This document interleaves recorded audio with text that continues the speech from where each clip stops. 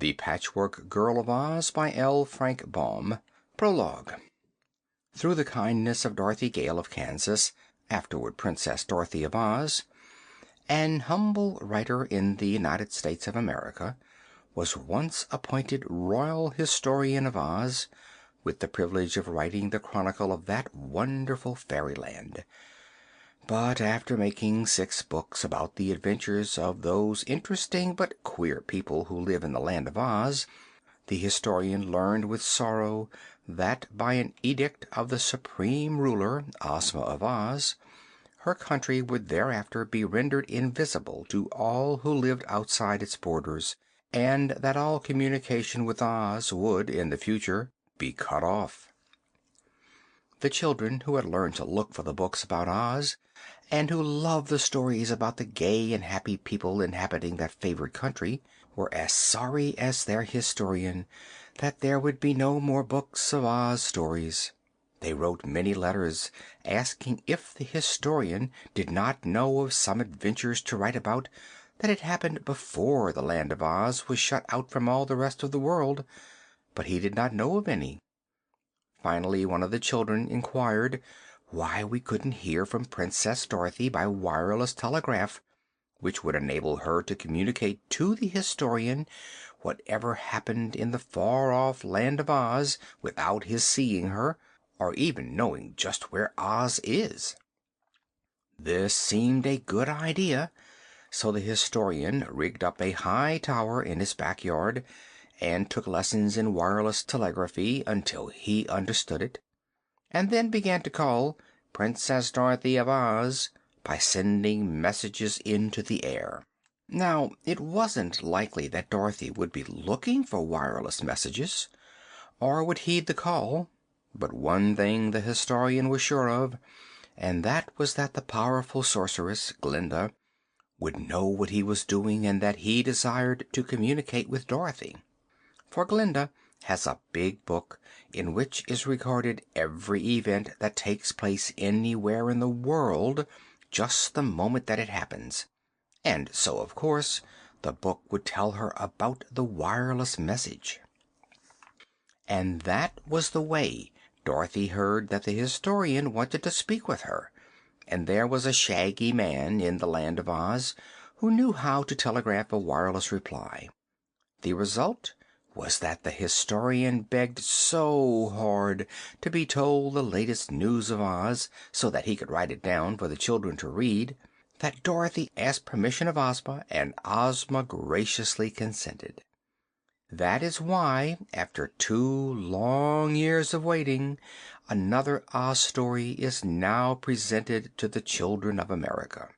This would not have been possible had not some clever man invented the wireless, and an equally clever child suggested the idea of reaching the mysterious Land of Oz by its means.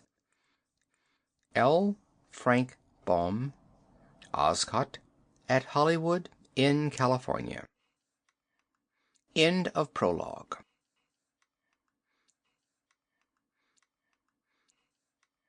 Chapter 1 of The Patchwork Girl of Oz by L. Frank Baum. Ojo and Unc Nunkie. "Where's the butter, Unc Nunkie?" asked Ojo. Unc looked out of the window and stroked his long beard.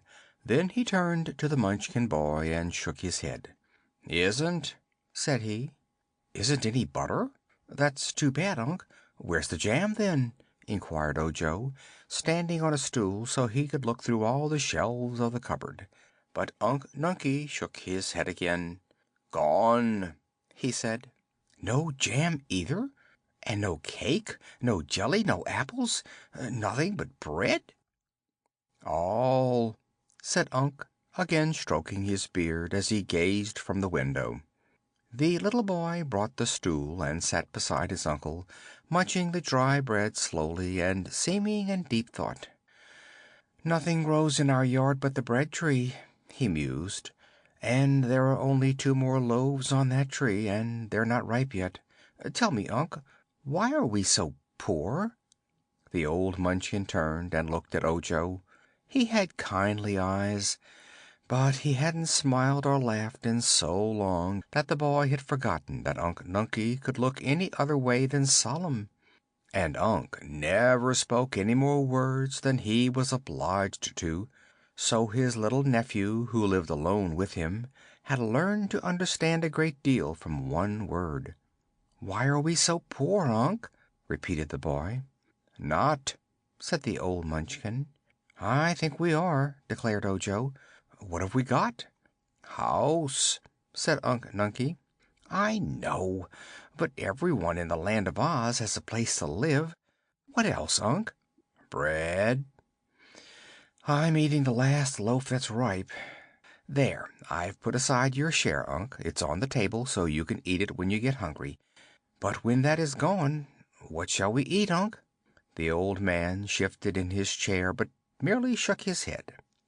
"Of course," said Ojo, who was obliged to talk because his uncle would not, "no one starves in the Land of Oz, either. There is plenty for everyone, you know, only if it isn't just where you happen to be you must go where it is." The aged Munchkin wriggled again and stared at his small nephew as if disturbed by his argument. "By tomorrow morning," the boy went on, "we must go where there is something to eat, or we shall grow very hungry and become very unhappy." "Where?" asked Unc. "Where shall we go? I don't know, I'm sure," replied Ojo. "But you must know, Unc. You must have traveled in your time, because you're so old. I don't remember it, because ever since I could remember anything we've lived right here in this lonesome round house, with a little garden back of it and the thick woods all around. All I've ever seen of the great Land of Oz, Unc dear, is the view of that mountain over at the south, where they say the Hammerheads live, who won't let anybody go by them, and that mountain to the north, where they say nobody lives." "One," declared Unc, correcting him. "Oh, yes, one family lives there, I've heard. That's the Crooked Magician, who is named Dr. Pipt, and his wife Margolotte. One year you told me about them. I think it took you a whole year, Unc, to say as much as I've ever said about the Crooked Magician and his wife. They live high up on the mountain, and the good Munchkin country, where the fruits and flowers grow, is just the other side. It's funny you and I should live here all alone in the middle of the forest, isn't it?" "Yes," said Unc. "Then let's go away and visit the Munchkin country and its jolly, good-natured people. I'd love to get a sight of something beside woods, Unc Nunkie." "Too little," said Unc. "Why, I'm not so little as I used to be," answered the boy earnestly. "I think I can walk as far and as fast through the woods as you can, Unc. And now that nothing grows in our back yard that is good to eat, we must go where there is food." Unc Nunkie made no reply for a time. Then he shut down the window and turned his chair to face the room, for the sun was sinking behind the tree tops and it was growing cool. By and by Ojo lighted the fire and the logs blazed freely in the broad fireplace. The two sat in the firelight a long time, the old white-bearded Munchkin and the little boy. Both were thinking. When it grew quite dark outside, Ojo said, "Eat your bread, Unc, and then we will go to bed." But Unc Nunkie did not eat the bread. Neither did he go directly to bed. Long after his little nephew was sound asleep in the corner of the room, the old man sat by the fire thinking. End of chapter 1.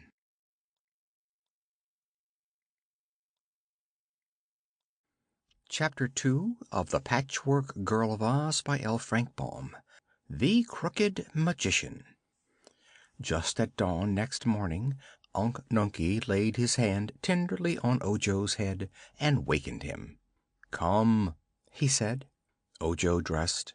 He wore blue silk stockings, blue knee pants with gold buckles, a blue ruffled waist, and a jacket of bright blue braided with gold. His shoes were of blue leather and turned up at the toes, which were pointed. His hat had a peaked crown and a flat brim, and around the brim was a row of tiny golden bells that tinkled when he moved. This was the native costume of those who inhabited the Munchkin country of the Land of Oz, so Unc Nunkie's dress was much like that of his nephew. Instead of shoes, the old man wore boots with turnover tops, and his blue coat had wide cuffs of gold braid. The boy noticed that his uncle had not eaten the bread, and supposed the old man had not been hungry. Ojo was hungry, though, so he divided the piece of bread upon the table, and ate his half for breakfast, washing it down with fresh, cool water from the brook. Unc put the other piece of bread in his jacket pocket, after which he again said, as he walked out through the doorway, "Come." Ojo was well pleased. He was dreadfully tired of living all alone in the woods, and wanted to travel and see people. For a long time he had wished to explore the beautiful Land of Oz in which they lived. When they were outside, Unc simply latched the door and started up the path. No one would disturb their little house, even if anyone came so far into the thick forest while they were gone.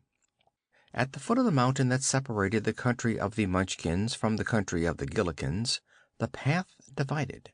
One way led to the left and the other to the right, straight up the mountain. Unc Nunkie took this right-hand path, and Ojo followed him without asking why. He knew it would take them to the house of the Crooked Magician, whom he had never seen, but who was their nearest neighbor.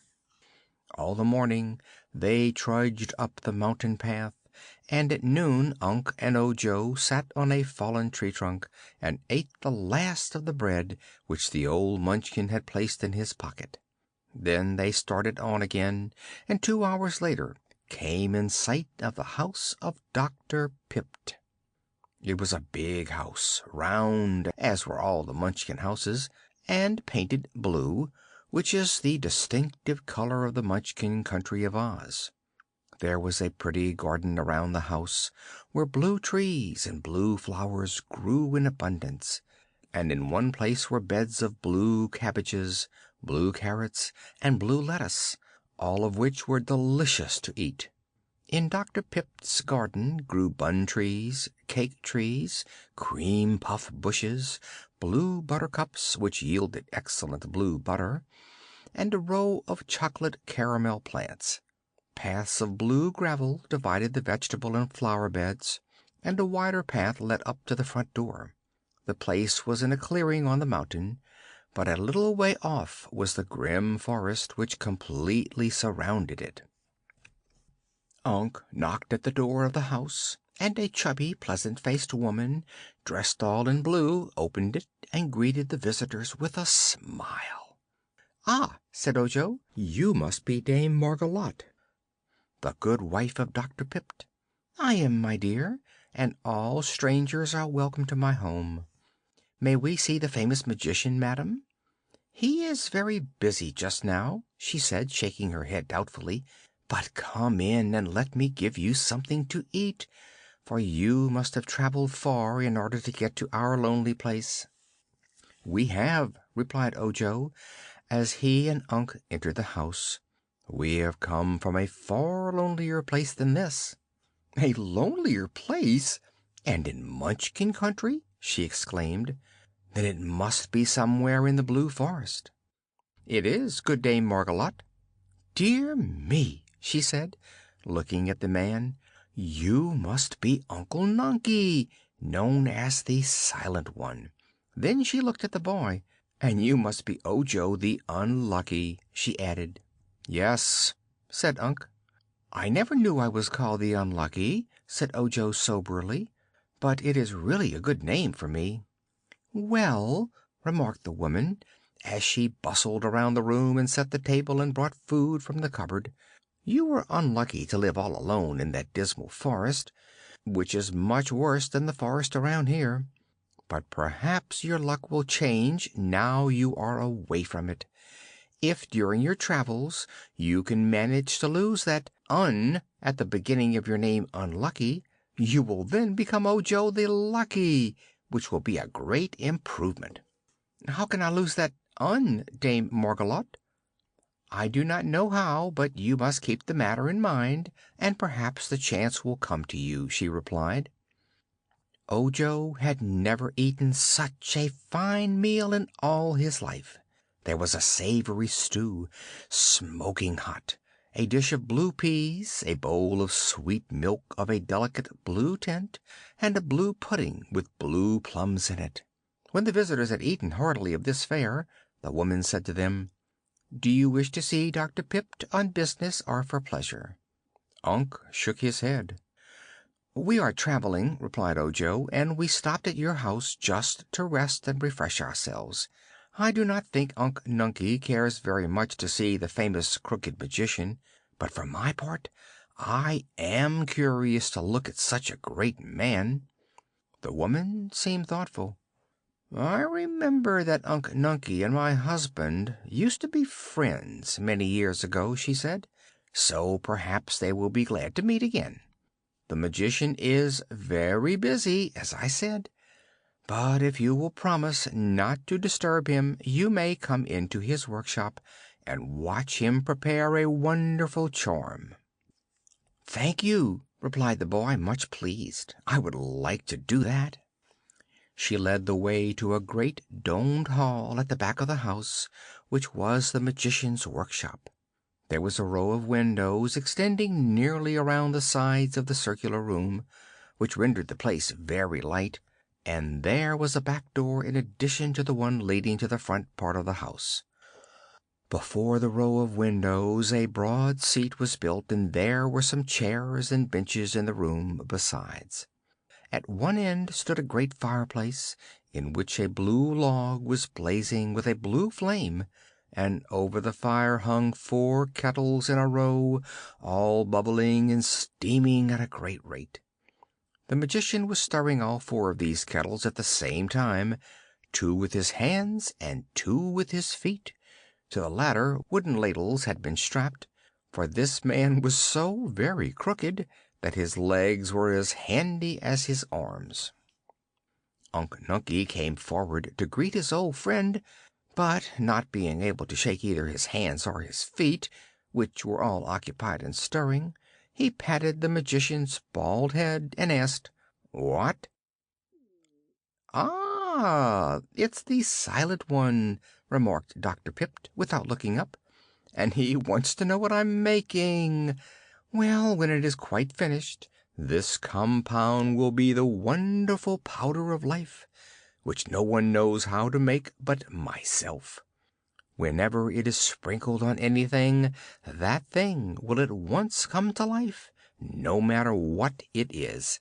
It takes me several years to make this magic powder, but at this moment I am pleased to say it is nearly done. You see, I am making it for my good wife, Margalotte, who wants to use some of it for a purpose of her own. Sit down and make yourself comfortable, Unc Nunkie, and after I've finished my task I will talk to you." "You must know," said Margalotte, when they were all seated together on the broad window seat, "that my husband foolishly gave away all the Powder of Life he first made to old Mombi the Witch, who used to live in the country of the Gillikins to the north of here. Mombi gave to Dr. Pipt a Powder of Perpetual Youth in exchange for his Powder of Life, but she cheated him wickedly, for the Powder of Youth was no good and could work no magic at all." "Perhaps the Powder of Life couldn't either," said Ojo. "Yes, it is perfection," she declared. "The first lot we tested on our glass cat, which not only began to live but has lived ever since. She's somewhere around the house now." "A glass cat!" exclaimed Ojo, astonished. "Yes, she makes a very pleasant companion, but admires herself a little more than is considered modest, and she positively refuses to catch mice," explained Margalotte. "My husband made the cat some pink brains, but they proved to be too high bred and particular for a cat, so she thinks it is undignified in her to catch mice. Also, she has a pretty blood red heart, but it is made of stone, a ruby, I think, and so is rather hard and unfeeling. I think the next glass cat the magician makes will have neither brains nor heart, for then it will not object to catching mice, and may prove of some use to us." "What did old Mumby the witch do with the powder of life your husband gave her?" asked the boy. "She brought Jack Pumpkinhead to life, for one thing," was the reply. "I suppose you've heard of Jack Pumpkinhead. He is now living near the Emerald City, and is a great favorite with the Princess Ozma, who rules all the Land of Oz." "No, I've never heard of him," remarked Ojo. "I'm afraid I don't know much about the Land of Oz. You see, I've lived all my life with Unc Nunkie, the Silent One, and there was no one to tell me anything." "That is one reason you are Ojo the Unlucky," said the woman in a sympathetic tone. "The more one knows, the luckier he is, for knowledge is the greatest gift of life. But tell me, please, what you intend to do with this new lot of the powder of life which Dr. Pipt is making. He said his wife wanted it for some special purpose." "So I do," she answered. "I want to bring my Patchwork Girl to life." "Oh, a Patchwork Girl? What is that?" Ojo asked, for this seemed even more strange and unusual than a glass cat. "I think I must show you my Patchwork Girl," said Margolotte, laughing at the boy's astonishment, "for she is rather difficult to explain. But first I will tell you that for many years I have longed for a servant to help me with the housework and to cook the meals and wash the dishes. No servant will come here, because the place is so lonely and out of the way.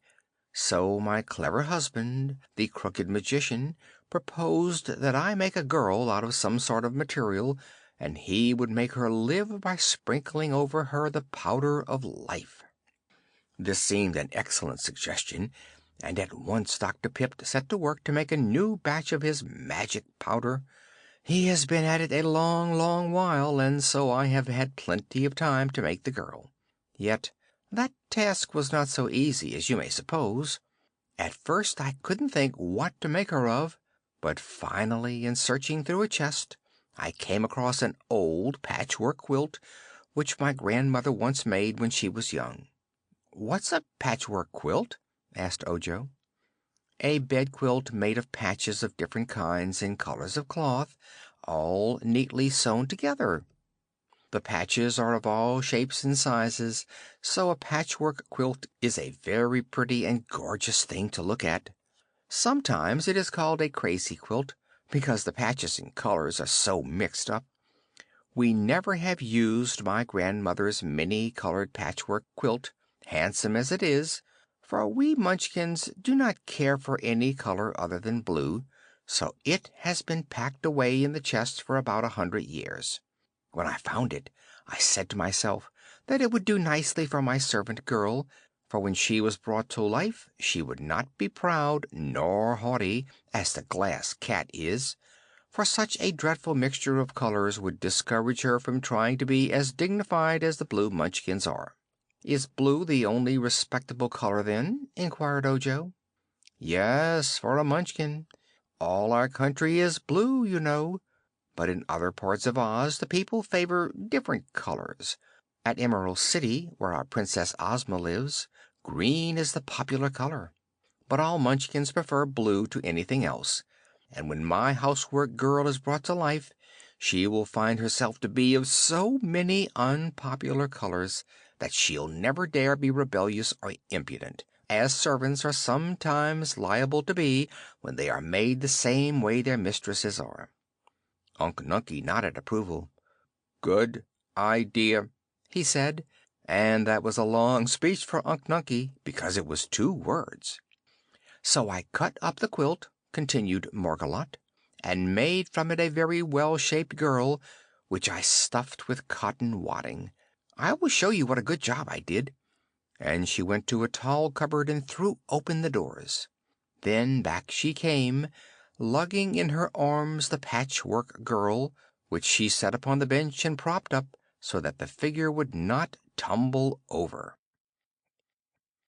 End of Chapter 2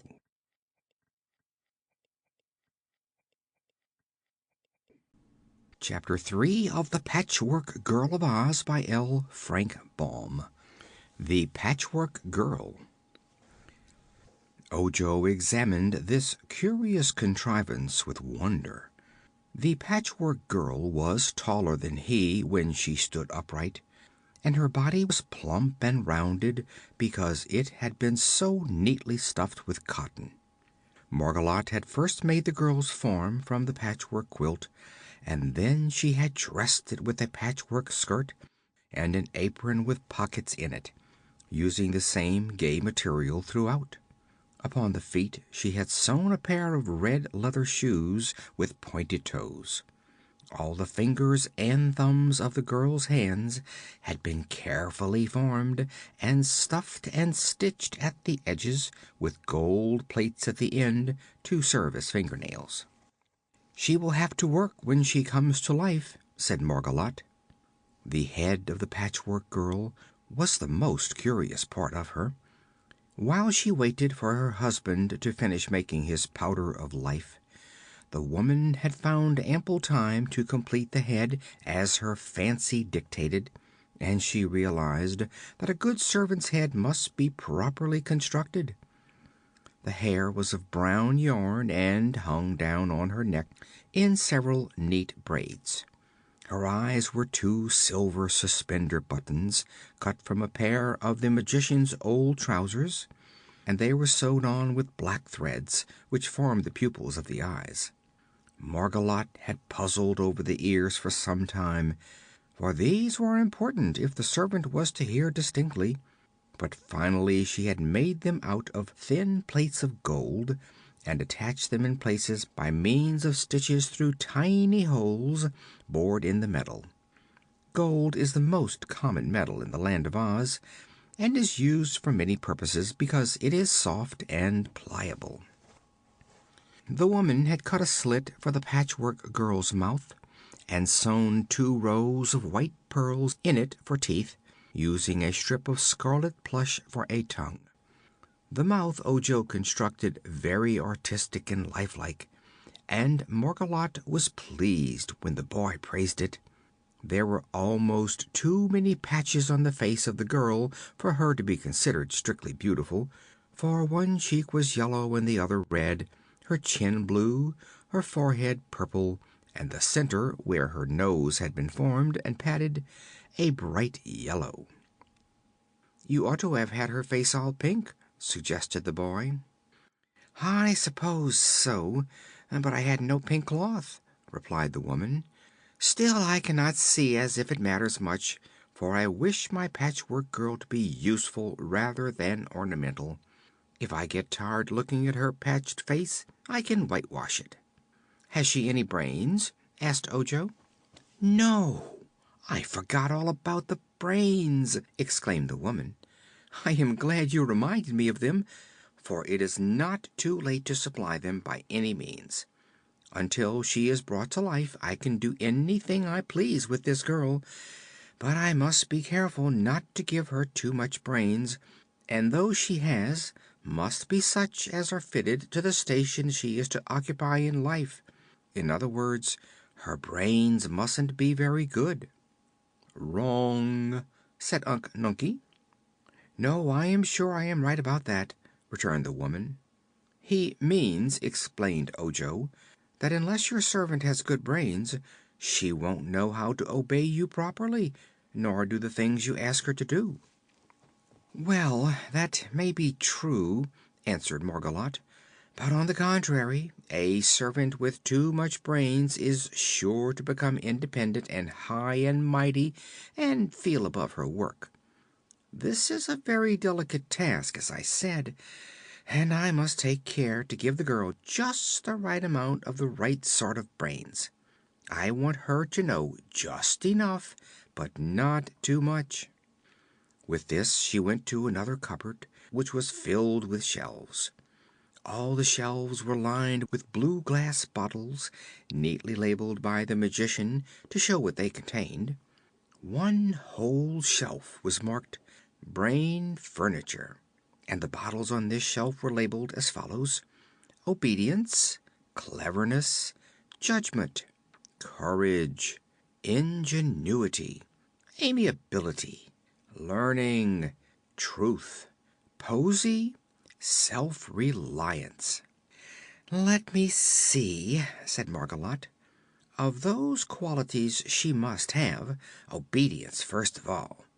And she took down the bottle bearing that label, and poured from it upon a dish several grains of the contents. "Amiability is also good, and truth." She poured into the dish a quantity from each of these bottles. "I think that will do," she continued, "for the other qualities are not needed in a servant." Unc Nunkie, who with Ojo stood beside her, touched the bottle marked cleverness. "Little," said he. "A little cleverness?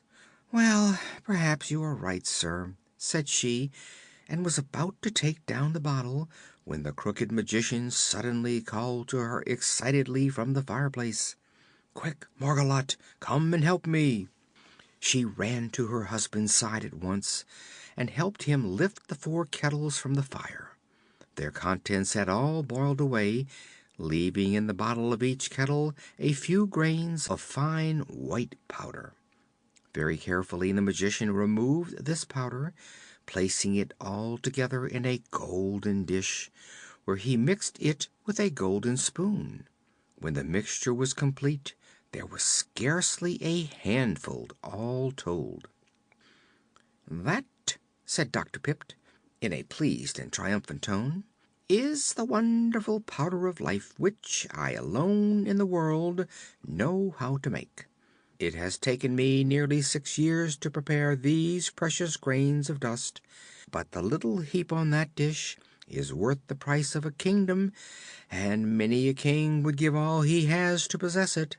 When it has become cooled, I will place it in a small bottle, but meantime I must watch it carefully, lest a gust of wind blow it away or scatter it." Unc Nunkie, Margolotte and the Magician all stood looking at the marvelous powder, but Ojo was more interested just then in the Patchwork Girl's brains. Thinking it both unfair and unkind to deprive her of any good qualities that were handy, the boy took down every bottle on the shelf and poured some of the contents in Margolotte's dish. No one saw him do this, for all were looking at the Powder of Life. But soon the woman remembered what she had been doing and came back to the cupboard. "Let's see," she remarked. "I was about to give my girl a little cleverness, which is the doctor's substitute for intelligence, a quality he has not yet learned how to manufacture." Taking down the bottle of cleverness, she added some of the powder to the heap on the dish. Ojo became a bit uneasy at this, for he had already put quite a lot of the cleverness powder in the dish, but he dared not interfere, and so he comforted himself with the thought that one cannot have too much cleverness. Margolotte now carried the dish of brains to the bench. Ripping the seam of the patch on the girl's forehead, she placed the powder within the head, and then sewed up the seam as neatly and securely as before. "My girl is all ready for your Powder of Life, my dear," she said to her husband. But the Magician replied: "This powder must not be used before tomorrow morning, but I think it is now cool enough to be bottled." He selected a small gold bottle with a pepper box top, so that the powder might be sprinkled on any object through the small holes. Very carefully he placed the Powder of Life in the gold bottle, and then locked it up in a drawer of his cabinet. "At last," said he, rubbing his hands together gleefully, "I have ample leisure for a good talk with my old friend Unc Nunkie. So let us sit down cozily and enjoy ourselves. After stirring those 4 kettles for 6 years, I am glad to have a little rest." "You will have to do most of the talking," said Ojo, "for Unc is called the Silent One and uses few words." I know, but that renders your uncle a most agreeable companion and gossip," declared Dr. Pipt.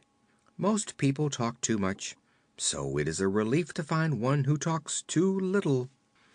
Ojo looked at the Magician with much awe and curiosity. "Don't you find it very annoying to be so crooked?" he asked. "No, I am quite proud of my person," was the reply. "I suppose I am the only crooked magician in all the world.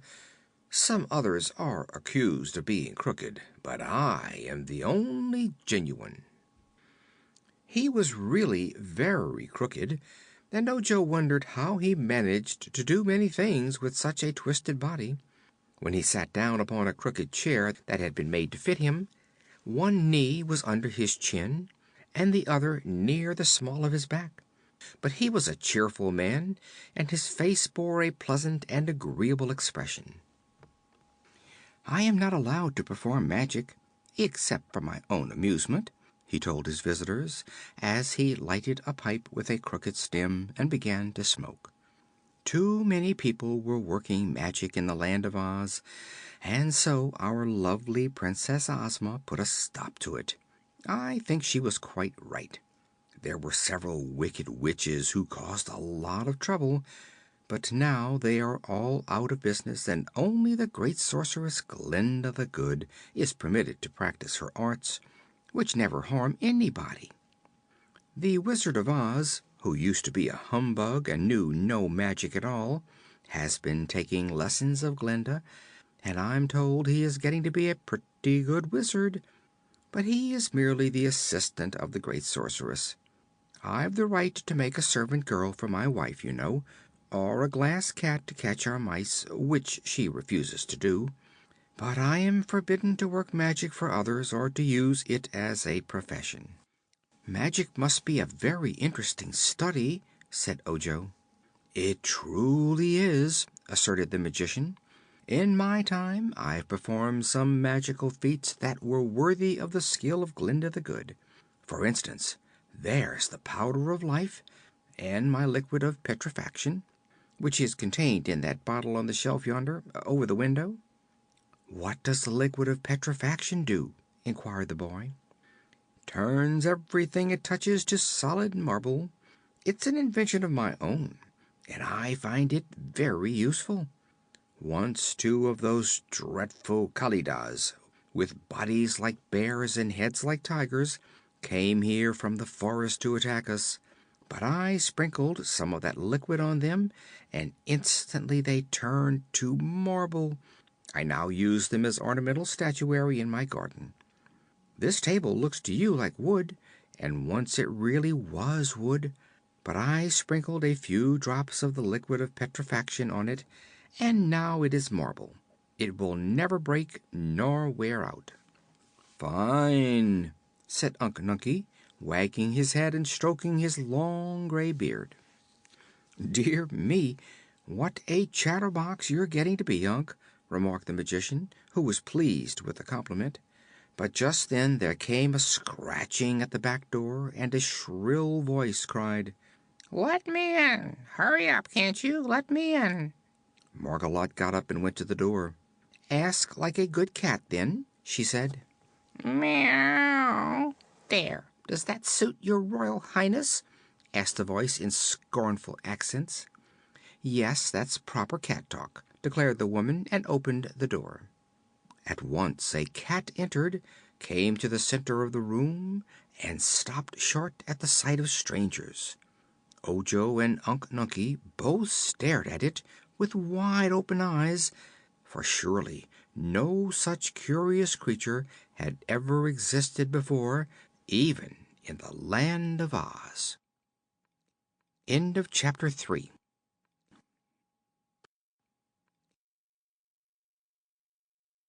Chapter 4 of The Patchwork Girl of Oz by L. Frank Baum.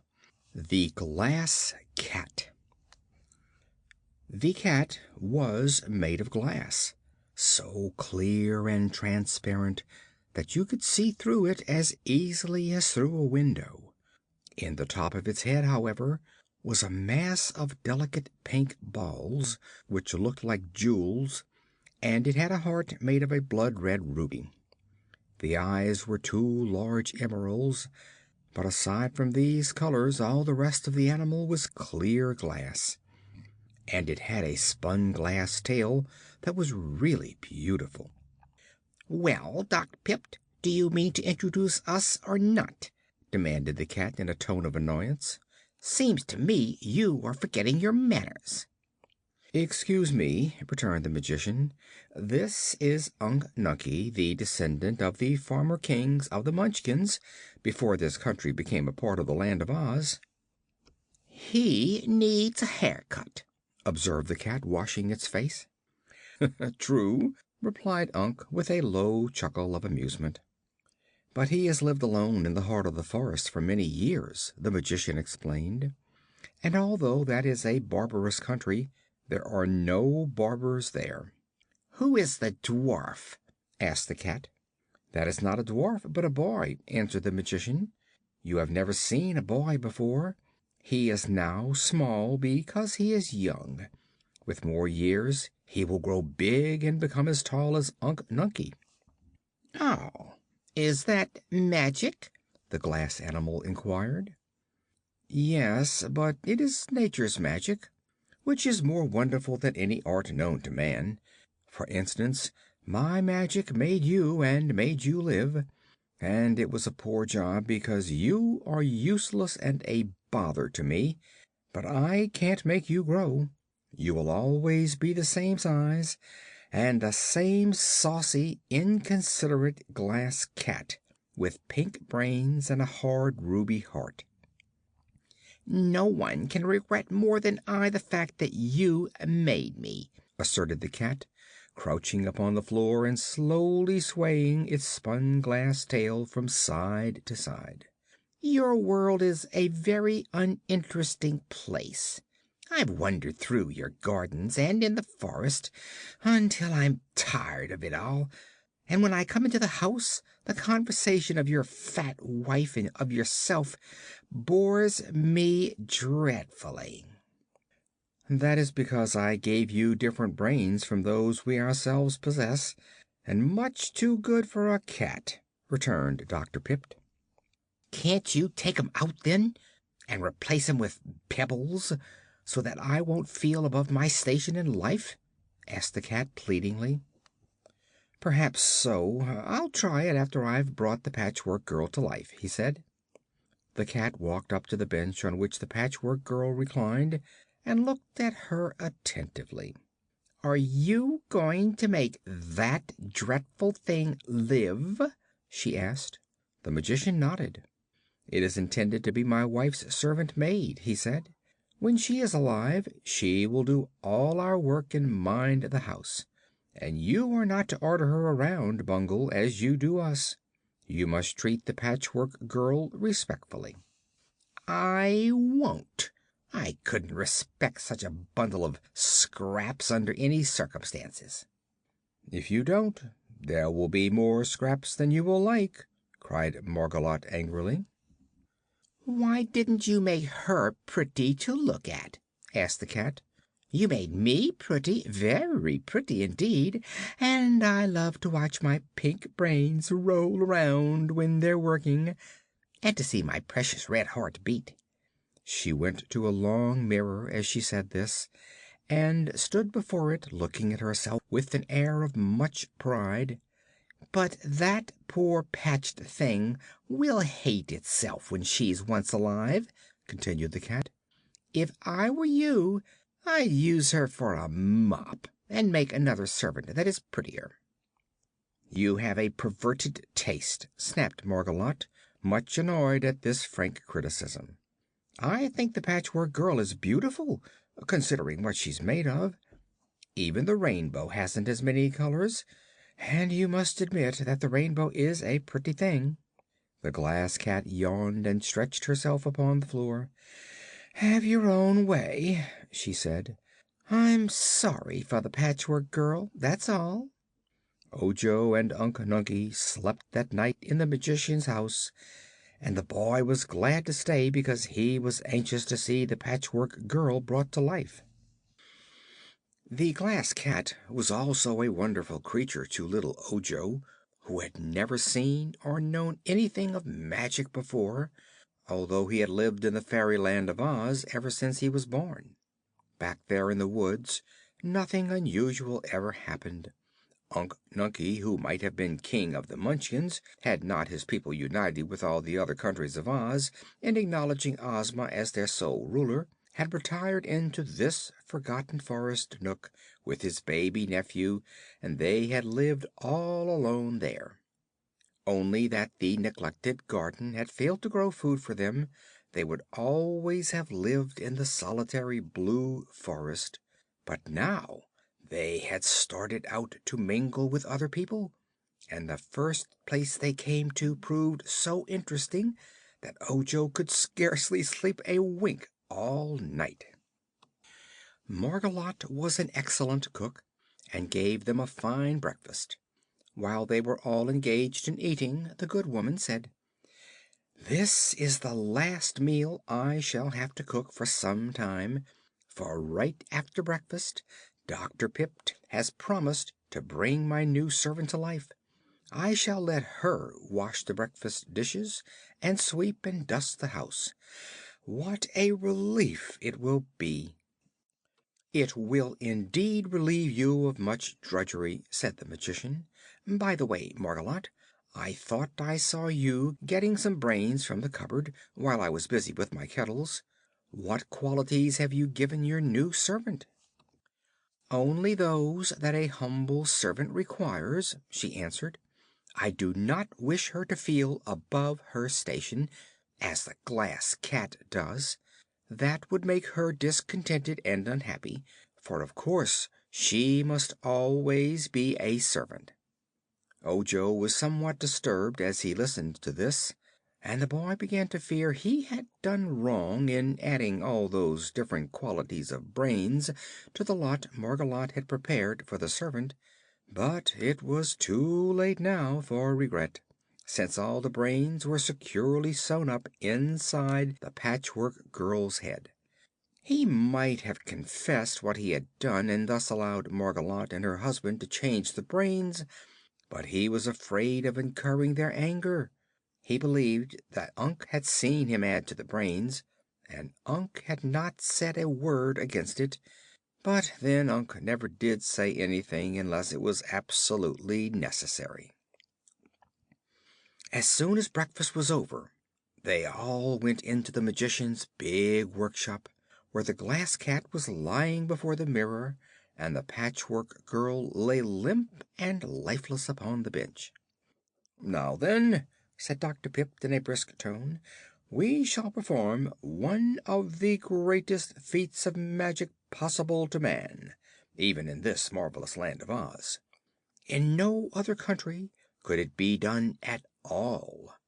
I think we ought to have a little music while the Patchwork Girl comes to life.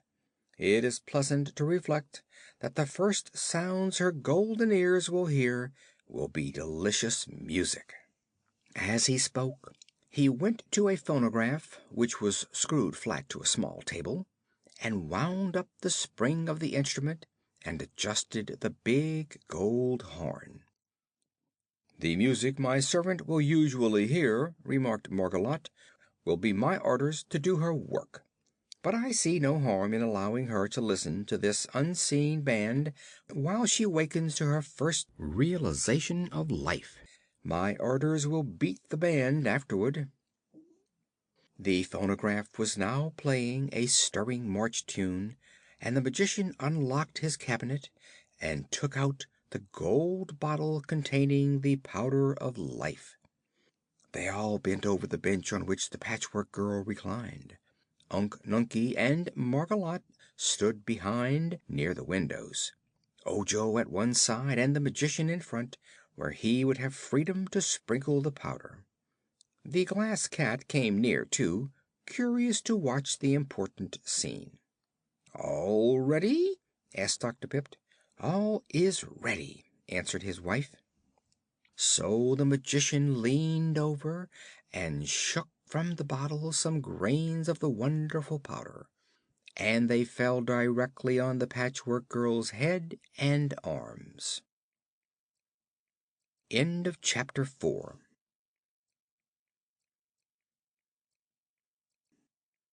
Chapter 5 of The Patchwork Girl of Oz by L. Frank Baum. A Terrible Accident. "It will take a few minutes for this powder to do its work," remarked the Magician, sprinkling the body up and down with much care. But suddenly the Patchwork Girl threw up one arm, which knocked the bottle of powder from the crooked man's hand and sent it flying across the room. Unc Nunkie and Margolotte were so startled that they both leaped backward and bumped together, and Unc's head joggled the shelf above them and upset the bottle containing the liquid of petrifaction. The Magician uttered such a wild cry that Ojo jumped away, and the Patchwork Girl sprang after him and clasped her stuffed arms around him in terror. The Glass Cat snarled and hid under the table, and so it was that when the powerful liquid of petrifaction was spilled it fell only upon the wife of the Magician and the uncle of Ojo. With these two the charm worked promptly. They stood motionless and stiff as marble statues, in exactly the positions they were in when the liquid struck them.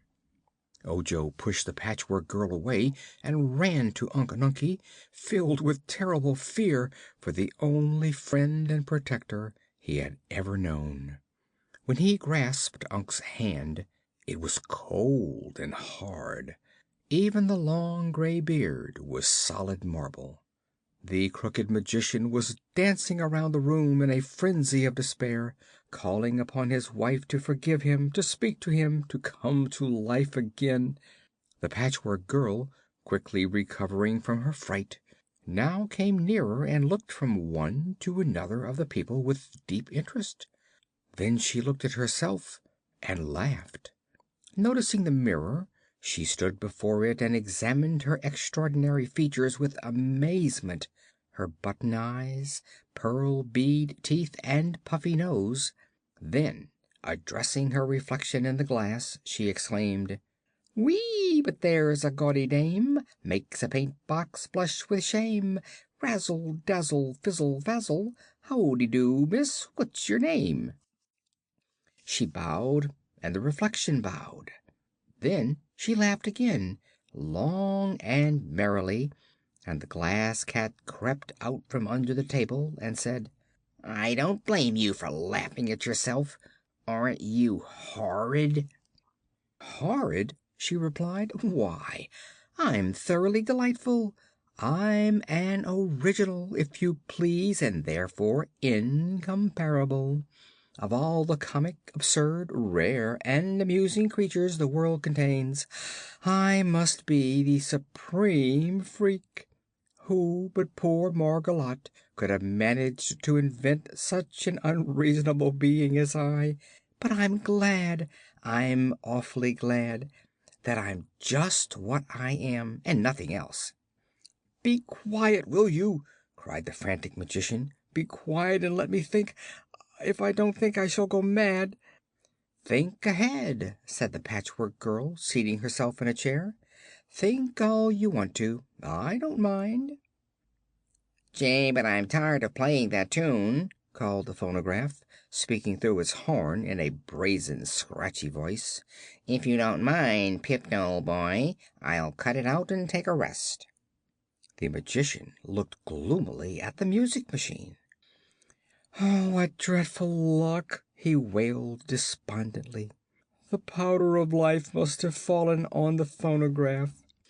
He went up to it and found that the gold bottle that contained the precious powder had dropped upon the stand and scattered its life-giving grains over the machine.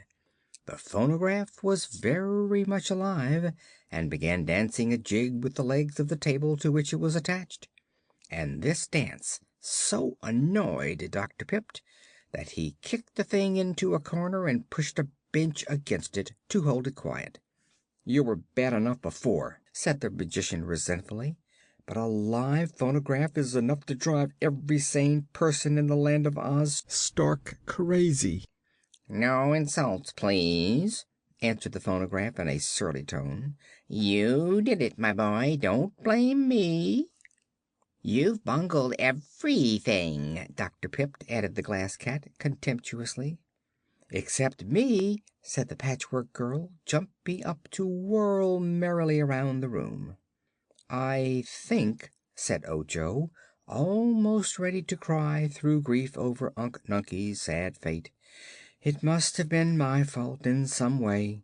I'm called Ojo the Unlucky, you know." "That's nonsense, Kitty," retorted the Patchwork Girl cheerfully. "No one can be unlucky who has the intelligence to direct his own actions. The unlucky ones are those who beg for a chance to think, like poor Dr. Pipt here. What's the row about, anyway, Mr. Magic Maker?" "The liquid of petrifaction has accidentally fallen upon my dear wife and Unc Nunkie and turned them into marble," he sadly replied. "Well, why don't you sprinkle some of that powder on them and bring them to life again?" asked the Patchwork Girl. The Magician gave a jump. "Why hadn't I thought of that?" he joyfully cried, and grabbed up the golden bottle, with which he ran to Margolotte. Said the Patchwork Girl: "Higgly piggly dee, what fools magicians be! His head's so thick he can't think quick, so he takes advice from me." Standing upon the bench, for he was so crooked he could not reach the top of his wife's head in any other way, Dr. Pipt began shaking the bottle. But not a grain of powder came out. He pulled off the cover, glanced within, and then threw the bottle from him with a wail of despair. "Oh, gone, gone, every bit gone!" he cried. "Wasted on that miserable phonograph, when it might have saved my dear wife." Then the Magician bowed his head on his crooked arms and began to cry. Ojo was sorry for him. He went up to the sorrowful man and said softly: "You can make more Powder of Life, Dr. Pipt." "Yes, but it will take me 6 years. 6 long, weary years of stirring 4 kettles with both feet and both hands," was the agonized reply. "6 years! While poor Margolotte stands watching me as a marble image." "Can't anything else be done?" asked the Patchwork Girl. The Magician shook his head. Then he seemed to remember something and looked up. "There is one other compound that would destroy the magic spell of the liquid of petrifaction and restore my wife and Unc Nunkie to life," said he. "It may be hard to find the things I need to make this magic compound, but if they were found I could do in an instant what will otherwise take 6 long, weary years of stirring kettles with both hands and feet." "All right; let's find the things, then," suggested the Patchwork Girl. "That seems a lot more sensible than those stirring times with the kettles." "That's the idea, Scraps," said the Glass Cat approvingly. "I'm glad to find you have decent brains. Mine are exceptionally good. You can see 'em work. They're pink." "Scraps?" repeated the girl. "Did you call me Scraps? Is that my name?" I believe my poor wife had intended to name you Angeline," said the Magician. "But I like Scraps best," she replied with a laugh. "It fits me better, for my patchwork is all scraps and nothing else. Thank you for naming me, Miss Cat. Have you any name of your own?" "I have a foolish name that Margolotte once gave me, but which is quite undignified for one of my importance," answered the cat. "She called me Bungle." "Yes," sighed the Magician, "you were a sad bungle, taken all in all. I was wrong to make you as I did, for a more useless, conceited and brittle thing never before existed." "I'm not so brittle as you think," retorted the cat. "I've been alive a good many years, for Dr. Pipt experimented on me with the first magic powder of life he ever made, and so far I've never broken or cracked or chipped any part of me." "You seem to have a chip on your shoulder," laughed the Patchwork Girl, and the cat went to the mirror to see. "Tell me," pleaded Ojo, speaking to the Crooked Magician, "what must we find to make the compound that will save Uncle Nunkie?" "First," was the reply, "I must have a six-leaved clover. That can only be found in the green country around the Emerald City, and six-leaved clovers are very scarce even there." "I'll find it for you," promised Ojo. "The next thing," continued the Magician, "is the left wing of a yellow butterfly. That color can only be found in the yellow country of the Winkies, west of the Emerald City." "I'll find it," declared Ojo. "Is that all?" "Oh, no. I'll get my book of recipes and see what comes next." Saying this, the Magician unlocked a drawer of his cabinet and drew out a small book covered with blue leather. Looking through the pages, he found the recipe he wanted and said: "I must have a gill of water from a dark well." "What kind of a well is that, sir?" asked the boy. "One where the light of day never penetrates. The water must be put in a gold bottle and brought to me without any light ever reaching it." "I'll get the water from the dark well," said Ojo. "Then I must have 3 hairs from the tip of a woozy's tail, and a drop of oil from a live man's body." Ojo looked grave at this. "What is a woozy, please?" he inquired. "Some sort of animal. I've never seen one, so I can't describe it," replied the Magician. "If I can find a woozy, I'll get the hairs from his tail," said Ojo. "But is there ever any oil in a man's body?" The Magician looked in the book again to make sure. "That's what the recipe calls for," he replied, "and of course we must get everything that is called for, or the charm won't work. The book doesn't say blood; it says oil, and there must be oil somewhere in a live man's body, or the book wouldn't ask for it." "All right," returned Ojo, trying not to feel discouraged. "I'll try to find it." The Magician looked at the little Munchkin boy in a doubtful way and said: "All this will mean a long journey for you. Perhaps several long journeys, for you must search through several of the different countries of Oz in order to get the things I need." "I know, sir, but I must do my best to save Unc Nunkie." "And also my poor wife Margolotte. If you save one you will save the other, for both stand there together and the same compound will restore them both to life.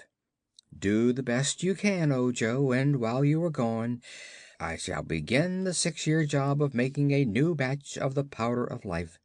Then, if you should unluckily fail to secure any one of the things needed, I will have lost no time. But if you succeed, you must return here as quickly as you can, and that will save me much tiresome stirring of 4 kettles with both feet and both hands." "I will start on my journey at once, sir," said the boy. "And I will go with you," declared the Patchwork Girl. "No, no!" exclaimed the Magician. "You have no right to leave this house. You are only a servant and have not been discharged." Scraps, who had been dancing up and down the room, stopped and looked at him. "What is a servant?" she asked. "One who serves, a sort of slave," he explained. "Very well," said the Patchwork Girl. "I'm going to serve you and your wife by helping Ojo find the things you need. You need a lot, you know, such as are not easily found." "It is true," sighed Dr. Pipt. "I am well aware that Ojo has undertaken a serious task." Scraps laughed, and resuming her dance she said: "Here's a job for a boy of brains, a drop of oil from a live man's veins, a 6-leaved clover, 3 nice hairs from a woozy's tail, the book declares, are needed for the magic spell, and water from a pitch-dark well, the yellow wing of a butterfly to find must Ojo also try. And if he gets them without harm, Dr. Pipt will make the magic charm, but if he doesn't get 'em, Unc will always stand a marble chunk." The magician looked at her thoughtfully. "Poor Margolotte must have given you some of the quality of posy by mistake," he said. "And if that is true, I didn't make a very good article when I prepared it. Or else you got an overdose or an underdose. However, I believe I shall let you go with Ojo, for my poor wife will not need your services until she is restored to life. Also, I think you may be able to help the boy, for your head seems to contain some thoughts I did not expect to find in it. But be very careful of yourself, for you're a souvenir of my dear Margolotte. Try not to get ripped, or your stuffing may fall out. One of your eyes seems loose, and you may have to sew it on tighter. If you talk too much, you'll wear out your scarlet plush tongue, which ought to have been hemmed on the edges. And remember, you belong to me and must return here as soon as your mission is accomplished." "I'm going with Scraps and Ojo," announced the Glass Cat. "You can't," said the magician. "Why not?" "You'll get broken in no time. You couldn't be a bit of use to the boy and the Patchwork Girl." "I beg to differ with you," returned the cat in a haughty tone. "Three heads are better than two, and my pink brains are beautiful. You can see 'em work." "Well, go along," said the magician irritably. "You're only an annoyance anyhow, and I'm glad to get rid of you." "Thank you for nothing, then," answered the cat stiffly. Dr. Pipt took a small basket from a cupboard and packed several things in it. Then he handed it to Ojo. "Here is some food and a bundle of charms," he said. "It's all I can give you, but I am sure you will find friends on your journey who will assist you in your search. Take care of the Patchwork Girl and bring her safely back, for she ought to prove useful to my wife. As for the Glass Cat, properly named Bungle, if she bothers you, I now give you my permission to break her in two, for she is not respectful and does not obey me. I made a mistake in giving her the pink brains, you see." Then Ojo went to Unc Nunkie and kissed the old man's marble face very tenderly. "I'm going to try to save you, Unc," he said, just as if the marble image could hear him. And then he shook the crooked hand of the Crooked Magician, who was already busy hanging the 4 kettles in the fireplace, and, picking up his basket, left the house. The Patchwork Girl followed him, and after them came the Glass Cat. End of Chapter 5.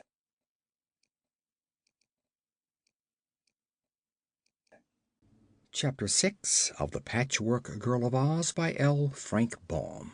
The Journey. Ojo had never traveled before, and so he only knew that the path down the mountainside led into the open Munchkin country, where large numbers of people dwelt. Scraps was quite new and not supposed to know anything of the Land of Oz, while the Glass Cat admitted she had never wandered very far away from the Magician's house. There was only one path before them at the beginning, so they could not miss their way, and for a time they walked through the thick forest in silent thought, each one impressed with the importance of the adventure they had undertaken. Suddenly the Patchwork Girl laughed. It was funny to see her laugh, because her cheeks wrinkled up, her nose tipped, her silver button eyes twinkled, and her mouth curled at the corners in a comical way. "Has something pleased you?" asked Ojo, who was feeling solemn and joyless through thinking upon his uncle's sad fate. "Yes," she answered. "Your world pleases me, for it is a queer world, and life in it is queerer still. Here am I, made from an old bed quilt, and intended to be a slave to Margolotte, rendered free as air by an accident that none of you could foresee. I am enjoying life and seeing the world, while the woman who made me is standing helpless as a block of wood. If that isn't funny enough to laugh at, I don't know what is." "You're not seeing much of the world yet, my poor innocent Scraps," remarked the cat. "The world doesn't consist wholly of the trees that are on all sides of us." "But they're part of it, and aren't they pretty trees?" returned Scraps, bobbing her head until her brown yarn curls fluttered in the breeze. "Growing between them I can see lovely ferns and wildflowers and soft green mosses. If the rest of your world is half as beautiful, I shall be glad I'm alive." "I don't know what the rest of the world is like, I'm sure," said the cat, "but I mean to find out." "I've never been out of the forest," Ojo added, "but to me the trees are gloomy and sad, and the wild flowers seem lonesome. It must be nicer where there are no trees and there is room for lots of people to live together." "I wonder if any of the people we shall meet will be as splendid as I am," said the Patchwork Girl. "All I have seen so far have pale, colorless skins and clothes as blue as the country they live in, while I am of many gorgeous colors, face and body and clothes. That is why I am bright and contented, Ojo, while you are blue and sad." "I think I made a mistake in giving you so many sorts of brains," observed the boy. "Perhaps, as the Magician said, you have an overdose and they may not agree with you." "What had you to do with my brains?" asked Scraps. "A lot," replied Ojo. "Old Margolotte meant to give you only a few, just enough to keep you going. But when she wasn't looking, I added a good many more, of the best kinds I could find in the Magician's cupboard." "Thanks," said the girl, dancing along the path ahead of Ojo and then dancing back to his side. "If a few brains are good, many brains must be better." "But they ought to be evenly balanced," said the boy, "and I had no time to be careful. From the way you're acting, I guess the dose was badly mixed." "Scraps hasn't enough brains to hurt her, so don't worry," remarked the cat, which was trotting along in a very dainty and graceful manner. "The only brains worth considering are mine, which are pink. You can see 'em work." After walking a long time they came to a little brook that trickled across the path, and here Ojo sat down to rest and eat something from his basket. He found that the Magician had given him part of a loaf of bread and a slice of cheese. He broke off some of the bread and was surprised to find the loaf just as large as it was before. It was the same way with the cheese. However much he broke off from the slice, it remained exactly the same size. "Ah," said he, nodding wisely, "that's magic. Dr. Pip has enchanted the bread and the cheese, so it will last me all through my journey, however much I eat." "Why do you put those things into your mouth?" asked Scraps, gazing at him in astonishment. "Do you need more stuffing? Then why don't you use cotton, such as I am stuffed with?" "I don't need that kind," said Ojo. "But a mouth is to talk with, isn't it?" "It is also to eat with," replied the boy. "If I didn't put food into my mouth and eat it, I would get hungry and starve." "Ah, I didn't know that," she said. "Give me some." Ojo handed her a bit of bread and she put it in her mouth. "What next?" she asked, scarcely able to speak. "Chew it and swallow it," said the boy. Scraps tried that. Her pearl teeth were unable to chew the bread and beyond her mouth there was no opening. Being unable to swallow, she threw away the bread and laughed. "I must get hungry and starve, for I can't eat," she said. "Neither can I," announced the cat, "but I'm not fool enough to try.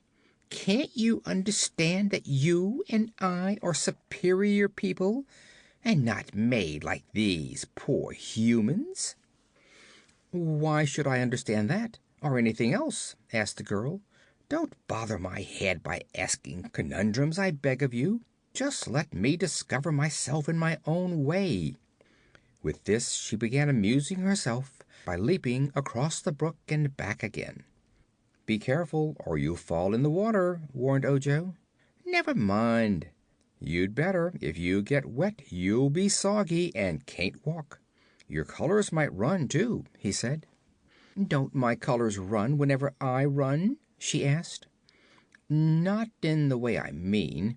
If they get wet, the reds and greens and yellows and purples of your patches might run into each other and become just a blur.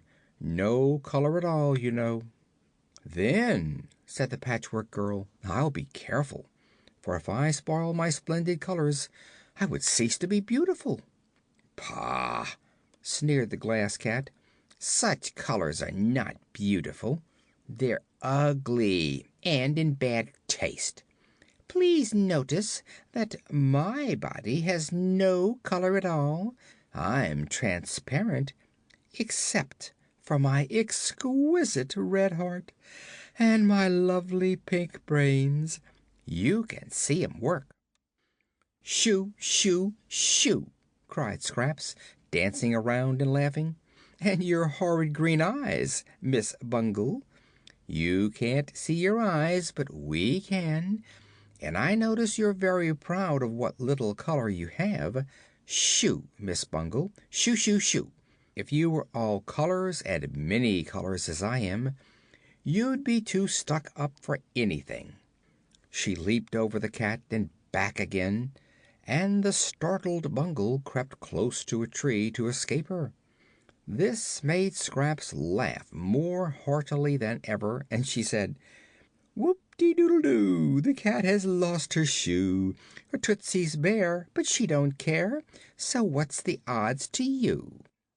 "Dear me, Ojo," said the cat, "don't you think the creature is a little bit crazy?"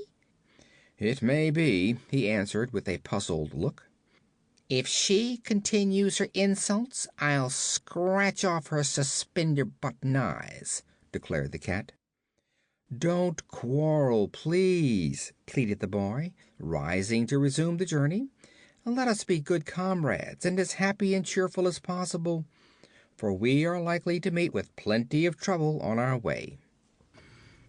It was nearly sundown when they came to the edge of the forest and saw spread out before them a delightful landscape. There were broad blue fields stretching for miles over the valley, which was dotted everywhere with pretty blue domed houses, none of which, however, was very near to the place where they stood. Just at the point where the path left the forest stood a tiny house covered with leaves from the trees, and before this stood a Munchkin man with an axe in his hand. He seemed very much surprised when Ojo and Scraps and the Glass Cat came out of the woods, but as the Patchwork Girl approached nearer, he sat down upon a bench and laughed so hard that he could not speak for a long time. This man was a woodchopper, and lived all alone in the little house. He had bushy blue whiskers and merry blue eyes, and his blue clothes were quite old and worn. "Mercy me!" exclaimed the woodchopper, when at last he could stop laughing. "Who would think such a funny harlequin lived in the Land of Oz? Where did you come from, Crazy Quilt?" "Do you mean me?" asked the Patchwork Girl. "Of course," he replied. "You misjudge my ancestry. I'm not a Crazy Quilt. I'm Patchwork," she said. "There's no difference," he replied, beginning to laugh again. "When my old grandmother sews such things together, she calls it a crazy quilt. But I never thought such a jumble could come to life." "It was the magic powder that did it," explained Ojo. "Oh, then you have come from the Crooked Magician on the mountain. I might have known it, for well, I declare, here's a glass cat! But the Magician will get in trouble for this. It's against the law for anyone to work magic except Glinda the Good and the Royal Wizard of Oz. If you people or things, or glass spectacles, or crazy quilts, or whatever you are, go near the Emerald City, you'll be arrested." "We're going there anyhow," declared Scraps, sitting upon the bench and swinging her stuffed legs. "If any of us takes a rest, we'll be arrested for sure, and get no restitution, 'cause the rest we must endure." "I see," said the woodchopper, nodding. "You're as crazy as the crazy quilt you're made of." "She really is crazy," remarked the Glass Cat, "but that isn't to be wondered at when you remember how many different things she's made of. For my part, I'm made of pure glass, except my jewel heart and my pretty pink brains. Did you notice my brains, stranger? You can see 'em work." "So I can," replied the woodchopper, "but I can't see that they accomplish much. A glass cat is a useless sort of thing, but a Patchwork Girl is really useful. She makes me laugh, and laughter is the best thing in the world. There was once a woodchopper, a friend of mine, who was made all of tin, and I used to laugh every time I saw him." "A tin woodchopper?" said Ojo. "That is strange." "My friend wasn't always tin," said the man, "but he was careless with his axe and used to chop himself very badly. Whenever he lost an arm or a leg he had it replaced with tin, so after a while he was all tin." "And could he chop wood then?" asked the boy. "He could if he didn't rust his tin joints. But one day he met Dorothy in the forest and went with her to the Emerald City, where he made his fortune. He is now one of the favorites of Princess Ozma, and she has made him the Emperor of the Winkies, the country where all is yellow." "Who is Dorothy?" inquired the Patchwork Girl. "A little maid who used to live in Kansas, but is now a Princess of Oz. She's Ozma's best friend, they say, and lives with her in the royal palace." "Is Dorothy made of tin?" inquired Ojo. "Is she patchwork like me?" inquired Scraps. "No," said the man. "Dorothy is flesh, just as I am. I know of only one tin person, and that is Nick Chopper, the Tin Woodman, and there will never be but one Patchwork Girl, for any magician that sees you will refuse to make another one like you." "I suppose we shall see the Tin Woodman, for we are going to the country of the Winkies," said the boy. "What for?" asked the woodchopper. "To get the left wing of a yellow butterfly." "It's a long journey," declared the man, "and you will go through lonely parts of Oz, and cross rivers, and traverse dark forests before you get there." "Suits me, all right," said Scraps. "I'll get a chance to see the country." "You're crazy, girl. Better crawl into a rag bag and hide there, or give yourself to some little girl to play with. Those who travel are likely to meet trouble. That's why I stay at home." The woodchopper then invited them all to stay the night at his little hut, but they were anxious to get on, and so left him and continued along the path, which was broader now and more distinct.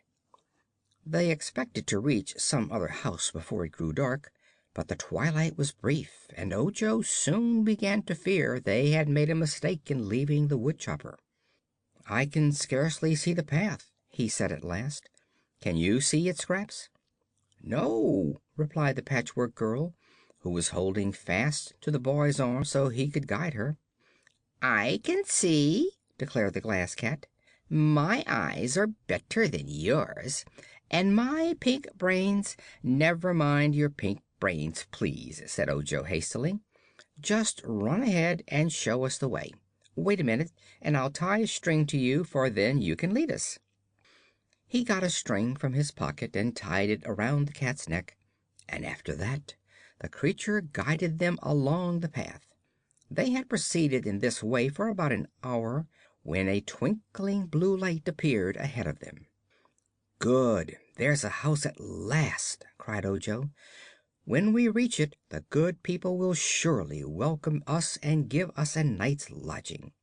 But however far they walked, the light seemed to get no nearer, so by and by the cat stopped short, saying: "I think the light is traveling too, and we shall never be able to catch up with it. But here is a house by the roadside, so why go farther?" "Where is the house, Bungle?" "Just here beside us, Scraps." Ojo was now able to see a small house near the pathway. It was dark and silent, but the boy was tired and wanted to rest, so he went up to the door and knocked. "Who is there?" cried a voice from within. "I am Ojo the Unlucky, and with me are Miss Scraps Patchwork and the Glass Cat," he replied. "What do you want?" asked the voice.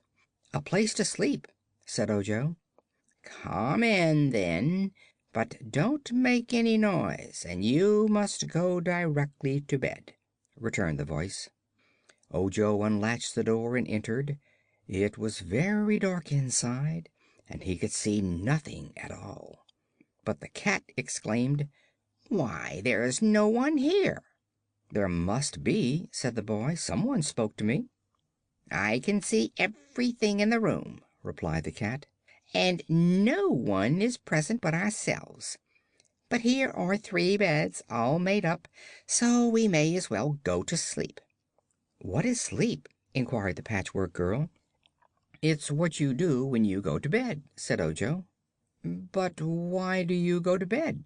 persisted the Patchwork Girl. "Here, here! You are making altogether too much noise," cried the voice they had heard before. "Keep quiet, strangers, and go to bed." The cat, which could see in the dark, looked sharply around for the owner of the voice, but could discover no one, although the voice had seemed close beside them. She arched her back a little and seemed afraid. Then she whispered to Ojo: "Come," and led him to a bed. With his hands the boy felt of the bed and found it was big and soft, with feather pillows and plenty of blankets. So he took off his shoes and hat and crept into the bed. Then the cat led Scraps to another bed, and the Patchwork Girl was puzzled to know what to do with it. "Lie down and keep quiet," whispered the cat warningly. "Can't I sing?" asked Scraps. "No." "Can't I whistle?" asked Scraps. "No." "Can't I dance till morning if I want to?" asked Scraps. "You must keep quiet," said the cat in a soft voice. "I don't want to," replied the Patchwork Girl, speaking as loudly as usual. "What right have you to order me around? If I want to talk, or yell, or whistle—" Before she could say anything more, an unseen hand seized her firmly and threw her out of the door, which closed behind her with a sharp slam. She found herself bumping and rolling in the road, and when she got up and tried to open the door of the house again, she found it locked. "What has happened to Scraps?" asked Ojo. "Never mind. Let's go to sleep, or something will happen to us," answered the Glass Cat. So Ojo snuggled down in his bed and fell asleep, and he was so tired that he never wakened until broad daylight. Chapter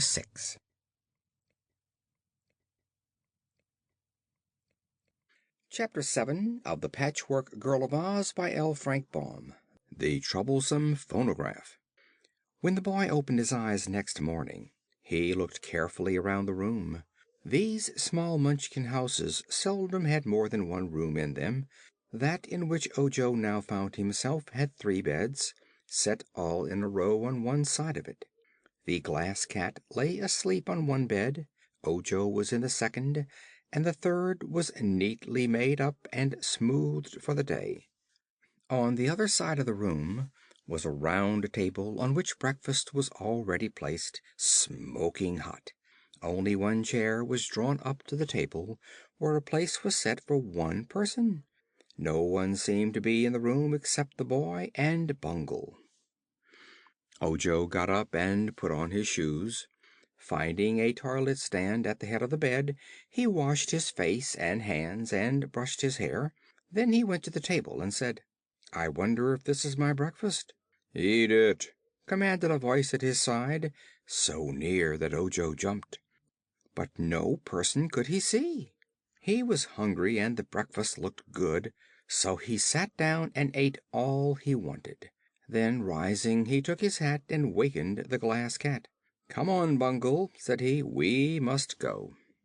He cast another glance about the room and, speaking to the air, he said, "Whoever lives here has been kind to me and I'm much obliged." There was no answer, so he took his basket and went out the door, the cat following him. In the middle of the path sat the Patchwork Girl, playing with pebbles she had picked up. "Oh, there you are!" she exclaimed cheerfully. "I thought you were never coming out.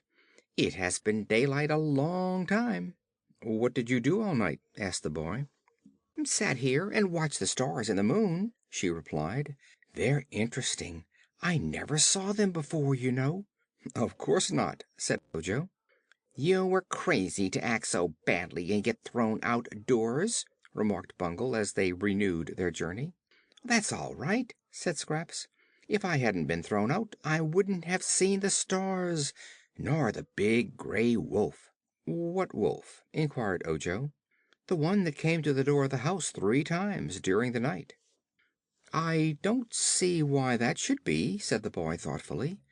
"There was plenty to eat in that house, for I had a fine breakfast and I slept in a nice bed." "Don't you feel tired?" asked the Patchwork Girl, noticing that the boy yawned. "Why, yes, I'm as tired as I was last night, and yet I slept very well." "And aren't you hungry?" "It's strange," replied Ojo. "I had a good breakfast, and yet I think I'll now eat some of my crackers and cheese." Scraps danced up and down the path. Then she sang: "Kizzle, kazzle, core, the wolf is at the door. There's nothing to eat but a bone without meat, and a bill from the grocery store." "What does that mean?" asked Ojo. "Don't ask me," replied Scraps. "I say what comes into my head, but of course I know nothing of a grocery store, or bones without meat, or very much else." "No," said the cat. "She's stark, staring, raving crazy, and her brains can't be pink, for they don't work properly." "Bother the brains!" cried Scraps. "Who cares for 'em, anyhow? Have you noticed how beautiful my patches are in this sunlight?" Just then they heard a sound as of footsteps pattering along the path behind them, and all 3 turned to see what was coming. To their astonishment they beheld a small round table running as fast as its 4 spindle legs could carry it, and to the top was screwed fast a phonograph with a big gold horn. "Hold on!" shouted the phonograph. "Wait for me." "Goodness me! It's that music thing which the Crooked Magician scattered the Powder of Life over," said Ojo. "So it is," returned Bungle, in a grumpy tone of voice; and then, as the phonograph overtook them, the Glass Cat added sternly: "What are you doing here, anyhow?" "I've run away," said the music thing. "After you left, old Dr. Pipt and I had a dreadful quarrel, and he threatened to smash me to pieces if I didn't keep quiet.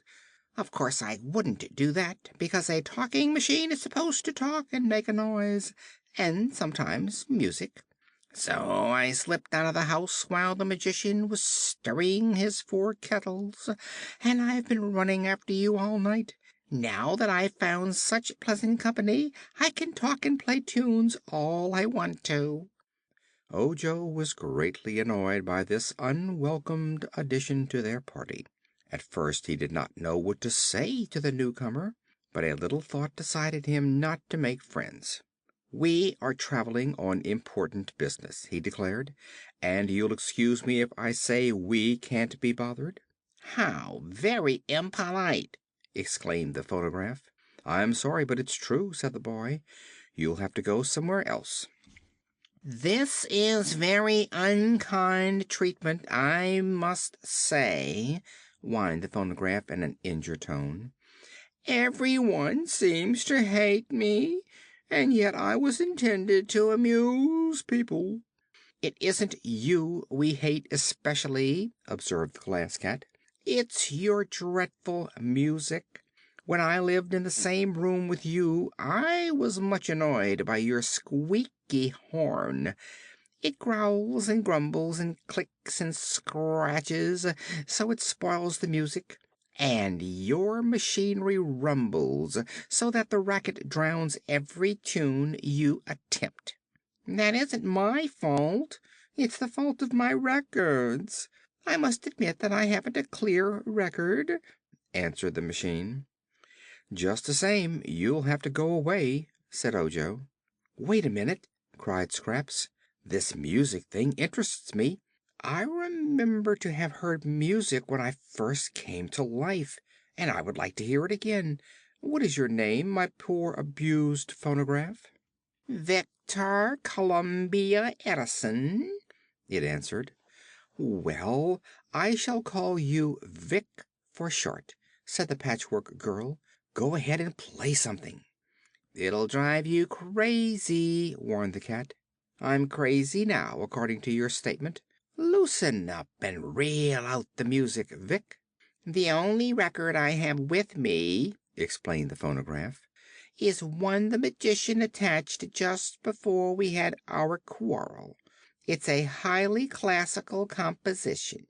"A what?" inquired Scraps.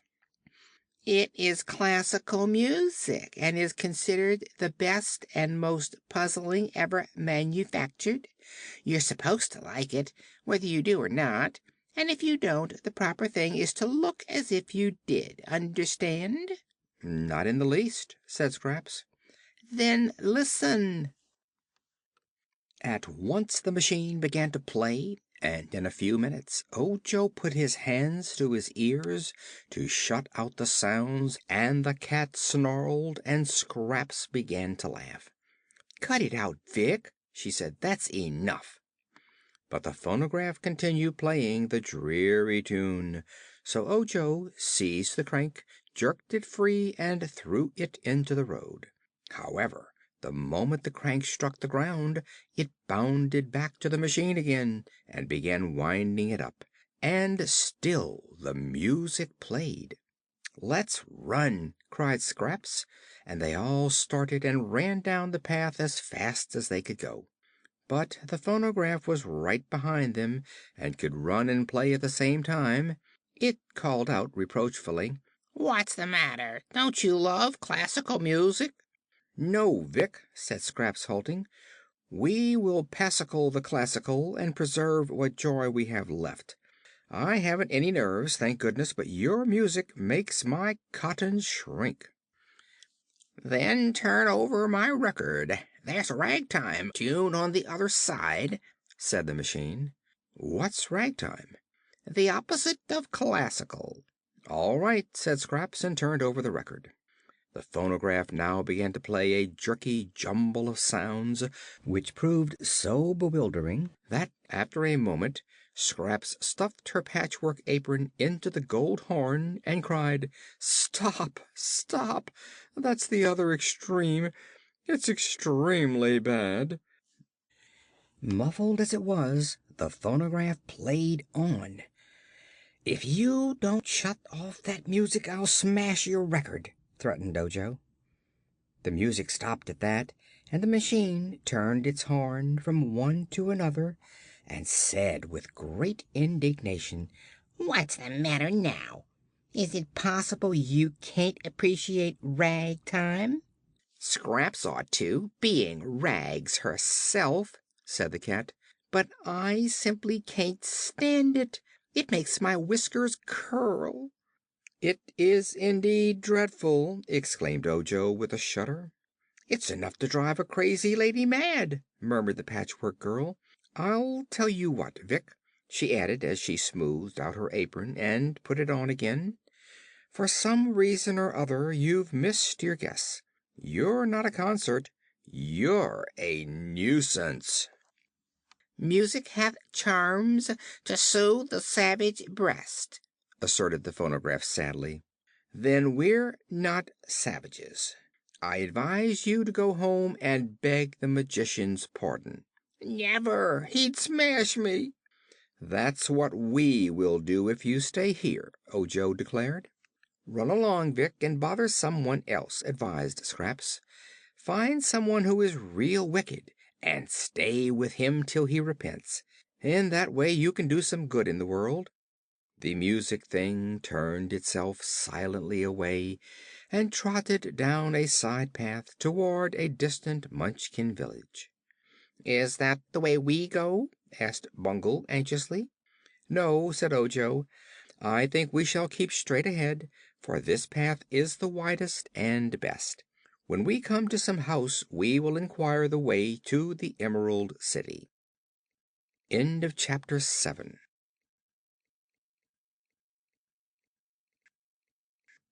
Chapter 8 of The Patchwork Girl of Oz by L. Frank Baum. The Foolish Owl and the Wise Donkey. On they went, and half an hour's steady walking brought them to a house somewhat better than the two they had already passed. It stood close to the roadside, and over the door was a sign that read, "Miss Foolish Owl and Mr. Wise Donkey, Public Advisors." When Ojo read this sign aloud, Scraps said laughingly, "Well, here is a place to get all the advice we want. Maybe more than we need. Let's go in." The boy knocked at the door. "Come in," called a deep bass voice. So they opened the door and entered the house, where a little light brown donkey, dressed in a blue apron and a blue cap, was engaged in dusting the furniture with a blue cloth. On a shelf over the window sat a great blue owl with a blue sunbonnet on her head, blinking her big round eyes at the visitors. "Good morning," said the donkey in his deep voice, which seemed bigger than he was. "Did you come to us for advice?" "Why, we came, anyhow," replied Scraps. "And now we are here, we may as well have some advice. It's free, isn't it?" "Certainly," said the donkey. "Advice doesn't cost anything, unless you follow it. Permit me to say, by the way, that you are the queerest lot of travelers that ever came to my shop. Judging you merely by appearances, I think you'd better talk to the foolish owl yonder." They turned to look at the bird, which fluttered its wings and stared back at them with its big eyes. "Hooty tooty toot!" cried the owl. "Fiddle cum foo, howdy do, riddle cum tiddle cum turallaloo." "That beats your poetry, Scraps," said Ojo. "It's just nonsense," declared the Glass Cat. "But it's good advice for the foolish," said the donkey admiringly. "Listen to my partner and you can't go wrong." Said the owl in a grumbling voice, "Patchwork Girl has come to life, no one's sweetheart, no one's wife. Lacking sense and loving fun, she'll be snubbed by everyone." "Quite a compliment, quite a compliment, I declare!" exclaimed the donkey, turning to look at Scraps. "You are certainly a wonder, my dear, and I fancy you'd make a splendid pincushion. If you belonged to me, I'd wear smoked glasses when I looked at you." "Why?" asked the Patchwork Girl. "Because you are so gay and gaudy." "It is my beauty that dazzles you," she asserted. "You Munchkin people all strut around in your stupid blue color, while I—" "You are wrong in calling me a Munchkin," interrupted the donkey, "for I was born in the land of Mo, and came to visit the Land of Oz on the day it was shut off from all the rest of the world. So here I am obliged to stay, and I confess it is a very pleasant country to live in." "Hoot ti toot!" cried the owl. "Ojo's searching for a charm, 'cause Unc Nunkie's come to harm. Charms are scarce, they're hard to get. Ojo's got a job, you bet." "Is the owl so very foolish?" asked the boy.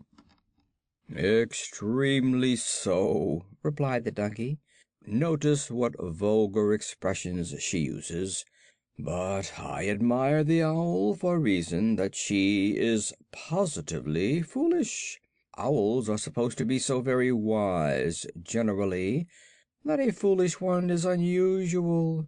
And you perhaps know that anything or anyone unusual is sure to be interesting to the wise." The owl flapped its wings again, muttering these words: "It's hard to be a classy cat. No cat can be more hard than that. She's so transparent, every act is clear to us, and that's a fact." "Have you noticed my pink brains?" inquired Bungle proudly. "You can see 'em work." "Not in the daytime," said the donkey. "She can't see very well by day, poor thing. But her advice is excellent. I advise you all to follow it." "The owl hasn't given us any advice as yet," the boy declared. "No? Then what do you call all those sweet poems?" "Just foolishness," replied Ojo. "Scraps does the same thing." "Foolishness, of course, to be sure. The foolish owl must be foolish, or she wouldn't be the foolish owl.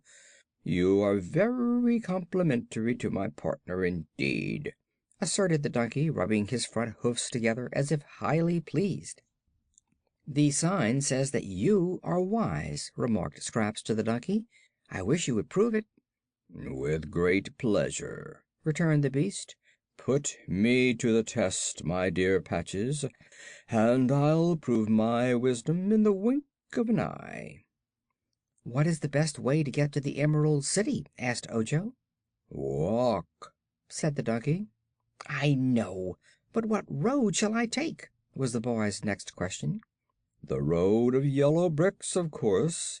It leads directly to the Emerald City." "And how shall we find the road of yellow bricks?" "By keeping along the path you have been following. You'll come to the yellow bricks pretty soon, and you'll know them when you see them, because they're the only yellow things in the Blue Country." "Thank you," said the boy. "At last you have told me something." "Is that the extent of your wisdom?" asked Scraps. "No," replied the donkey. "I know many other things, but they wouldn't interest you. So I'll give you one last word of advice. Move on, for the sooner you do that, the sooner you'll get to the Emerald City of Oz." "Hooty tooty tooty too!" screeched the owl. "Off you go, fast or slow. Where you're going you don't know. Patches, Bungle, Munchkin lad, facing fortunes good and bad, meeting dangers grave and sad, sometimes worried, sometimes glad. Where you're going you don't know, nor do I, but off you go." "Sounds like a hint to me," said the Patchwork Girl. "Then let's take it and go," replied Ojo. They said good bye to the wise donkey and the foolish owl, and at once resumed their journey.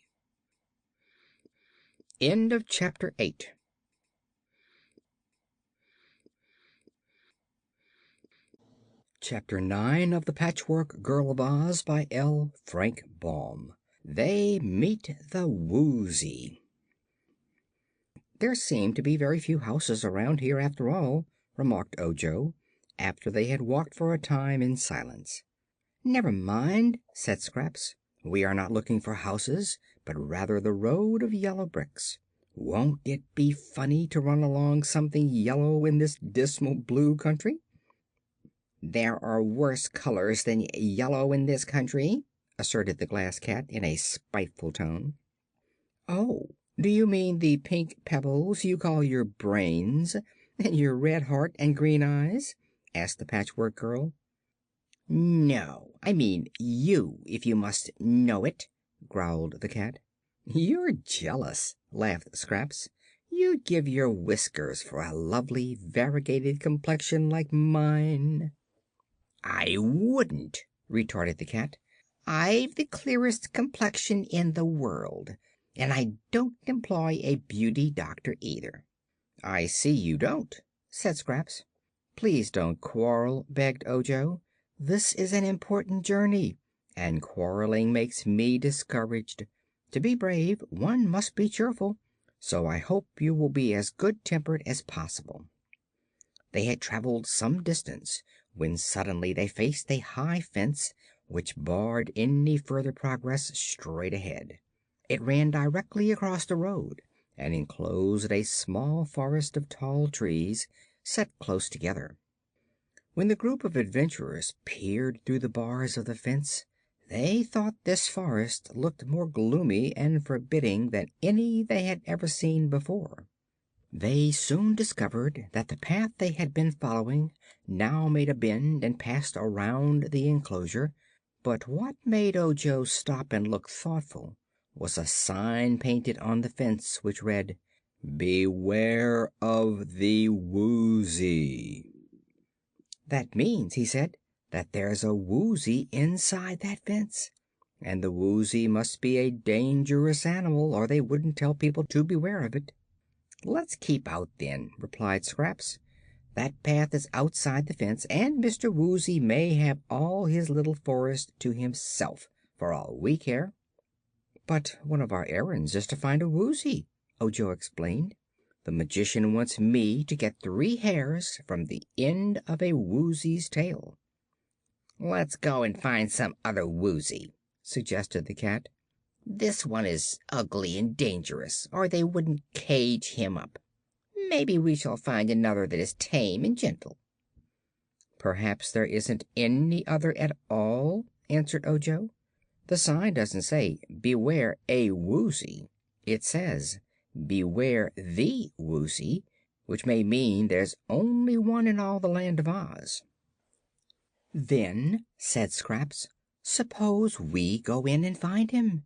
Very likely, if we ask him politely to let us pull 3 hairs out of the tip of his tail, he won't hurt us." "It would hurt him, I'm sure, and that would make him cross," said the cat. "You needn't worry, Bungle," remarked the Patchwork Girl, "for if there is danger you can climb a tree. Ojo and I are not afraid, are we, Ojo?" "I am, a little," the boy admitted; "but this danger must be faced if we intend to save poor Unc Nunkie. How shall we get over the fence?"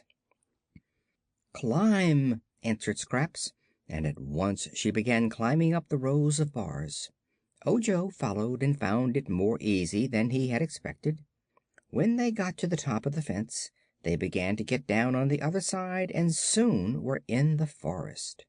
The Glass Cat, being small, crept between the lower bars and joined them. Here there was no path of any sort, so they entered the woods, the boy leading the way, and wandered through the trees until they were nearly in the center of the forest. They now came upon a clear space in which stood a rocky cave. So far they had met no living creatures, but when Ojo saw the cave he knew it must be the den of the Woozy. It is hard to face any savage beast without a sinking of the heart, but still more terrifying is it to face an unknown beast which you have never seen even a picture of. So there is little wonder that the pulses of the Munchkin boy beat fast as he and his companions stood facing the cave. The opening was perfectly square and about big enough to admit a goat. "I guess the Woozy is asleep," said Scraps. "Shall I throw in a stone to waken him?" "No, please don't," answered Ojo, his voice trembling a little. "I'm in no hurry." But he had not long to wait, for the Woozy heard the sound of voices and came trotting out of his cave. As this is the only Woozy that has ever lived, either in the Land of Oz or out of it, I must describe it to you. The creature was all squares and flat surfaces and edges. Its head was an exact square, like one of the building blocks a child plays with. Therefore it had no ears, but heard sounds through two openings in the upper corners. Its nose, being in the center of a square surface, was flat, while the mouth was formed by the opening of the lower edge of the block. The body of the Woozy was much larger than its head, but it was likewise block-shaped, being twice as long as it was wide and high. The tail was square and stubby and perfectly straight, and the four legs were made in the same way, each being four-sided. The animal was covered with a thick, smooth skin, and had no hair at all except at the extreme end of its tail, where there grew exactly 3 stiff, stubby hairs. The beast was dark blue in color, and his face was not fierce nor ferocious in expression, but rather good-humored and droll. Seeing the strangers, the Woozy folded his hind legs as if they had been hinged, and sat down to look his visitors over. "Well, well!" he exclaimed. "What a queer lot you are! At first I thought some of those miserable Munchkin farmers had come to annoy me, but I am relieved to find you in their stead. It is plain to me that you are a remarkable group, as remarkable in your own way as I am in mine, and so you are welcome to my domain. Nice place, isn't it? But lonesome, dreadfully lonesome." "Why did they shut you up here?" asked Scraps, who was regarding the queer square creature with some curiosity. "Because I eat up all the honey bees which the Munchkin farmers who live around here keep to make them honey." "Are you fond of eating honey bees?" inquired the boy. "Very. They are really delicious. But the farmers did not like to lose their bees, and so they tried to destroy me. Of course they couldn't do that." "Why not?" "My skin is so thick and tough that nothing can get through it to hurt me. So, finding they could not destroy me, they drove me into this forest and built a fence around me. Unkind, wasn't it?" "But what do you eat now?" asked Ojo. "Nothing at all. I've tried the leaves from the trees and the mosses and creeping vines, but they don't seem to suit my taste. So, there being no honey bees here, I've eaten nothing for years." "You must be awfully hungry," said the boy. "I've got some bread and cheese in my basket. Would you like that kind of food?" "Give me a nibble and I will try it. Then I can tell you better whether it is grateful to my appetite," returned the Woozy. So the boy opened his basket and broke a piece off the loaf of bread. He tossed it toward the Woozy, who cleverly caught it in his mouth and ate it in a twinkling. "That's rather good," declared the animal. "Any more?" "Try some cheese," said Ojo, and threw down a piece. The Woozy ate that too, and smacked its long, thin lips. "That's mighty good!" it exclaimed. "Any more?" "Plenty," replied Ojo. So he sat down on a stump and fed the Woozy bread and cheese for a long time, for no matter how much the boy broke off, the loaf and the slice remained just as big.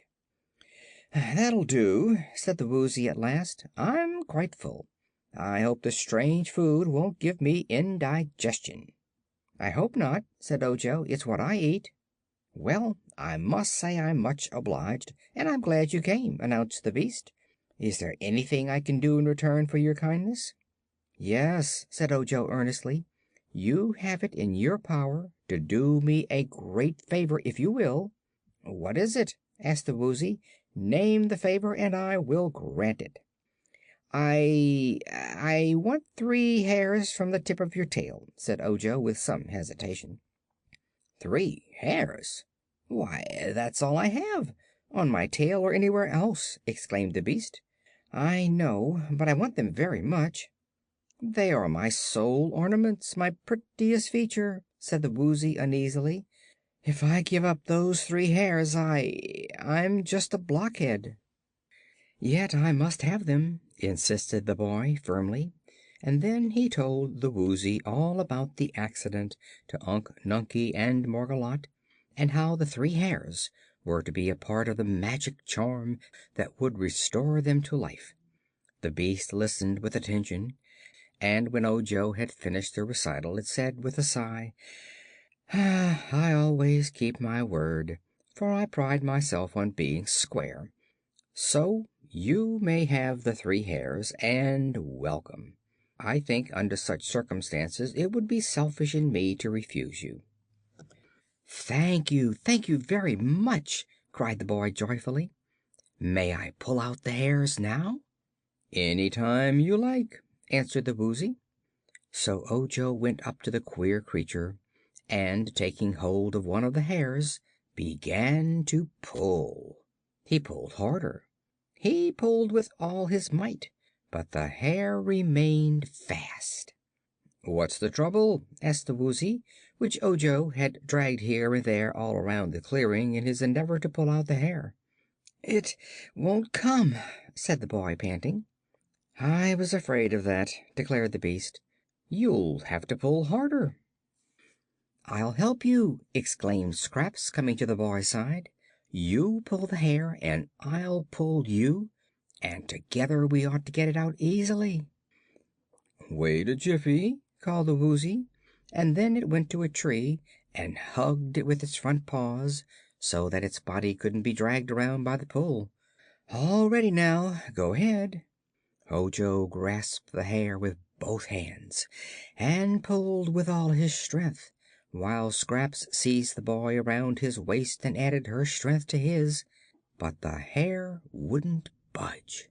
Instead, it slipped out of Ojo's hands, and he and Scraps both rolled upon the ground in a heap and never stopped until they bumped against the rocky cave.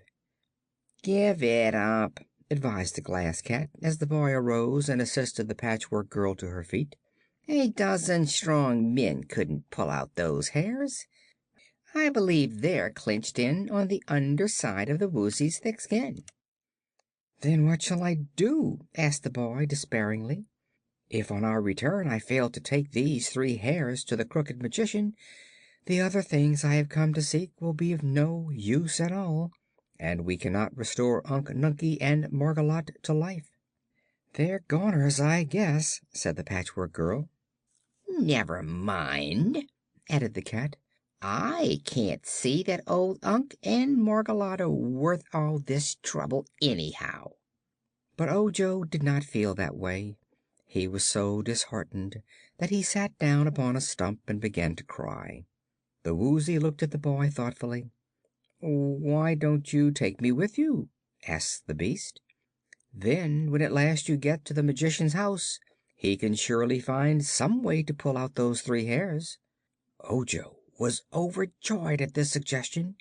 "That's it!" he cried, wiping away the tears and springing to his feet with a smile. "If I take the 3 hairs to the Magician, it won't matter if they are still in your body." "It can't matter in the least," agreed the Woozy. "Come on, then," said the boy, picking up his basket. "Let us start at once. I have several other things to find, you know."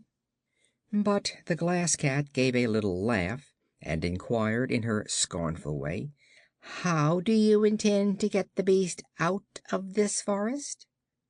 That puzzled them all for a time.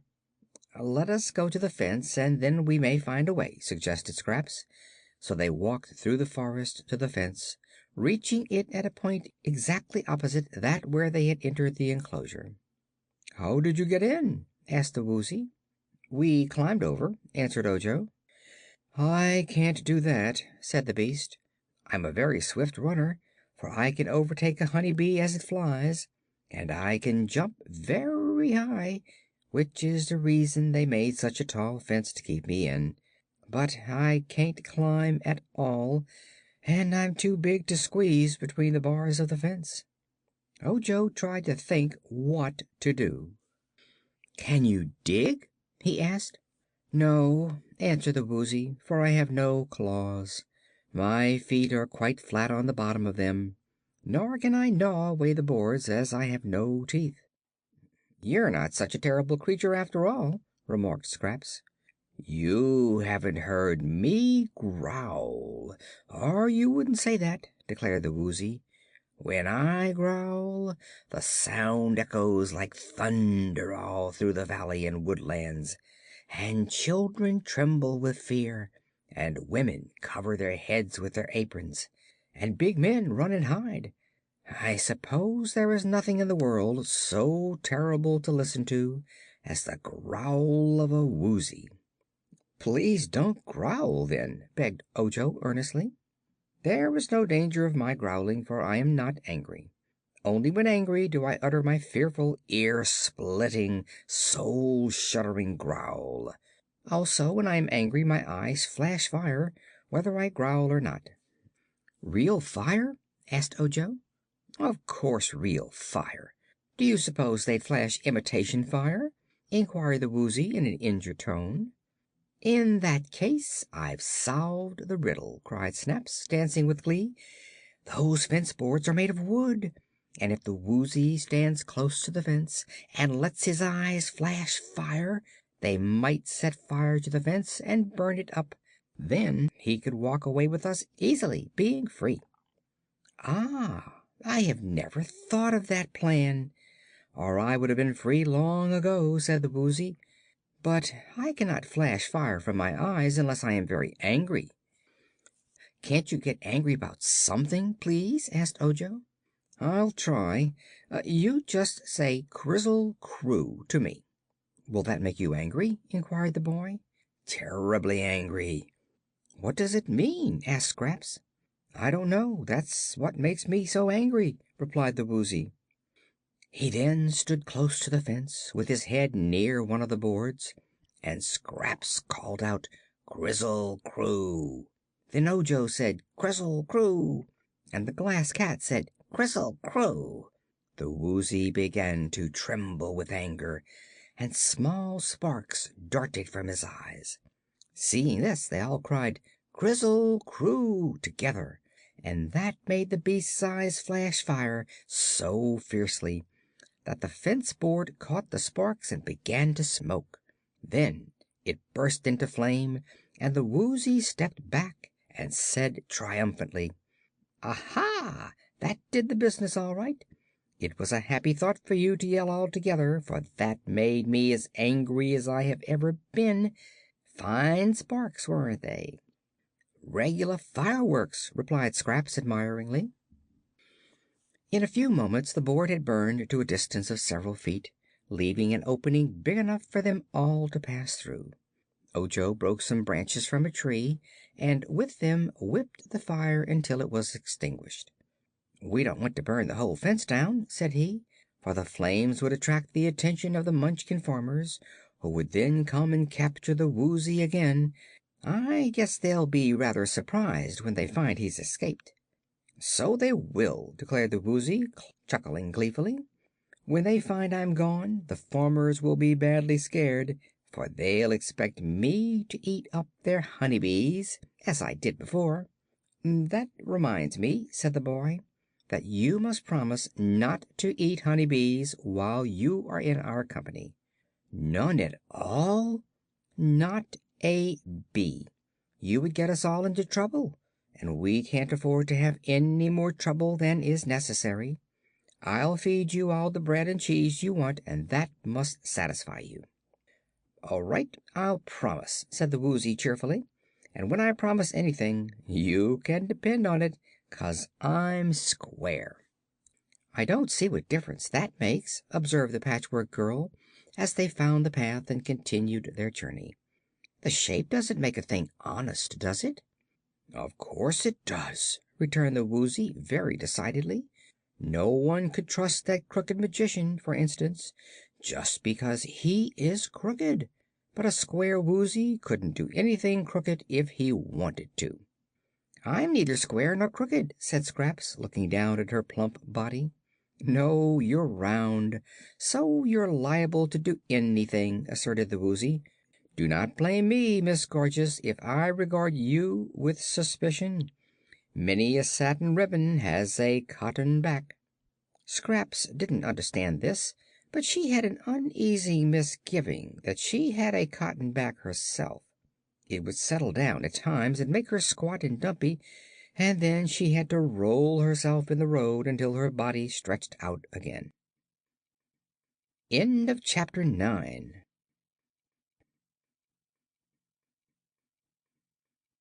Chapter 10 of the Patchwork Girl of Oz by L. Frank Baum. Shaggy Man to the Rescue. They had not gone very far before Bungle, who had run on ahead, came bounding back to say that the road of yellow bricks was just before them. At once they hurried forward to see what this famous road looked like. It was a broad road, but not straight, for it wandered over hill and dale and picked out the easiest places to go. All its length and breadth was paved with smooth bricks of a bright yellow color, so it was smooth and level except in a few places where the bricks had crumbled or been removed, leaving holes that might cause the unwary to stumble. "I wonder," said Ojo, looking up and down the road, "which way to go." "Where are you bound for?" asked the Woozy. "The Emerald City," he replied. "Then go west," said the Woozy. "I know this road pretty well, for I've chased many a honey bee over it." "Have you ever been to the Emerald City?" asked Scraps. "No; I am very shy by nature, as you may have noticed, so I haven't mingled much in society." "Are you afraid of men?" inquired the Patchwork Girl. "Me? With my heart-rending growl? My horrible, shudderful growl? I should say not. I am not afraid of anything," declared the Woozy. "I wish I could say the same," sighed Ojo. "I don't think we need to be afraid when we get to the Emerald City, for Unc Nunkie has told me that Ozma, our girl Ruler, is very lovely and kind, and tries to help everyone who is in trouble. But they say there are many dangers lurking on the road to the great fairy city, and so we must be very careful." "I hope nothing will break me," said the Glass Cat in a nervous voice. "I'm a little brittle, you know, and can't stand many hard knocks." "If anything could fade the colors on my lovely patches it would break my heart," said the Patchwork Girl. "I'm not sure you have a heart," Ojo reminded her. "Then it would break my cotton," persisted Scraps. "Do you think they are all fast colors, Ojo?" she asked anxiously. "They seem fast enough when you run," he replied, and then looking ahead of them he exclaimed: "Oh, what lovely trees!" They were certainly pretty to look at, and the travelers hurried forward to observe them more closely. "Why, they're not trees at all," said Scraps. "They're just monstrous plants." That is what they really were, masses of great broad leaves which rose from the ground far into the air until they towered twice as high as the top of the Patchwork Girl's head, who was a little taller than Ojo. The plants formed rows on both sides of the road, and from each plant rose a dozen or more of the big, broad leaves, which swayed continually from side to side, although no wind was blowing. But the most curious thing about the swaying leaves was their color. They seemed to have a general groundwork of blue, but here and there other colors glinted at times through the blue. Gorgeous yellows, turning to pink, purple, orange and scarlet, mingled with more sober browns and grays, each appearing as a blotch or stripe anywhere on a leaf, and then disappearing, to be replaced by some other color of a different shape. The changeful coloring of the great leaves was very beautiful, but it was bewildering as well, and the novelty of the scene drew our travelers close to the lines of plants, where they stood watching them with rapt interest. Suddenly a leaf bent lower than usual and touched the Patchwork Girl. Swiftly it enveloped her in its embrace, covering her completely in its thick folds, and then it swayed back upon its stem. "Why, she's gone!" gasped Ojo in amazement, and listening carefully, he thought he could hear the muffled screams of Scraps coming from the center of the folded leaf. But before he could think what he ought to do to save her, another leaf bent down and captured the Glass Cat, rolling around the little creature until she was completely hidden, and then straightening up again upon its stem. "Look out!" cried the Woozy. "Run! Run fast, or you are lost!" Ojo turned and saw the Woozy running swiftly up the road, but the last leaf of the row of plants seized the beast even as he ran, and instantly he disappeared from sight. The boy had no chance to escape. Half a dozen of the great leaves were bending toward him from different directions, and as he stood hesitating, one of them clutched him in its embrace. In a flash he was in the dark. Then he felt himself gently lifted until he was swaying in the air, with the folds of the leaf hugging him on all sides. At first he struggled hard to escape, crying out in anger, "Let me go! Let me go!" But neither struggles nor protests had any effect whatever. The leaf held him firmly, and he was a prisoner. Then Ojo quieted himself and tried to think. Despair fell upon him when he remembered that all his little party had been captured, even as he was, and there was none to save them. I might have expected it, he sobbed miserably. "I'm Ojo the Unlucky, and something dreadful was sure to happen to me." He pushed against the leaf that held him and found it to be soft, but thick and firm.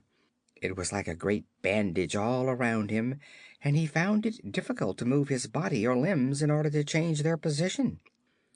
The minutes passed and became hours. Ojo wondered how long one could live in such a condition, and if the leaf would gradually sap his strength and even his life in order to feed itself. The little Munchkin boy had never heard of any person dying in the Land of Oz, but he knew one could suffer a great deal of pain.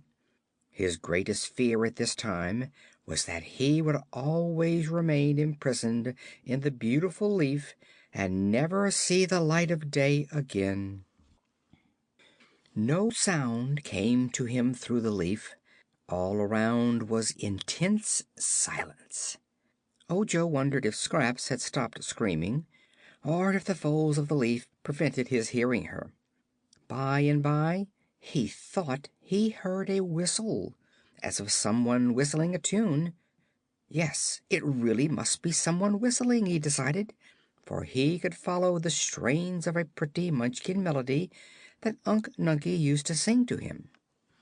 The sounds were low and sweet, and although they reached Ojo's ears very faintly, they were clear and harmonious. Could the leaf whistle? Ojo wondered. Nearer and nearer came the sounds, and then they seemed to be just the other side of the leaf that was hugging him. Suddenly the whole leaf toppled and fell, carrying the boy with it, and while he sprawled at full length, the folds slowly relaxed and set him free. He scrambled quickly to his feet and found that a strange man was standing before him, a man so curious in appearance that the boy stared with round eyes. He was a big man with shaggy whiskers, shaggy eyebrows, shaggy hair, but kindly blue eyes that were gentle as those of a cow.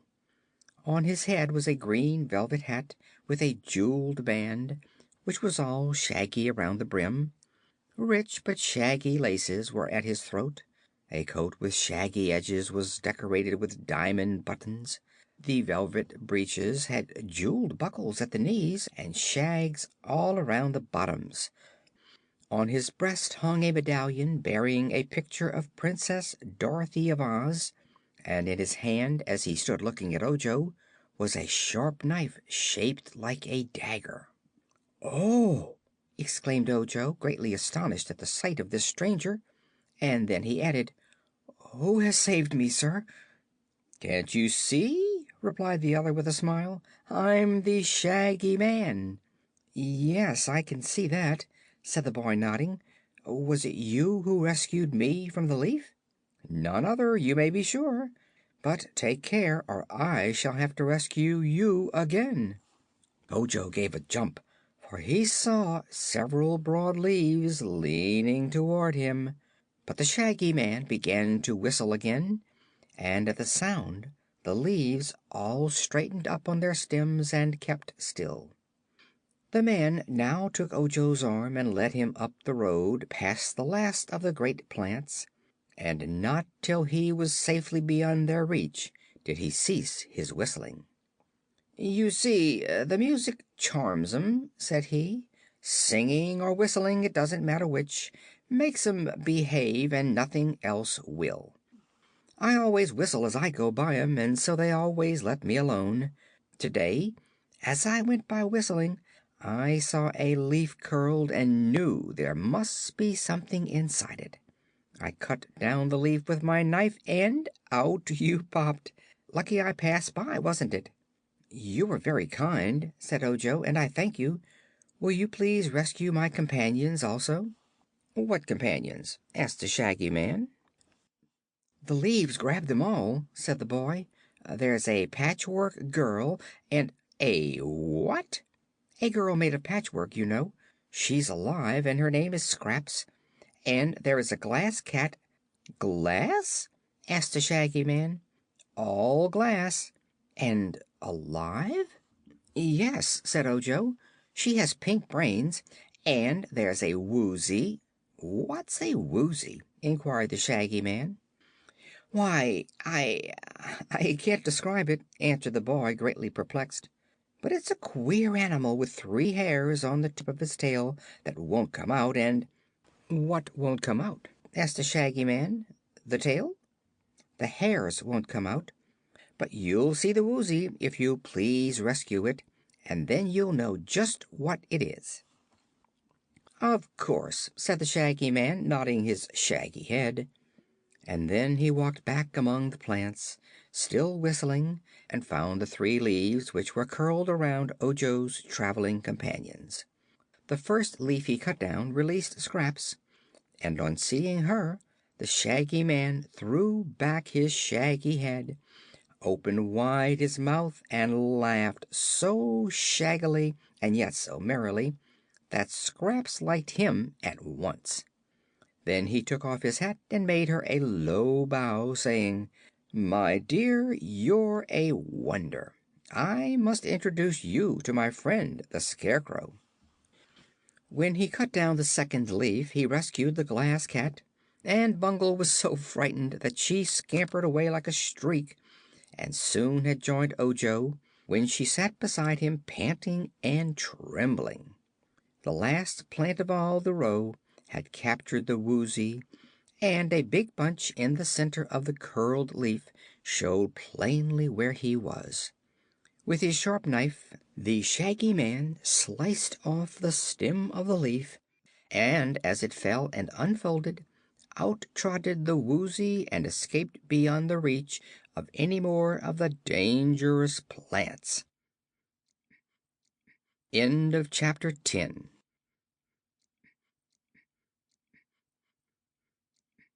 Chapter 11 of The Patchwork Girl of Oz by L. Frank Baum. A Good Friend.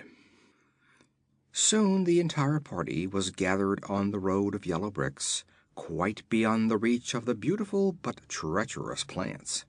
The Shaggy Man, staring first at one and then at the other, seemed greatly pleased and interested. "I've seen queer things since I came to the Land of Oz," said he, "but never anything queerer than this band of adventurers. Let us sit down a while and have a talk and get acquainted." "Haven't you always lived in the Land of Oz?" asked the Munchkin boy. "No. I used to live in the big outside world, but I came here once with Dorothy, and Ozma let me stay." "How do you like Oz?" asked Scraps. "Isn't the country and the climate grand?" "It's the finest country in all the world, even if it is a fairyland, and I'm happy every minute I live in it," said the Shaggy Man. "But tell me something about yourselves." So Ojo related the story of his visit to the house of the Crooked Magician, and how he met there the Glass Cat, and how the Patchwork Girl was brought to life, and of the terrible accident to Unc Nunkie and Margolotte. Then he told how he had set out to find the 5 different things which the Magician needed to make a charm that would restore the marble figures to life, one requirement being 3 hairs from a woozy's tail. "We found the woozy," explained the boy, "and he agreed to give us the 3 hairs, but we couldn't pull them out, so we had to bring the woozy along with us." "I see," returned the Shaggy Man, who had listened with interest to the story. "But perhaps I, who am big and strong, can pull those 3 hairs from the woozy's tail." "Try it if you like," said the woozy. So the Shaggy Man tried it, but pull as hard as he could, he failed to get the hairs out of the woozy's tail. So he sat down again and wiped his shaggy face with a shaggy silk handkerchief and said, "It doesn't matter. If you can keep the woozy until you get the rest of the things you need, you can take the beast and his 3 hairs to the Crooked Magician and let him find a way to extract 'em. What are the other things you are to find?" "One," said Ojo, "is a 6-leaved clover." "You ought to find that in the fields around the Emerald City," said the Shaggy Man. "There is a law against picking 6-leaved clovers, but I think I can get Ozma to let you have one." "Thank you," replied Ojo.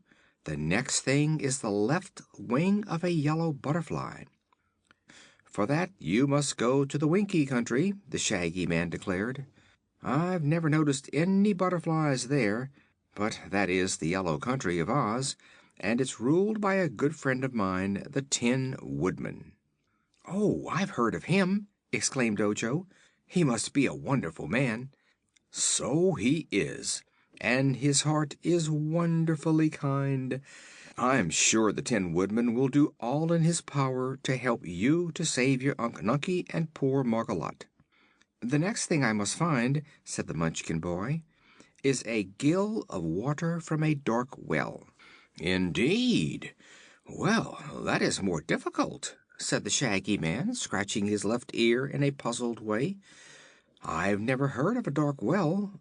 Have you?" "No," said Ojo. "Do you know where one may be found?" inquired the Shaggy Man. "I can't imagine," said Ojo. "Then we must ask the Scarecrow." "The Scarecrow? But surely, sir, a Scarecrow can't know anything." "Most scarecrows don't, I admit," answered the Shaggy Man. "But this Scarecrow of whom I speak is very intelligent. He claims to possess the best brains in all Oz." "Better than mine?" asked Scraps. "Better than mine?" echoed the Glass Cat. "Mine are pink, and you can see 'em work." "Well, you can't see the Scarecrow's brains work, but they do a lot of clever thinking," asserted the Shaggy Man. "If anyone knows where a dark well is, it's my friend the Scarecrow." "Where does he live?" inquired Ojo. "He has a splendid castle in the Winkie Country, near to the palace of his friend the Tin Woodman, and he is often to be found in the Emerald City, where he visits Dorothy at the royal palace." "Then we will ask him about the dark well," said Ojo. "But what else does the Crooked Magician want?" asked the Shaggy Man. "A drop of oil from a live man's body." "Oh, but there isn't such a thing." "That's what I thought," replied Ojo. "But the Crooked Magician said it wouldn't be called for by the recipe if it couldn't be found, and therefore I must search until I find it." "I wish you luck," said the Shaggy Man, shaking his head doubtfully. "But I imagine you'll have a hard job getting a drop of oil from a live man's body. There's blood in a body, but no oil." "There's cotton in mine," said Scraps, dancing a little jig. "I don't doubt it," returned the Shaggy Man admiringly. "You're a regular comforter, and as sweet as Patchwork can be. All you lack is dignity." "I hate dignity!" cried Scraps, kicking a pebble high in the air and then trying to catch it as it fell. "Half the fools and all the wise folks are dignified, and I'm neither the one nor the other." "She's just crazy," explained the Glass Cat. The Shaggy Man laughed. "She's delightful in her way," he said. "I'm sure Dorothy will be pleased with her, and the Scarecrow will dote on her. Did you say you were traveling toward the Emerald City?" "Yes," replied Ojo. "I thought that was the best place to go at first, because the 6-leaved clover may be found there." "I'll go with you," said the Shaggy Man, "and show you the way." "Thank you!" exclaimed Ojo. "I hope it won't put you out any." "No," said the other. "I wasn't going anywhere in particular. I've been a rover all my life, and although Ozma has given me a suite of beautiful rooms in her palace, I still get the wandering fever once in a while and start out to roam the country over. I've been away from the Emerald City several weeks this time, and now that I've met you and your friends, I'm sure it will interest me to accompany you to the great City of Oz and introduce you to my friends." "That will be very nice," said the boy gratefully. "I hope your friends are not dignified," observed Scraps. "Some are and some are not," he answered. "But I never criticize my friends. If they are really true friends, they may be anything they like for all of me." "There's some sense in that," said Scraps, nodding her queer head in approval. "Come on, let's get to the Emerald City as soon as possible." With this she ran up the path, skipping and dancing, and then turned to await them. "It is quite a distance from here to the Emerald City," remarked the Shaggy Man, "so we shall not get there today, nor tomorrow. Therefore let us take the jaunt in an easy manner. I'm an old traveler, and have found that I never gain anything by being in a hurry. Take it easy is my motto. If you can't take it easy, take it as easy as you can." After walking some distance over the road of yellow bricks, Ojo said he was hungry and would stop to eat some bread and cheese. He offered a portion of the food to the Shaggy Man, who thanked him but refused it. "When I start out on my travels," said he, "I carry along enough square meals to last me several weeks. Think I'll indulge in one now, as long as we're stopped anyway." Saying this, he took a bottle from his pocket and shook from it a tablet about the size of one of Ojo's fingernails. "That," announced the Shaggy Man, "is a square meal in condensed form. Invention of the great Professor Wogglebug of the Royal College of Athletics. It contains soup, fish, roast meat, salad, apple dumplings, ice cream and chocolate drops, all boiled down to this small size, so it can be conveniently carried and swallowed when you are hungry and need a square meal." "I'm square," said the Woozy. "Give me one, please." So the Shaggy Man gave the Woozy a tablet from his bottle, and the beast ate it in a twinkling. "You have now had a 6-course dinner," declared the Shaggy Man. "Pshaw!" said the Woozy ungratefully. "I want to taste something.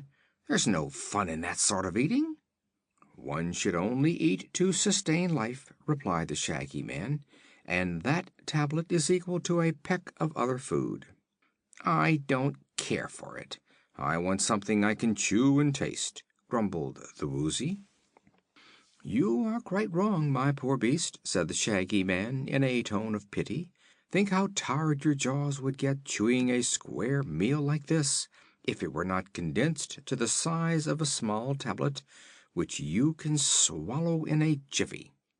"Chewy isn't tiresome, it's fun," maintained the Woozy.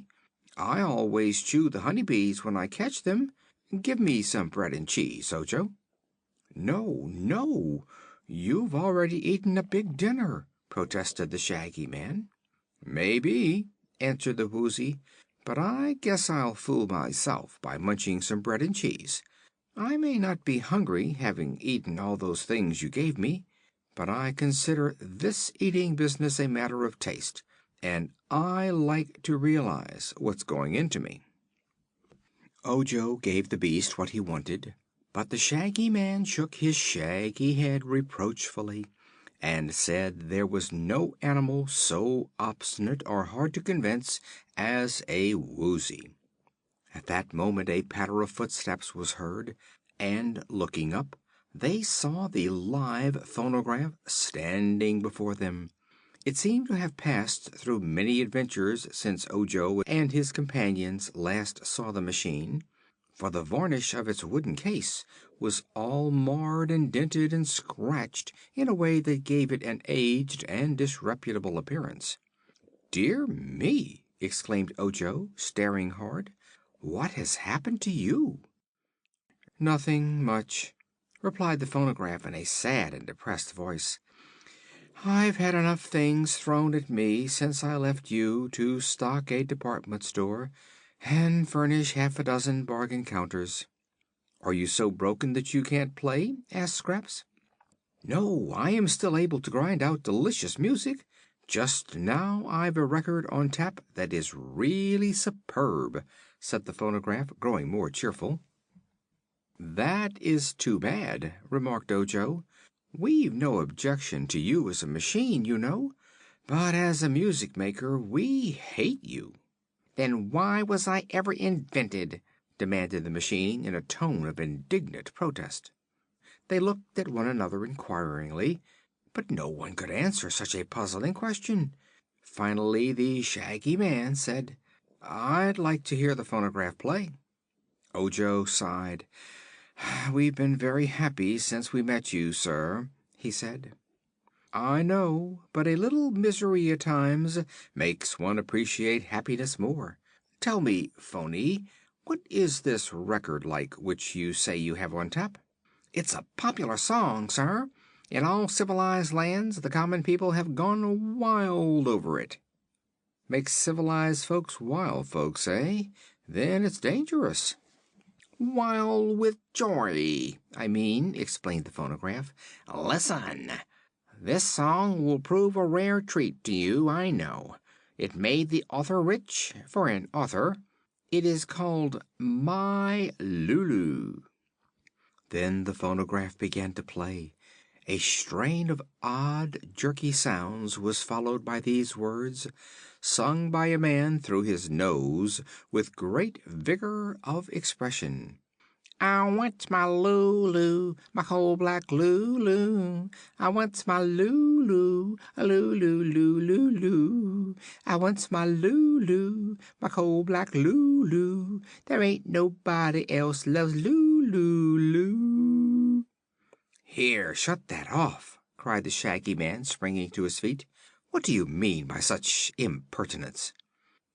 "It's the latest popular song," declared the phonograph, speaking in a sulky tone of voice. "A popular song?" "Yes. One that the feeble-minded can remember the words of, and those ignorant of music can whistle or sing. That makes a popular song popular. And the time is coming when it will take the place of all other songs." "That time won't come for us just yet," said the Shaggy Man sternly. "I'm something of a singer myself, and I don't intend to be throttled by any Lulus like your coal black one. I shall take you all apart, Mr. Phony, and scatter your pieces far and wide over the country as a matter of kindness to the people you might meet if allowed to run around loose. Having performed this painful duty, I shall—" But before he could say more, the phonograph turned and dashed up the road as fast as its 4 table legs could carry it, and soon it had entirely disappeared from their view. The Shaggy Man sat down again and seemed well pleased. "Someone else will save me the trouble of scattering that phonograph," said he, "for it is not possible that such a music maker can last long in the Land of Oz. When you are rested, friends, let us go on our way." During the afternoon the travelers found themselves in a lonely and uninhabited part of the country. Even the fields were no longer cultivated, and the country began to resemble a wilderness. The road of yellow bricks seemed to have been neglected and became uneven and more difficult to walk upon. Scrubby underbrush grew on either side of the way, while huge rocks were scattered around in abundance. But this did not deter Ojo and his friends from trudging on, and they beguiled the journey with jokes and cheerful conversation. Toward evening they reached a crystal spring which gushed from a tall rock by the roadside, and near this spring stood a deserted cabin. Said the Shaggy Man, halting here: "We may as well pass the night here, where there is shelter for our heads and good water to drink. Road beyond here is pretty bad. Worst we shall have to travel, so let's wait until morning before we tackle it." They agreed to this, and Ojo found some brushwood in the cabin and made a fire on the hearth. The fire delighted Scraps, who danced before it until Ojo warned her she might set fire to herself and burn up. After that the Patchwork Girl kept at a respectful distance from the darting flames, but the Woozy lay down before the fire like a big dog and seemed to enjoy its warmth.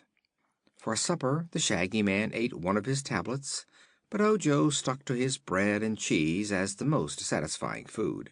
He also gave a portion to the Woozy. When darkness came on, they sat in a circle on the cabin floor, facing the firelight, there being no furniture of any sort in the place. Ojo said to the Shaggy Man: "Won't you tell us a story?" "I'm not good at stories," was the reply, "but I sing like a bird." "Raven or crow?" asked the Glass Cat. "Like a song bird. I'll prove it. I'll sing a song I composed myself. Don't tell anyone I'm a poet. They might want me to write a book. Don't tell 'em I can sing, or they'll want me to make records for that awful phonograph. Haven't time to be a public benefactor, so I'll just sing you this little song for your own amusement." They were glad enough to be entertained, and listened with interest while the Shaggy Man chanted the following verses to a tune that was not unpleasant: "I'll sing a song of Ozland, where wondrous creatures dwell, and fruits and flowers and shady bowers abound in every dell. Where magic is a science, and where no one shows surprise if some amazing things take place before his very eyes. Our ruler's a bewitching girl whom fairies love to please. She's always kept her magic scepter to enforce her decrees. To make her people happy, for her heart is kind and true, and to aid the needy and distressed is what she longs to do. And then there's Princess Dorothy, as sweet as any rose, a lass from Kansas, where they don't grow fairies, I suppose. And there's the brainy Scarecrow, with a body stuffed with straw, who utters words of wisdom rare that fill us all with awe. I'll not forget Nick Chopper, the woodman made of tin, whose tender heart thinks killing time is quite a dreadful sin. Nor old Professor Wogglebug, who's highly magnified, and looks so big to everyone that he is filled with pride. Jack Pumpkinhead's a dear old chum, who might be called a chump, but won renown by riding round upon a magic gump. The Sawhorse is a splendid steed, and though he's made of wood, he does as many thrilling stunts as any meat horse could. And now I'll introduce the beast that everyone adores. The Cowardly Lion shakes with fear most every time he roars. And yet he does the bravest things that any lion might, because he knows that cowardice is not considered right. There's Tik-Tok, he's a clockwork man and quite a funny sight. He talks and walks mechanically when he's wound up tight. And we've got a hungry tiger who would babies love to eat, but never does because we feed him other kinds of meat. It's hard to name all of the freaks this noble land's acquired. 'Twould make my song so very long that you would soon be tired. But give attention when I mention one wise yellow hen, and 9 fine tiny piglets living in a golden pen. Now search the whole world over, sail the seas from coast to coast. No other nation in creation queerer folks can boast. And now our rare museum will include a cat of glass, a woozy, and, last but not least, a crazy patchwork lass. Ojo was so pleased with this song that he applauded the singer by clapping his hands, and Scraps followed suit by clapping her padded fingers together, although they made no noise. The cat pounded on the floor with her glass paws, gently so as not to break them, and the woozy, which had been asleep, woke up to ask what the row was about. "I seldom sing in public for fear they might want me to start an opera company," remarked the Shaggy Man, who was pleased to know his effort was appreciated. "Voice just now is a little out of training, rusty perhaps." "Tell me," said the Patchwork Girl earnestly, "do all these queer people you mentioned really live in the Land of Oz?" "Every one of 'em. I even forgot one thing, Dorothy's pink kitten." For goodness sake!" exclaimed Bungle, sitting up and looking interested. "A pink kitten? How absurd! Is it glass?" "No, just ordinary kitten." "Then it can't amount to much. I have pink brains, and you can see 'em work." Dorothy's kitten is all pink, brains and all, except blue eyes. Name's Eureka. Great favorite at the Royal Palace," said the Shaggy Man, yawning. The Glass Cat seemed annoyed. "Do you think a pink kitten, common meat, is as pretty as I am?" she asked. "Can't say. Tastes differ, you know," replied the Shaggy Man, yawning again. "But here's a pointer that may be of service to you. Make friends with Eureka, and you'll be solid at the palace." "I'm solid now. Solid glass." "You don't understand," rejoined the Shaggy Man sleepily. "Anyhow, make friends with the Pink Kitten and you'll be all right. If the Pink Kitten despises you, look out for breakers." "Would anyone at the Royal Palace break a glass cat?" "Might. You never can tell. Advise you to purr soft and look humble if you can. And now I'm going to bed." Bungle considered the Shaggy Man's advice so carefully that her pink brains were busy long after the others of the party were fast asleep. End of chapter 11.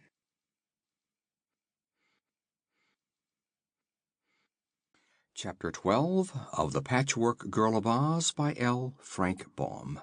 The Giant Porcupine. Next morning they started out bright and early to follow the road of yellow bricks toward the Emerald City. The little Munchkin boy was beginning to feel tired from the long walk, and he had a great many things to think of and consider besides the events of the journey. At the wonderful Emerald City, which he would presently reach, were so many strange and curious people that he was half afraid of meeting them and wondering if they would prove friendly and kind. Above all else, he could not drive from his mind the important errand on which he had come, and he was determined to devote every energy to finding the things that were necessary to prepare the magic recipe. He believed that until dear Unc Nunkie was restored to life, he could feel no joy in anything, and often he wished that Unc could be with him to see all the astonishing things Ojo was seeing. But alas, Unc Nunkie was now a marble statue in the house of the Crooked Magician, and Ojo must not falter in his efforts to save him. The country through which they were passing was still rocky and deserted, with here and there a bush or a tree to break the dreary landscape. Ojo noticed one tree especially, because it had such long, silky leaves and was so beautiful in shape. As he approached it, he studied the tree earnestly, wondering if any fruit grew on it or if it bore pretty flowers.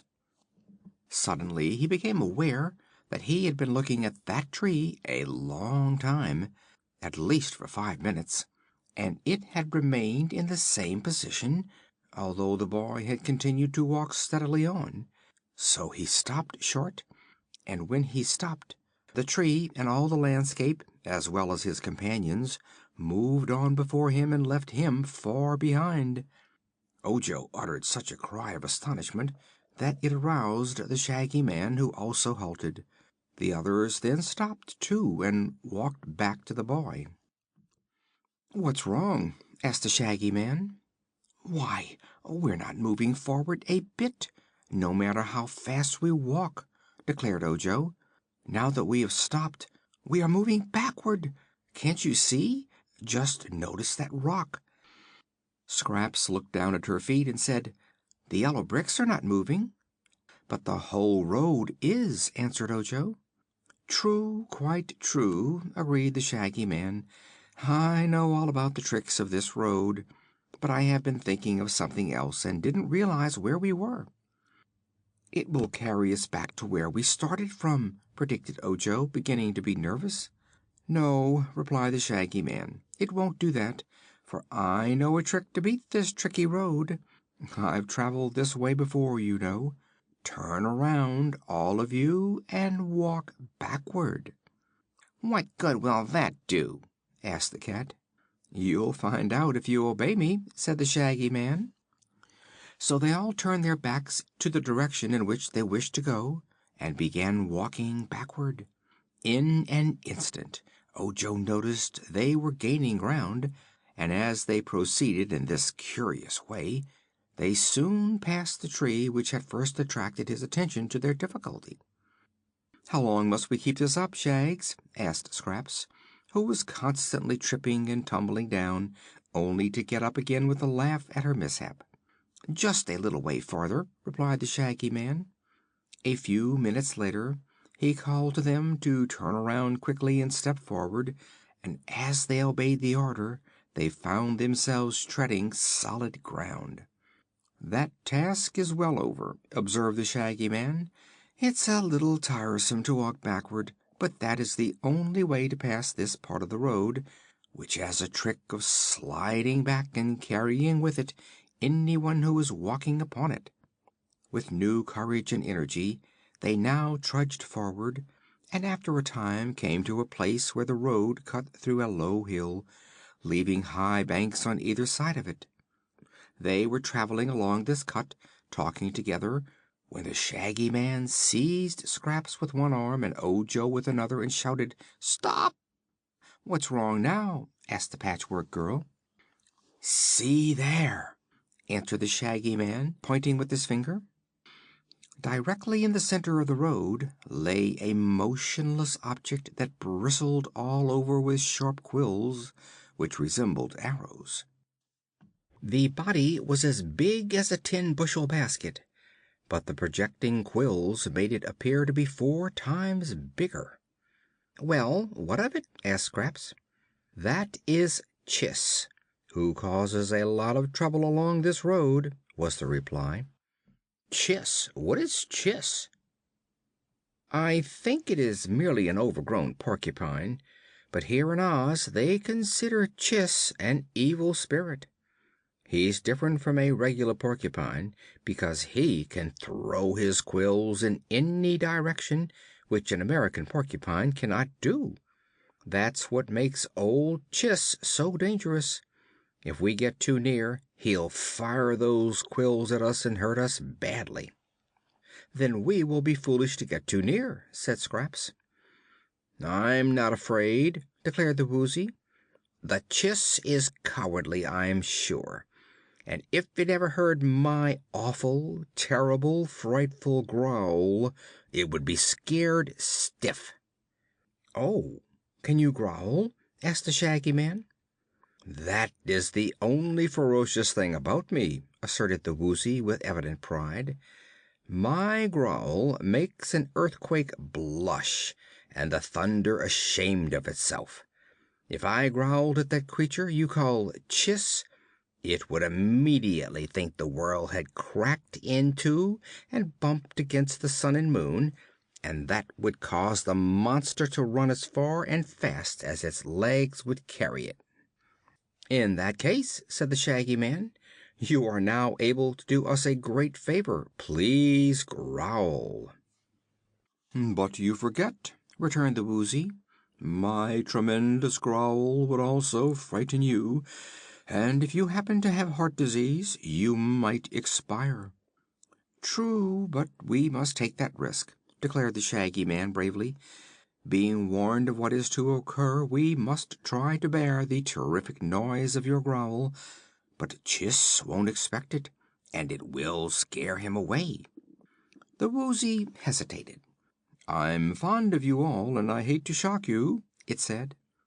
"Never mind," said Ojo. "You may be made deaf. If so, we will forgive you." "Very well, then," said the Woozy in a determined voice, and advanced a few steps toward the giant porcupine. Pausing to look back, it asked, "All ready?" "All ready," they answered. "Then cover up your ears and brace yourselves firmly. Now then, look out." The Woozy turned toward Chiss, opened wide its mouth, and said, "Queek!" "Go ahead and growl," said Scraps. "Why, I did growl," retorted the Woozy, who seemed much astonished. "What? That little squeak?" she cried. "It is the most awful growl that ever was heard, on land or sea, in caverns or in the sky," protested the Woozy.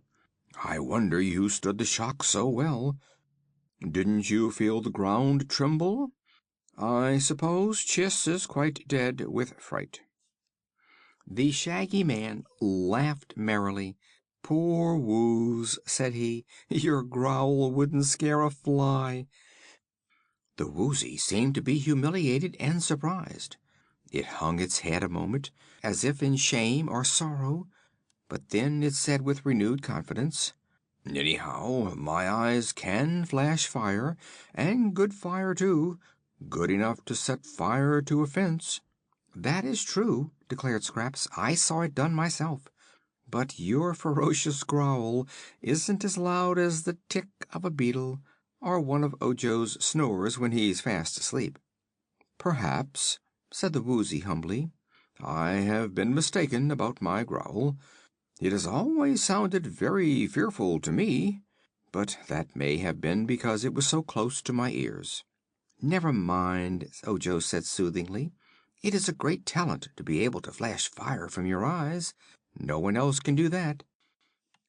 As they stood hesitating what to do, Chiss stirred, and suddenly a shower of quills came flying toward them, almost filling the air, there were so many. Scraps realized in an instant that they had gone too near to Chiss for safety. So she sprang in front of Ojo and shielded him from the darts, which struck their points into her own body until she resembled one of those targets they shoot arrows at in archery games. The Shaggy Man dropped flat on his face to avoid the shower, but one quill struck him in the leg and went far in. As for the Glass Cat, the quills rattled off her body without making even a scratch, and the skin of the Woozy was so thick and tough that he was not hurt at all. When the attack was over, they all ran to the Shaggy Man, who was moaning and groaning, and Scraps promptly pulled the quill out of his leg. Then up he jumped and ran over to Chiss, putting his foot on the monster's neck and holding it prisoner. The body of the great porcupine was now as smooth as leather, except for the holes where the quills had been, for it had shot every single quill in that one wicked shower. "Let me go!" it shouted angrily.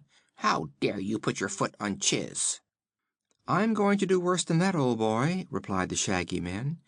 "You have annoyed travelers on this road long enough, and now I shall put an end to you." "You can't," returned Chiss. "Nothing can kill me, as you know perfectly well."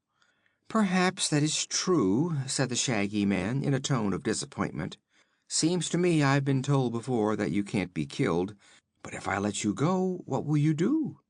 "Pick up my quills again," said Chiss in a sulky voice. "And then shoot them at more travelers? No, that won't do. You must promise me to stop throwing quills at people." "I won't promise anything of the sort," declared Chiss. "Why not?" "Because it is my nature to throw quills, and every animal must do what nature intends it to do. It isn't fair for you to blame me. If it were wrong for me to throw quills, then I wouldn't be made with quills to throw. The proper thing for you to do is to keep out of my way." "Well, there's some sense in that argument," admitted the Shaggy Man thoughtfully.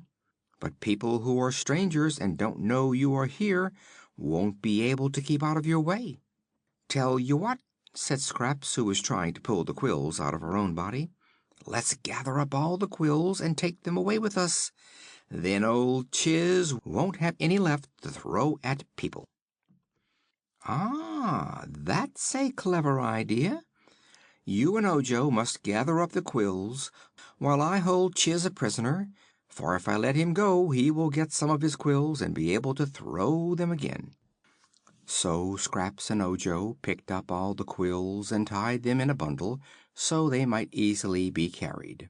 After this the Shaggy Man released Chiss and let him go, knowing that he was harmless to injure anyone. "It's the meanest trick I ever heard of," muttered the Porcupine gloomily. "How would you like it, Shaggy Man, if I took all your shags away from you?" "If I threw my shags and hurt people, you would be welcome to capture them," was the reply.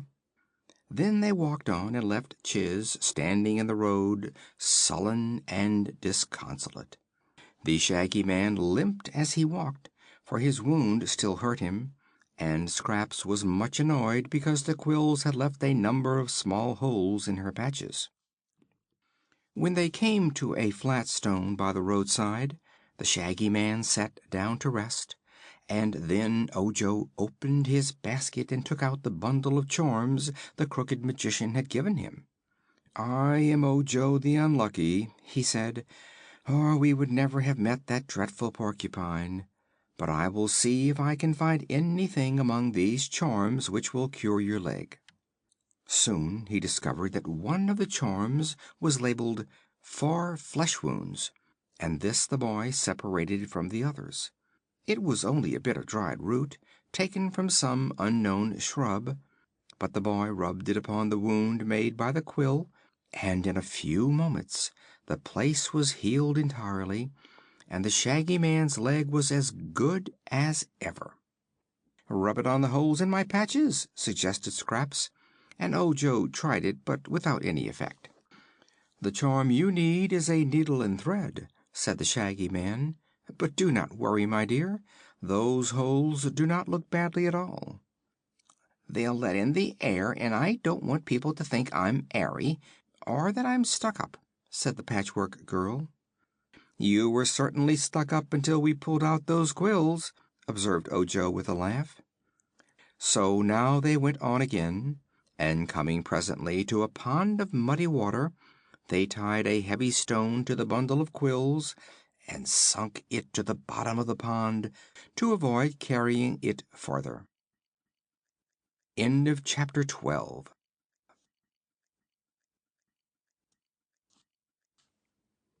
Chapter 13 of The Patchwork Girl of Oz by L. Frank Baum. Scraps and the Scarecrow. From here on the country improved and the desert places began to give way to fertile spots. Still no houses were yet to be seen near the road. There were some hills with valleys between them, and on reaching the top of one of these hills, the traveler found before them a high wall running to the right and the left as far as their eyes could reach. Immediately in front of them, where the wall crossed the roadway, stood a gate having stout iron bars that extended from top to bottom. They found, on coming nearer, that this gate was locked with a great padlock, rusty through lack of use.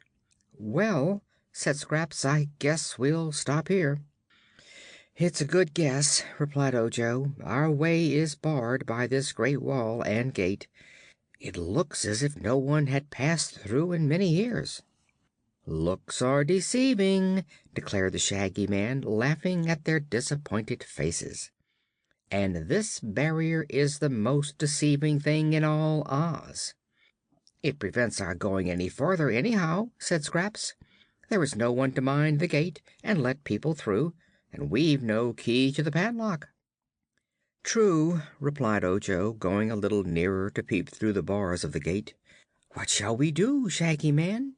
If we had wings we might fly over the wall, but we cannot climb it, and unless we get to the Emerald City I won't be able to find the things to restore Unc Nunkie to life."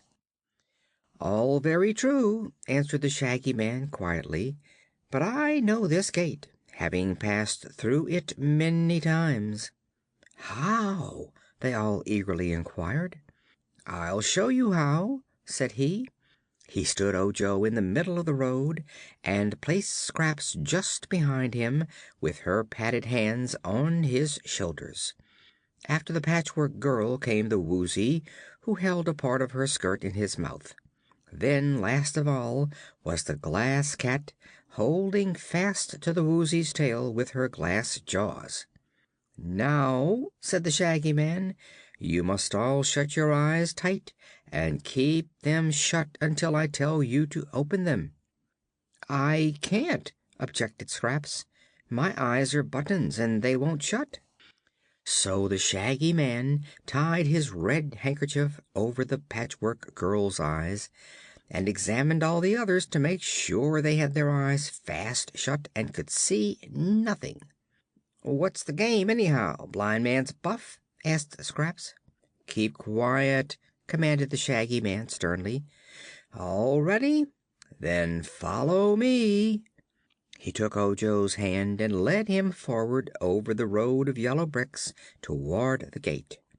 Holding fast to one another, they all followed in a row, expecting every minute to bump against the iron bars.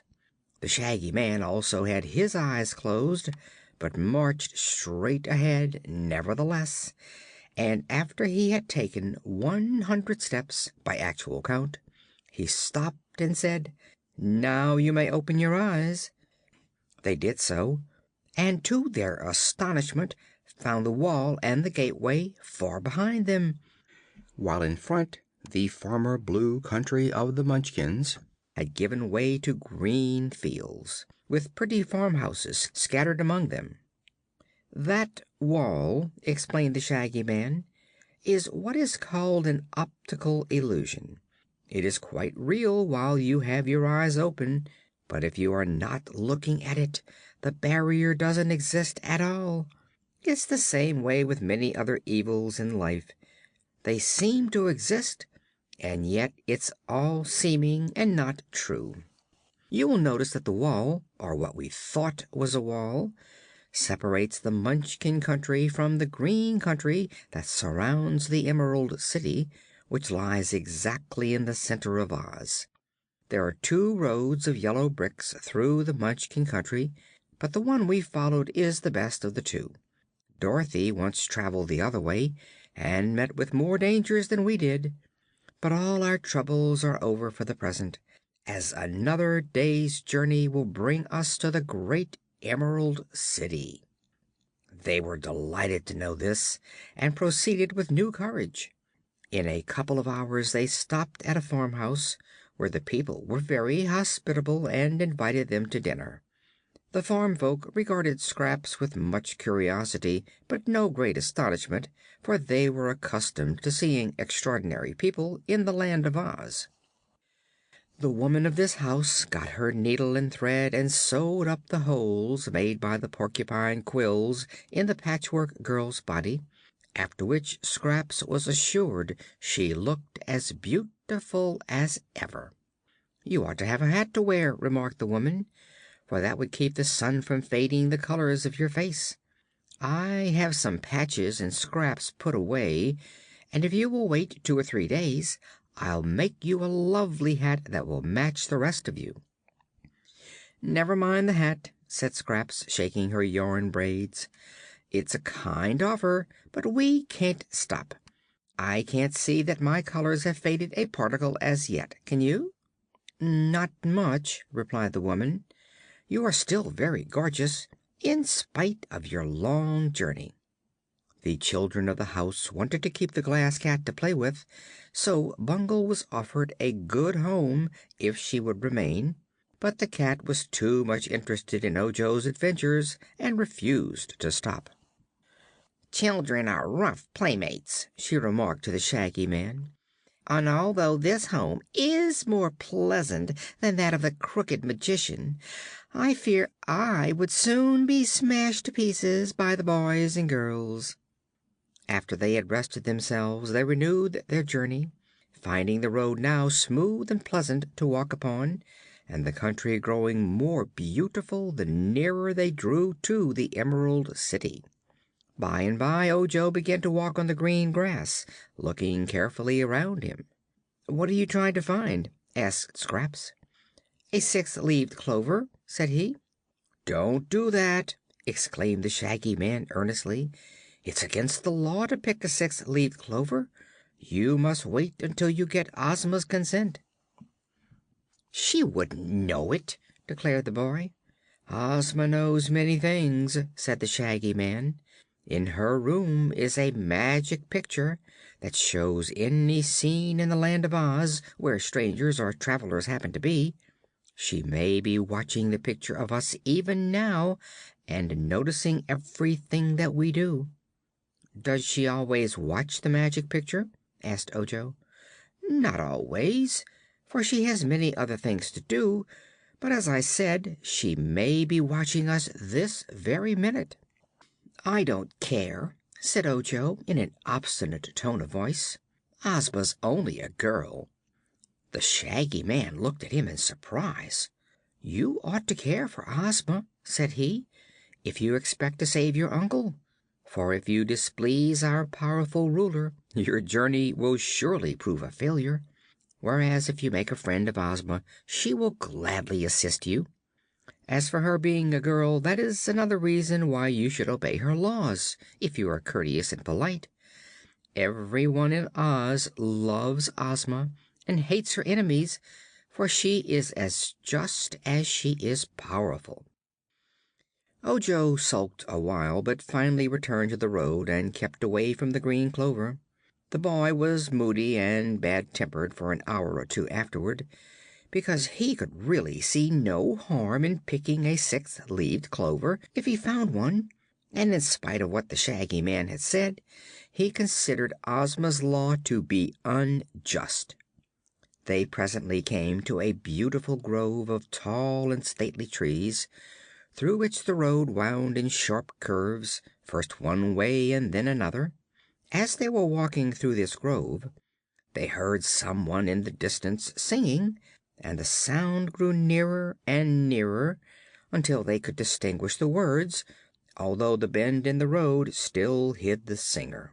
The song was something like this: "Here's to the hale old bale of straw that's cut from waving grain, the sweetest sight man ever saw in forest, dell, or plain. It fills me with a crinkling joy, a straw stack to behold. For then I pad this lucky boy with strands of yellow gold."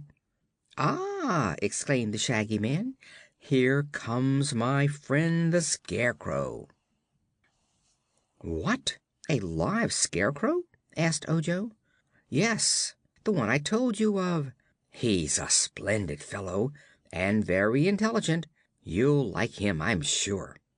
Just then the famous Scarecrow of Oz came around the bend in the road, riding astride a wooden Sawhorse which was so small that its rider's legs nearly touched the ground. The Scarecrow wore the blue dress of the Munchkins, in which country he was made, and on his head was set a peaked hat with a flat brim trimmed with tinkling bells. A rope was tied around the waist to hold him in shape, for he was stuffed with straw in every part of him except the top of his head, where at one time the Wizard of Oz had placed sawdust mixed with needles and pins to sharpen his wits. The head itself was merely a bag of cloth fastened to the body at the neck, and on the front of this bag was painted the face, ears, eyes, nose and mouth.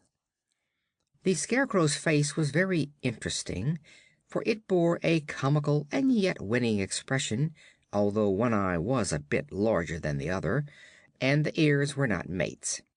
The Munchkin farmer who had made the Scarecrow had neglected to sew him together with close stitches, and therefore some of the straw with which he was stuffed was inclined to stick out between the seams. His hands consisted of padded white gloves, with the fingers long and rather limp, and on his feet he wore Munchkin boots of blue leather with broad turns at the tops of them. The Sawhorse was almost as curious as his rider. It had been rudely made, in the beginning, to saw logs upon, so that its body was a short length of a log, and its legs were stout branches fitted into 4 holes made in the body.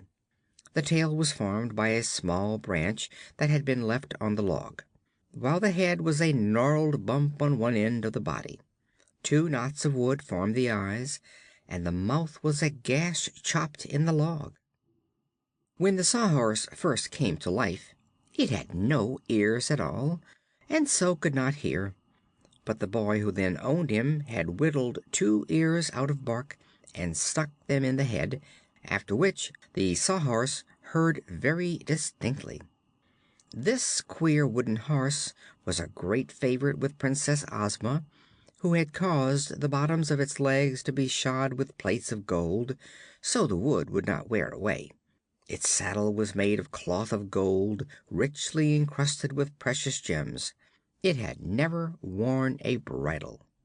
As the Scarecrow came in sight of the party of travelers, he reined in his wooden steed and dismounted, greeting the Shaggy Man with a smiling nod.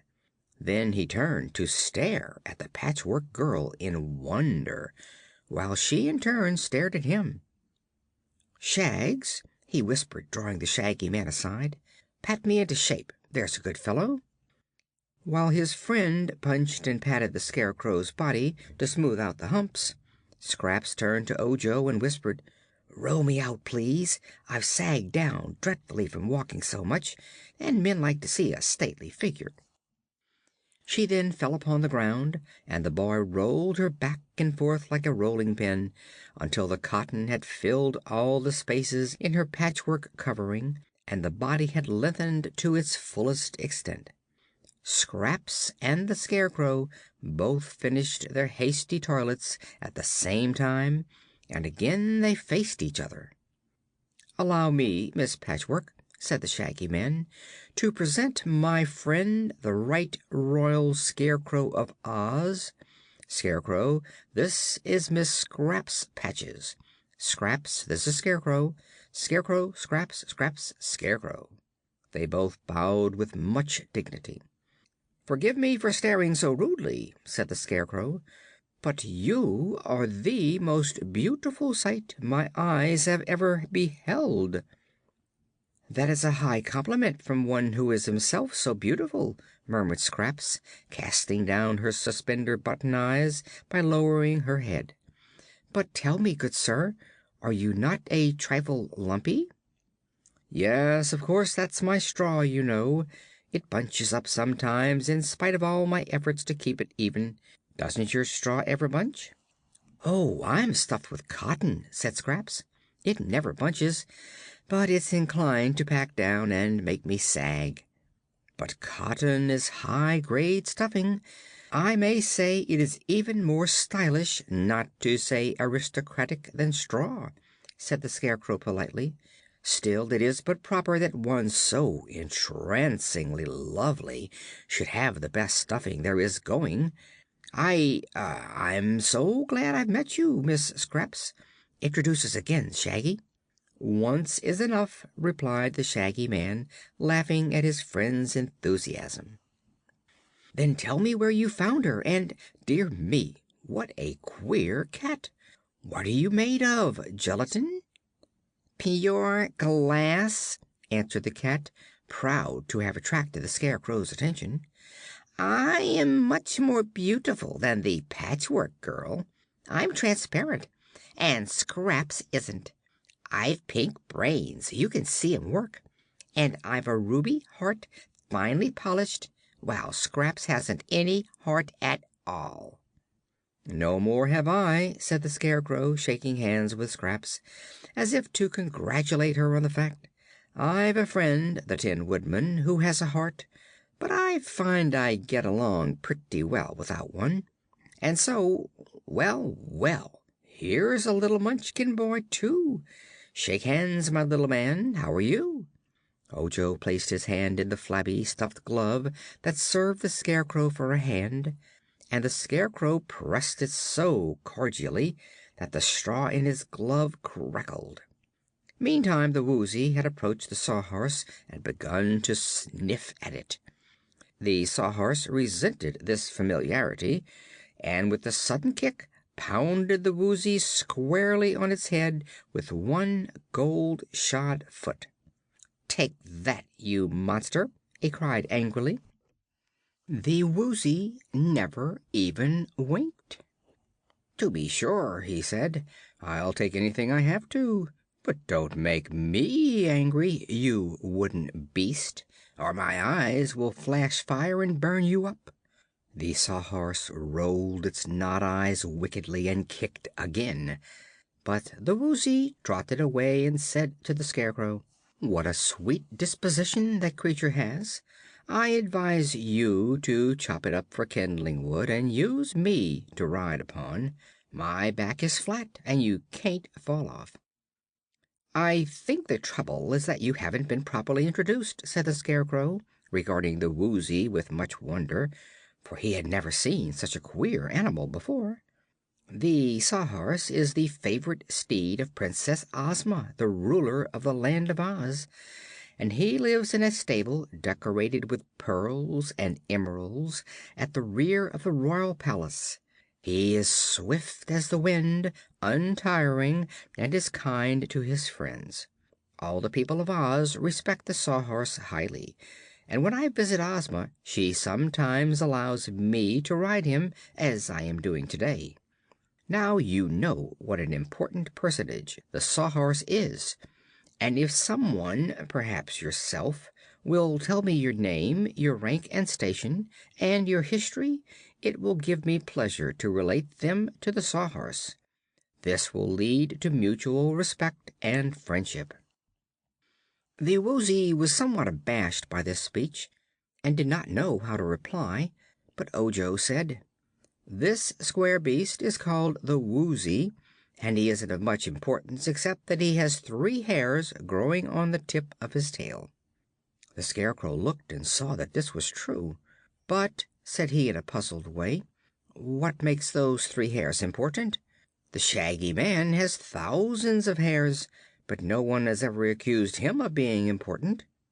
So Ojo related the sad story of Unc Nunkie's transformation into a marble statue, and told how he had set out to find the things the Crooked Magician wanted in order to make a charm that would restore his uncle to life.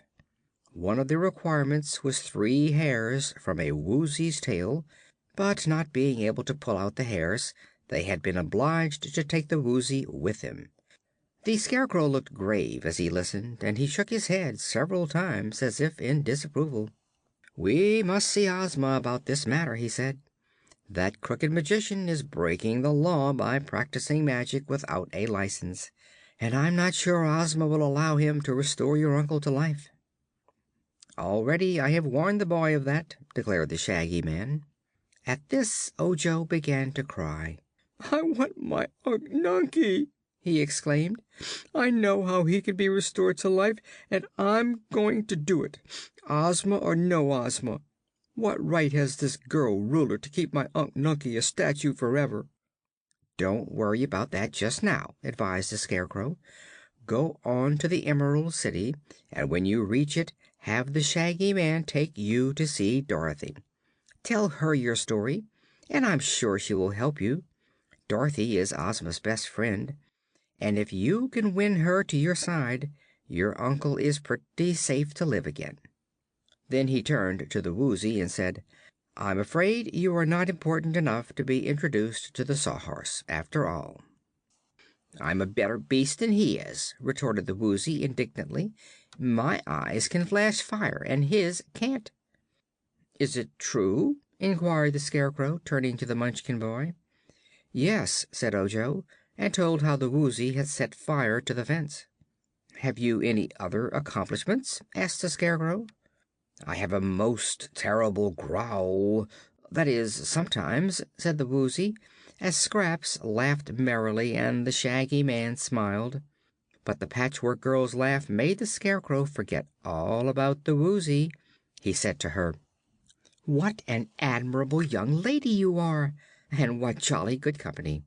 We must be better acquainted, for never before have I met a girl with such exquisite coloring or such natural, artless manners." "No wonder they call you the Wise Scarecrow," replied Scraps. "When you arrive at the Emerald City I will see you again," continued the Scarecrow. "Just now I am going to call upon an old friend, an ordinary young lady named Ginger, who has promised to repaint my left ear for me. You may have noticed that the paint on my left ear has peeled off and faded, which affects my hearing on that side. Ginger always fixes me up when I get weather worn."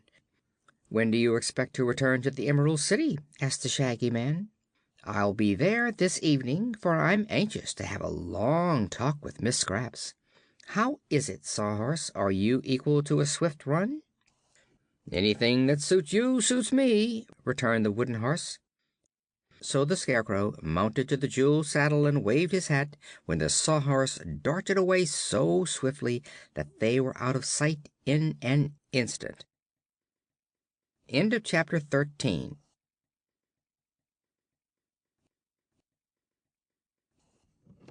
Chapter 14 of the Patchwork Girl of Oz by L. Frank Baum. Ojo Breaks the Law.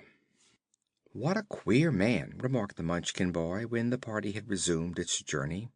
"And so nice and polite," added Scraps, bobbing her head. "I think he is the handsomest man I've seen since I came to life." "Handsome is as handsome does," quoted the Shaggy Man. "But we must admit that no living Scarecrow is handsomer. The chief merit of my friend is that he is a great thinker, and in Oz it is considered good policy to follow his advice." I didn't notice any brains in his head," observed the Glass Cat. "You can't see 'em work, but they're there, all right," declared the Shaggy Man. "I hadn't much confidence in his brains myself when first I came to Oz, for a humbug wizard gave them to him; but I was soon convinced that the Scarecrow is really wise, and unless his brains make him so, such wisdom is unaccountable." "Is the Wizard of Oz a humbug?" asked Ojo. "Not now. He was once, but he has reformed and now assists Glinda the Good, who is the Royal Sorceress of Oz and the only one licensed to practice magic or sorcery. Glinda has taught our old Wizard a good many clever things, so he is no longer a humbug." They walked a little while in silence, and then Ojo said, "If Ozma forbids the Crooked Magician to restore Unc Nunkie to life, what shall I do?" The Shaggy Man shook his head. "In that case you can't do anything," he said. "But don't be discouraged yet. We will go to Princess Dorothy and tell her your troubles, and then we will let her talk to Ozma. Dorothy has the kindest little heart in the world, and she has been through so many troubles herself that she is sure to sympathize with you." "Is Dorothy the little girl who came here from Kansas?" asked the boy. "Yes; in Kansas she was Dorothy Gale. I used to know her there, and she brought me to the Land of Oz. But now Ozma has made her a princess, and Dorothy's Aunt Em and Uncle Henry are here too." Here the Shaggy Man uttered a long sigh, and then he continued: "It's a queer country, this Land of Oz, but I like it nevertheless." "What is queer about it?" asked Scraps. "You, for instance," said he. "Did you see no girls as beautiful as I am in your own country?" she inquired. "None with the same gorgeous, variegated beauty," he confessed. "In America a girl stuffed with cotton wouldn't be alive, nor would anyone think of making a girl out of a patchwork quilt." "What a queer country America must be!" she exclaimed in great surprise. "The Scarecrow, whom you say is wise, told me I am the most beautiful creature he has ever seen."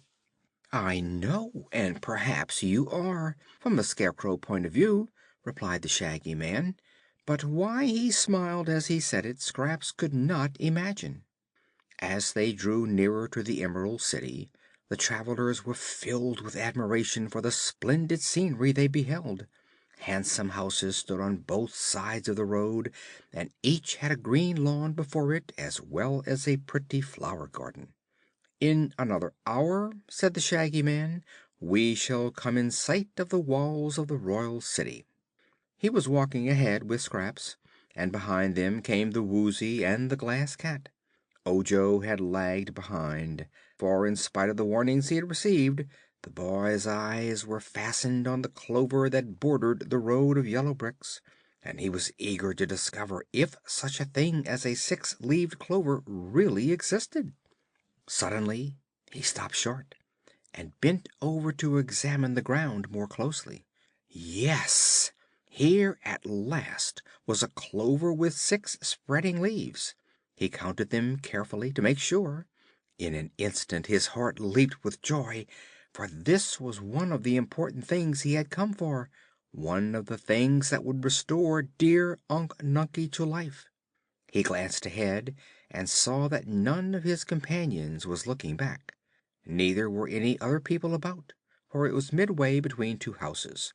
The temptation was too strong to be resisted. "I might search for weeks and weeks and never find another 6-leaved clover," he told himself, and quickly plucking the stem from the plant, he placed the prized clover in his basket, covering it with the other things he carried there. Then, trying to look as if nothing had happened, he hurried forward and overtook his comrades. The Emerald City, which is the most splendid as well as the most beautiful city in any fairyland, is surrounded by a high, thick wall of green marble, polished smooth and set with glistening emeralds.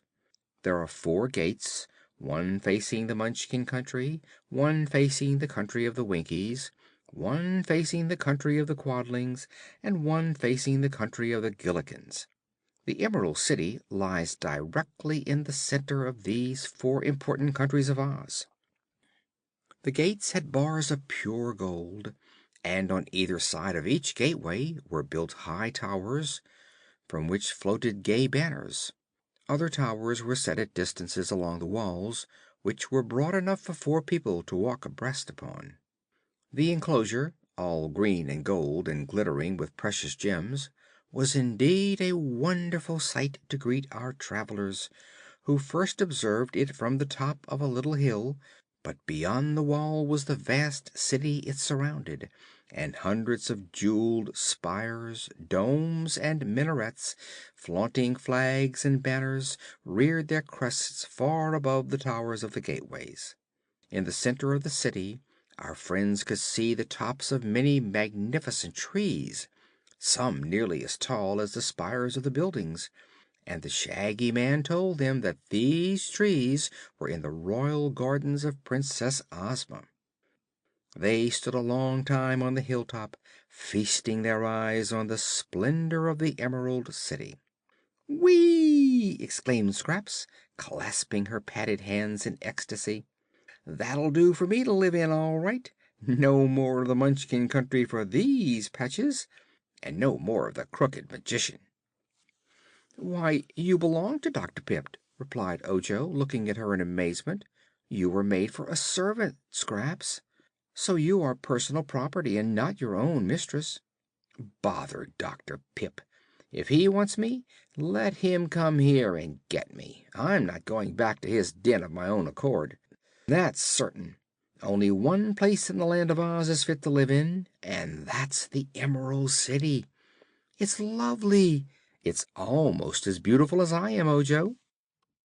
"In this country," remarked the Shaggy Man, "people live wherever our Ruler tells them to. It wouldn't do to have everyone live in the Emerald City, you know, for some must plow the land and raise grains and fruits and vegetables, while others chop wood in the forests, or fish in the rivers, or herd the sheep and the cattle." "Poor things!" said Scraps. "I'm not sure they are not happier than the city people," replied the Shaggy Man. "There's a freedom and independence in country life that not even the Emerald City can give one. I know that lots of the city people would like to get back to the land. The Scarecrow lives in the country, and so do the Tin Woodman and Jack Pumpkinhead. Yet all three would be welcome to live in Ozma's palace if they cared to. Too much splendor becomes tiresome, you know. But if we're to reach the Emerald City before sundown, we must hurry, for it is yet a long way off." The entrancing sight of the city had put new energy into them all, and they hurried forward with lighter steps than before. There was much to interest them along the roadway, for the houses were now set more closely together and they met a good many people who were coming or going from one place to another. All these seemed happy faced, pleasant people, who nodded graciously to the strangers as they passed and exchanged words of greeting. At last they reached the great gateway just as the sun was setting and adding its red glow to the glitter of the emeralds on the green walls and spires. Somewhere inside the city a band could be heard playing sweet music. A soft, subdued hum, as of many voices, reached their ears. From the neighboring yards came the low mooing of cows waiting to be milked.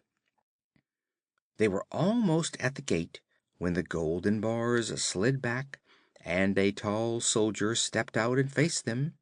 Ojo thought he had never seen so tall a man before. The soldier wore a handsome green and gold uniform, with a tall hat in which was a waving plume, and he had a belt thickly encrusted with jewels.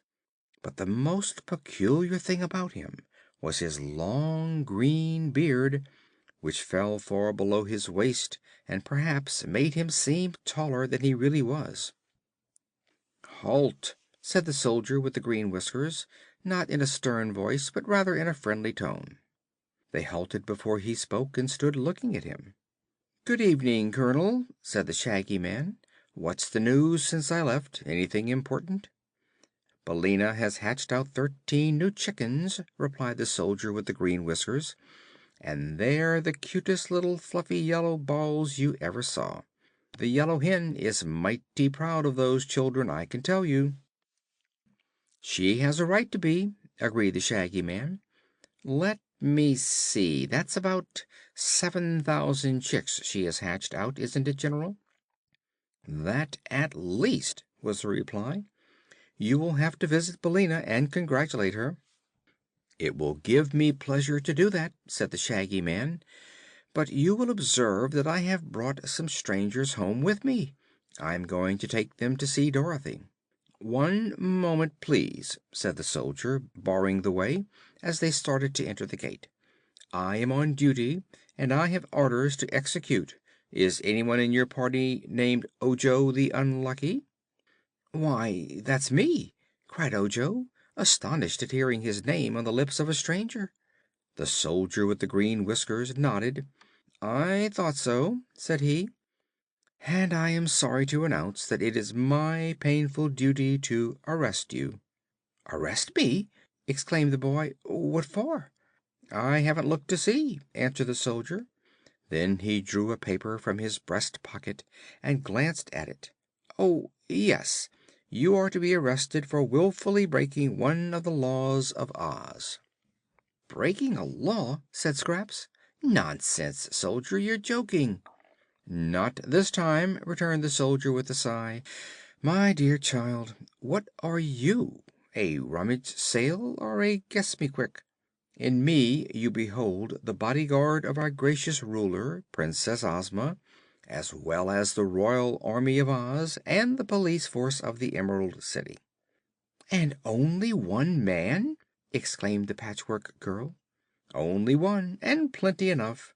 In my official positions I've had nothing to do for a good many years, so long that I began to fear I was absolutely useless, until today. An hour ago I was called to the presence of Her Highness, Ozma of Oz, and told to arrest a boy named Ojo the Unlucky, who was journeying from the Munchkin Country to the Emerald City and would arrive in a short time.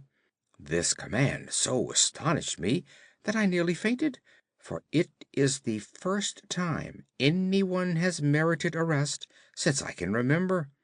You are rightly named Ojo the Unlucky, my poor boy, since you have broken a law of Oz." "But you are wrong," said Scraps. "Ozma is wrong. You are all wrong, for Ojo has broken no law." "Then he will soon be free again," replied the soldier with the green whiskers. "Anyone accused of crime is given a fair trial by our ruler and has every chance to prove his innocence. But just now Ozma's orders must be obeyed." With this he took from his pocket a pair of handcuffs made of gold and set with rubies and diamonds, and these he snapped over Ojo's wrists. End of Chapter 14.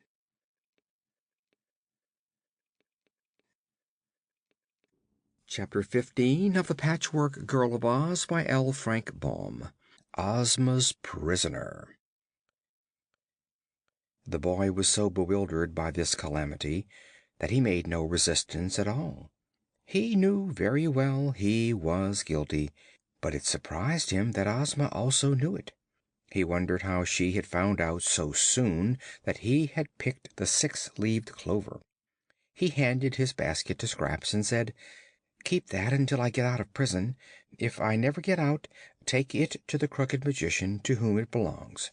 The Shaggy Man had been gazing earnestly in the boy's face, uncertain whether to defend him or not. But something he read in Ojo's expression made him draw back and refuse to interfere to save him. The Shaggy Man was greatly surprised and grieved, but he knew that Ozma never made mistakes, and so Ojo must really have broken the law of Oz. The soldier with the green whiskers now led them all through the gate and into a little room built in the wall. Here sat a jolly little man, richly dressed in green and having around his neck a heavy gold chain, to which a number of great golden keys were attached. This was the guardian of the gate, and at the moment they entered his room he was playing a tune upon a mouth organ. "Listen," he said, holding up his hand for silence. "I've just composed a tune called 'The Speckled Alligator.' It's in patch time, which is much superior to ragtime, and I've composed it in honor of the Patchwork Girl, who has just arrived." "How did you know I had arrived?" asked Scraps, much interested. "It's my business to know who's coming, for I'm the guardian of the gate. Keep quiet while I play you 'The Speckled Alligator.'" It wasn't a very bad tune, nor a very good one, but all listened respectfully while he shut his eyes and swayed his head from side to side and blew the notes from the little instrument. When it was all over, the soldier with the green whiskers said, "Guardian, I have here a prisoner." "Good gracious! A prisoner?" cried the little man, jumping up from his chair. "Which one? Not the Shaggy Man?" "No, this boy." "Ah, I hope his fault is as small as himself," said the guardian of the gate. "But what can he have done, and what made him do it?" "Can't say," replied the soldier. "All I know is that he has broken the law." "But no one ever does that." "Then he must be innocent, and soon will be released. I hope you are right, guardian. Just now I am ordered to take him to prison. Get me a prisoner's robe from your official wardrobe." The guardian unlocked a closet and took from it a white robe, which the soldier threw over Ojo. It covered him from head to foot, but had two holes just in front of his eyes, so he could see where to go. In this attire the boy presented a very quaint appearance. As the guardian unlocked a gate leading from his room into the streets of the Emerald City, the Shaggy Man said to Scraps, "I think I shall take you directly to Dorothy, as the Scarecrow advised, and the Glass Cat and the Woozy may come with us. Ojo must go to prison with the soldier with the green whiskers, but he will be well treated and you need not worry about him." "What will they do with him?" asked Scraps. "That I cannot tell. Since I came to the Land of Oz, no one has ever been arrested or imprisoned until Ojo broke the law." "Seems to me that girl Ruler of yours is making a big fuss over nothing," remarked Scraps, tossing her yarn hair out of her eyes with a jerk of her patched head. "I don't know what Ojo has done, but it couldn't be anything very bad, for you and I were with him all the time." The Shaggy Man made no reply to this speech, and presently the Patchwork Girl forgot all about Ojo in her admiration of the wonderful city she had entered. They soon separated from the Munchkin boy, who was led by the soldier with the green whiskers down a side street toward the prison. Ojo felt very miserable and greatly ashamed of himself, but he was beginning to grow angry because he was treated in such a disgraceful manner. Instead of entering the splendid Emerald City as a respectable traveler who was entitled to a welcome and to hospitality, he was being brought in as a criminal, handcuffed and in a robe that told all he met of his deep disgrace.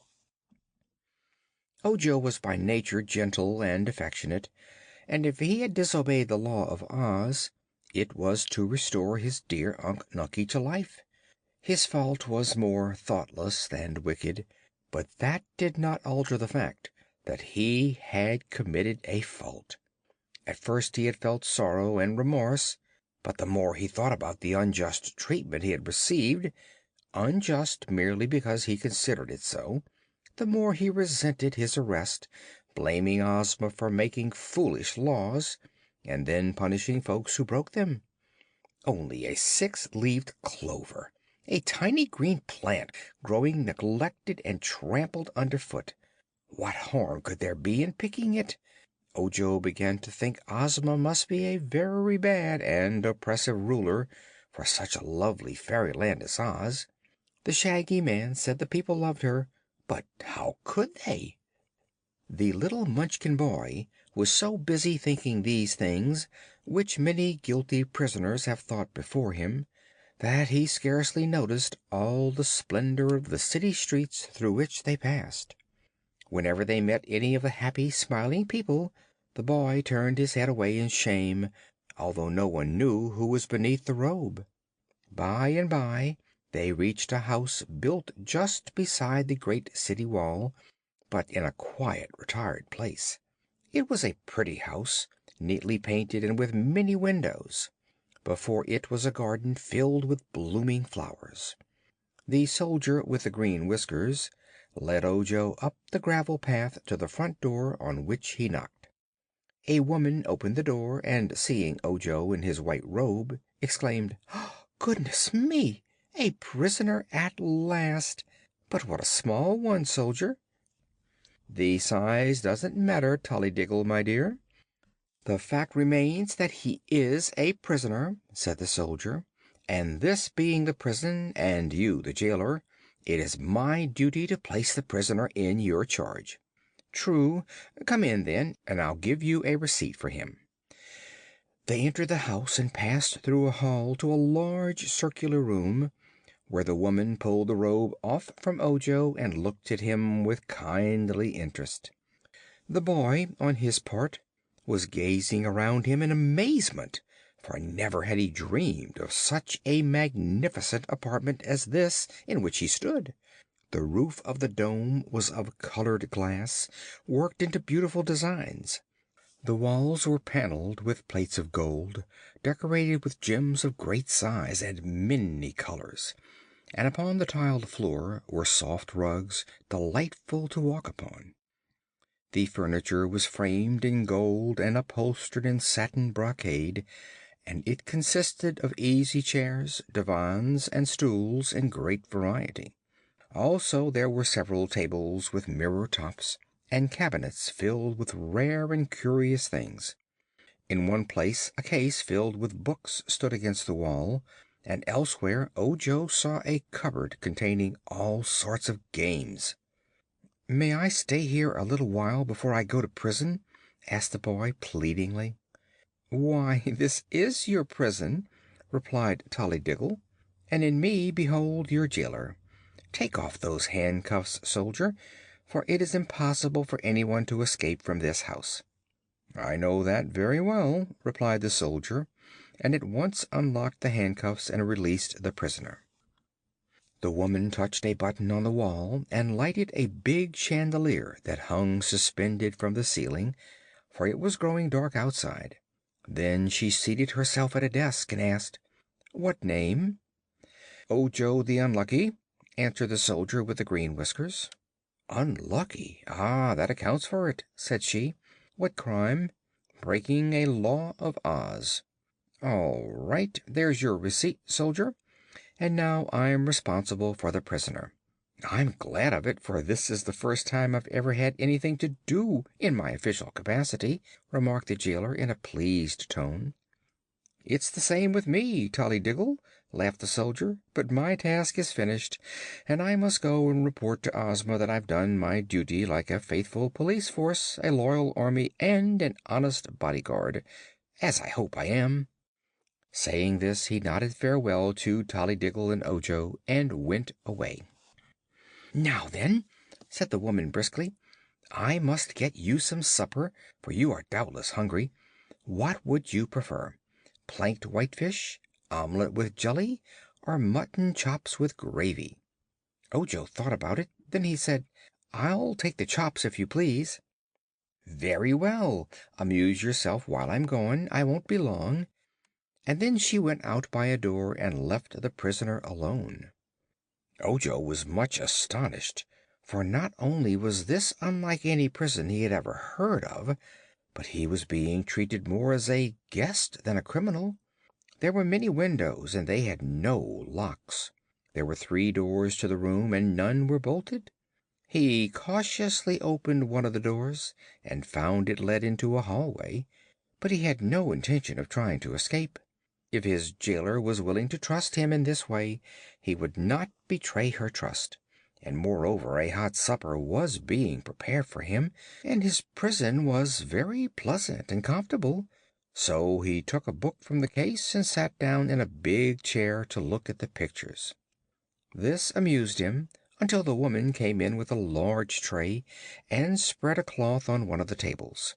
Then she arranged his supper, which proved the most varied and delicious meal Ojo had ever eaten in his life.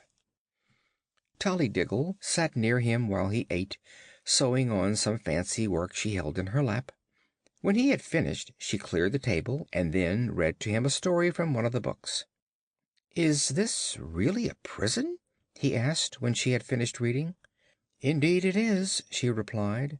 It is the only prison in the Land of Oz." "And I am a prisoner?" "Bless the child, of course." "Then why is the prison so fine, and why are you so kind to me?" he earnestly asked. Tollydiggle seemed surprised by the question, but she presently answered: "We consider a prisoner unfortunate. He is unfortunate in two ways: because he has done something wrong, and because he is deprived of his liberty. Therefore we should treat him kindly because of his misfortune, for otherwise he would become hard and bitter and would not be sorry he had done wrong. Ozma thinks that one who has committed a fault did so because he was not strong and brave. Therefore she puts him in prison to make him strong and brave. When that is accomplished, he is no longer a prisoner, but a good and loyal citizen, and everyone is glad that he is now strong enough to resist doing wrong. You see, it is kindness that makes one strong and brave, and so we are kind to our prisoners." Ojo thought this over very carefully. "I had an idea," said he, "that prisoners were always treated harshly to punish them." "That would be dreadful!" cried Tollydiggle. "Isn't one punished enough in knowing he has done wrong? Don't you wish, Ojo, with all your heart, that you had not been disobedient and broken a law of Oz?" "I I hate to be different from other people," he admitted. "Yes, one likes to be respected as highly as his neighbors are," said the woman. "When you are tried and found guilty, you will be obliged to make amends in some way. I don't know just what Ozma will do to you, because this is the first time one of us has broken a law, but you may be sure she will be just and merciful. Here in the Emerald City people are too happy and contented ever to do wrong. But perhaps you came from some faraway corner of our land, and having no love for Ozma carelessly broke one of her laws." "Yes," said Ojo. "I've lived all my life in the heart of a lonely forest, where I saw no one but dear Unc Nunkie." "I thought so," said Tollydiggle. "But now we have talked enough, so let us play a game until bedtime."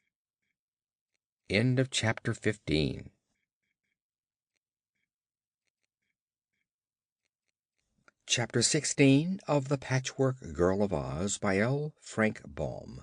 Princess Dorothy.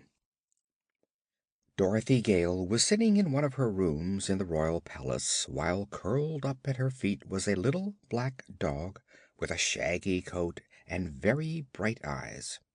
She wore a plain white frock, without any jewels or other ornaments except an emerald green hair ribbon, for Dorothy was a simple little girl and had not been in the least spoiled by the magnificence surrounding her. Once the child had lived on the Kansas prairies, but she seemed marked for adventure, for she had made several trips to the Land of Oz before she came to live there for good. Her very best friend was the beautiful Ozma of Oz, who loved Dorothy so well that she kept her in her own palace so as to be near her.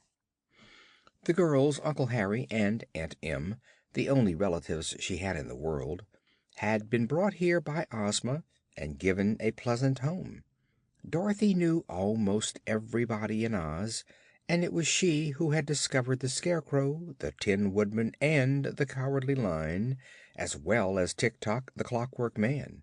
Her life was very pleasant now, and although she had been made a Princess of Oz by her friend Ozma, she did not care much to be a princess, and remained as sweet as when she had been plain Dorothy Gale of Kansas.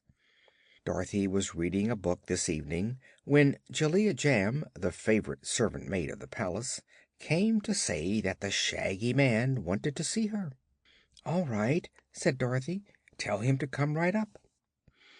"But he has some queer creatures with him, some of the queerest I've ever laid eyes on," reported Jellia. "Never mind; let 'em all come up," replied Dorothy. But when the door opened to admit not only the Shaggy Man, but Scraps, the Woozy, and the Glass Cat. Dorothy jumped up and looked at her strange visitors in amazement. The Patchwork Girl was the most curious of all, and Dorothy was uncertain at first whether Scraps was really alive, or only a dream or a nightmare. Toto, her dog, slowly uncurled himself, and going to the Patchwork Girl, sniffed at her inquisitively, but soon he lay down again, as if to say he had no interest in such an irregular creation. "You're a new one to me," Dorothy said reflectively, addressing the Patchwork Girl. "I can't imagine where you've come from." "Who, me?" asked Scraps, looking around the pretty room instead of at the girl. "Oh, I come from a bed quilt, I guess. That's what they say, anyhow. Some call it a crazy quilt and some a patchwork quilt. But my name is Scraps, and now you know all about me." "Not quite all," returned Dorothy with a smile. "I wish you'd tell me how you came to be alive." "That's an easy job," said Scraps, sitting upon a big upholstered chair and making the springs bounce her up and down. "Margolotte wanted a slave, so she made me out of an old bed quilt she didn't use. Cotton stuffing, suspender button eyes, red velvet tongue, pearl beads for teeth. The Crooked Magician made a powder of life, sprinkled me with it, and here I am. Perhaps you've noticed my different colors. A very refined and educated gentleman named the Scarecrow, whom I met, told me I am the most beautiful creature in all Oz, and I believe it." "Oh, have you met our Scarecrow, then?"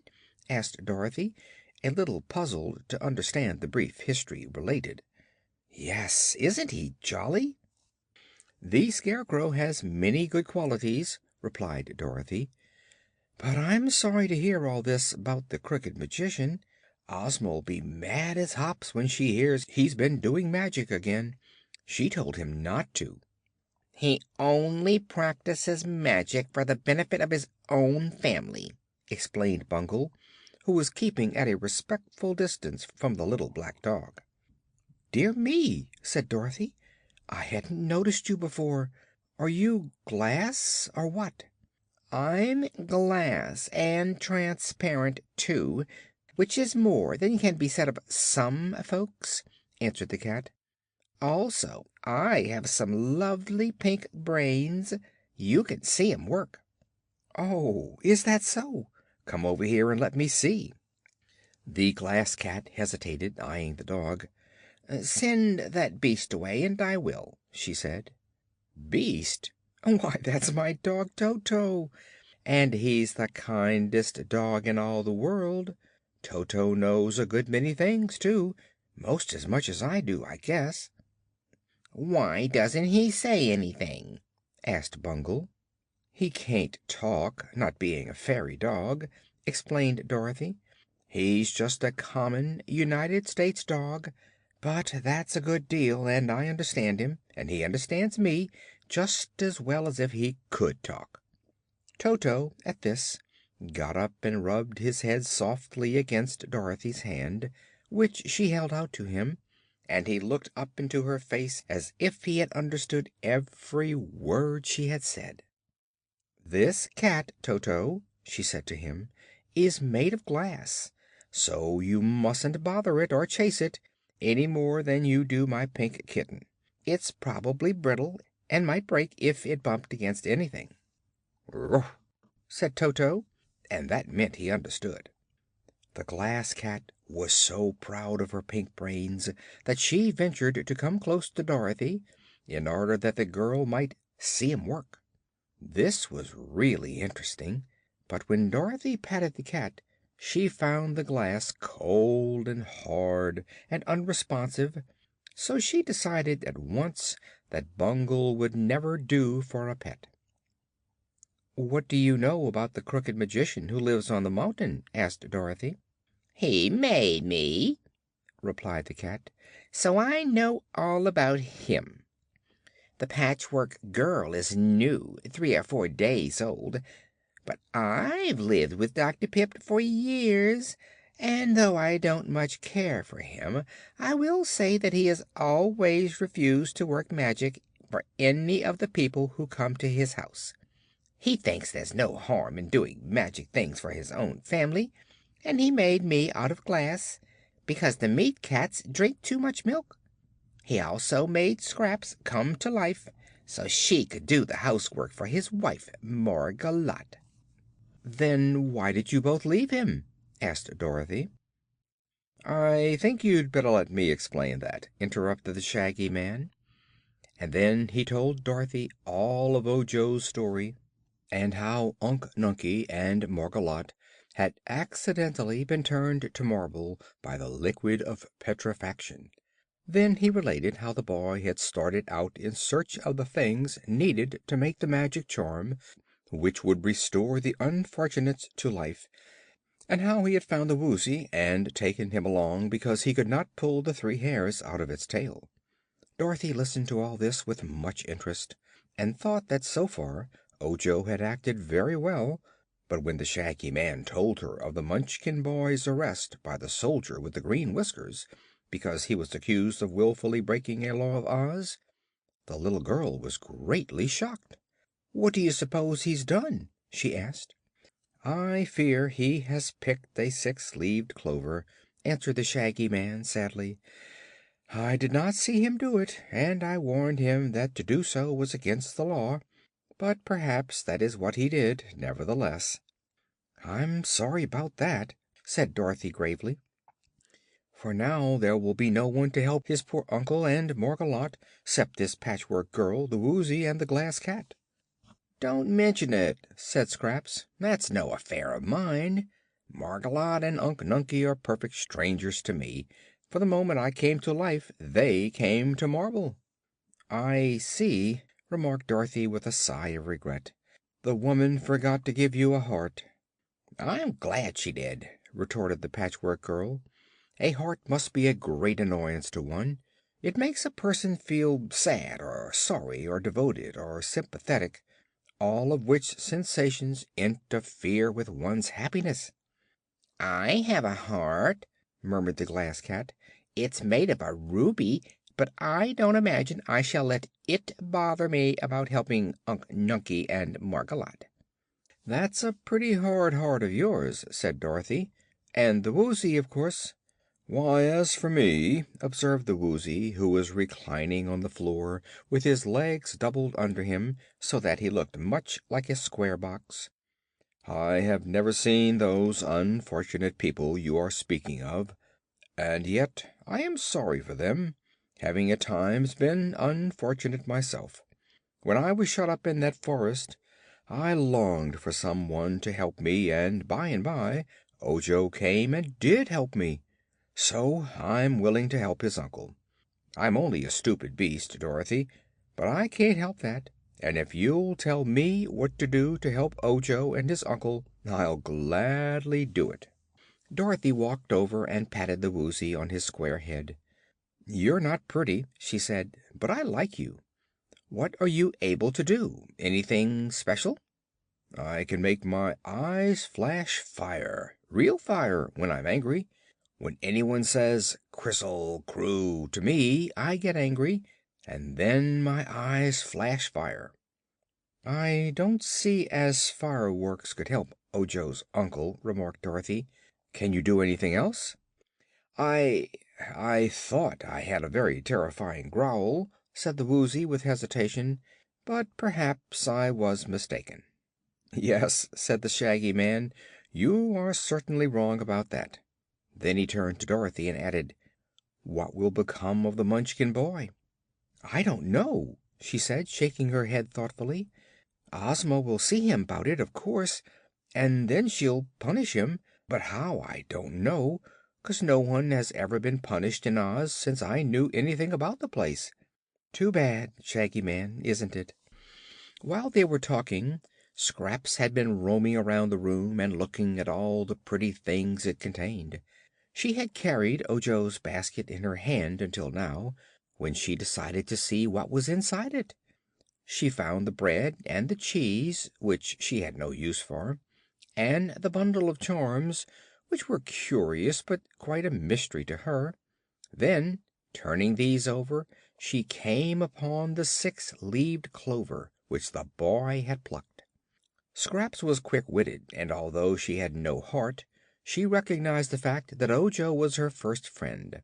She knew at once that because the boy had taken the clover he had been imprisoned, and she understood that Ojo had given her the basket so they would not find the clover in his possession and have proof of his crime.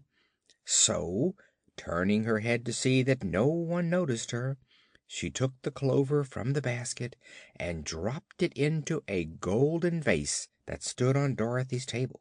Then she came forward and said to Dorothy: "I wouldn't care to help Ojo's uncle, but I might help Ojo. He did not break the law. No one can prove he did. And that green-whiskered soldier had no right to arrest him." "Ozma ordered the boy's arrest," said Dorothy, "and of course she knew what she was doing. But if you can prove Ojo is innocent they will set him free at once." "They'll have to prove him guilty, won't they?" asked Scraps. "I suppose so." "Well, they can't do that," declared the Patchwork Girl. As it was nearly time for Dorothy to dine with Ozma, which she did every evening, she rang for a servant and ordered the Woozy taken to a nice room and given plenty of such food as he liked best. "That's honey bees," said the Woozy. "You can't eat honey bees, but you'll be given something just as nice," Dorothy told him. Then she had the Glass Cat taken to another room for the night, and the Patchwork Girl she kept in one of her own rooms, for she was much interested in the strange creature and wanted to talk with her again and try to understand her better.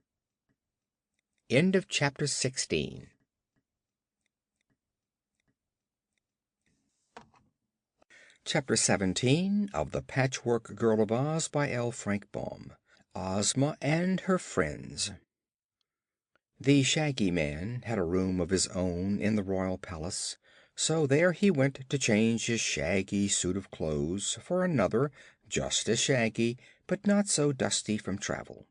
He selected a costume of pea green and pink satin and velvet, with embroidered shags on all the edges and iridescent pearls for ornaments.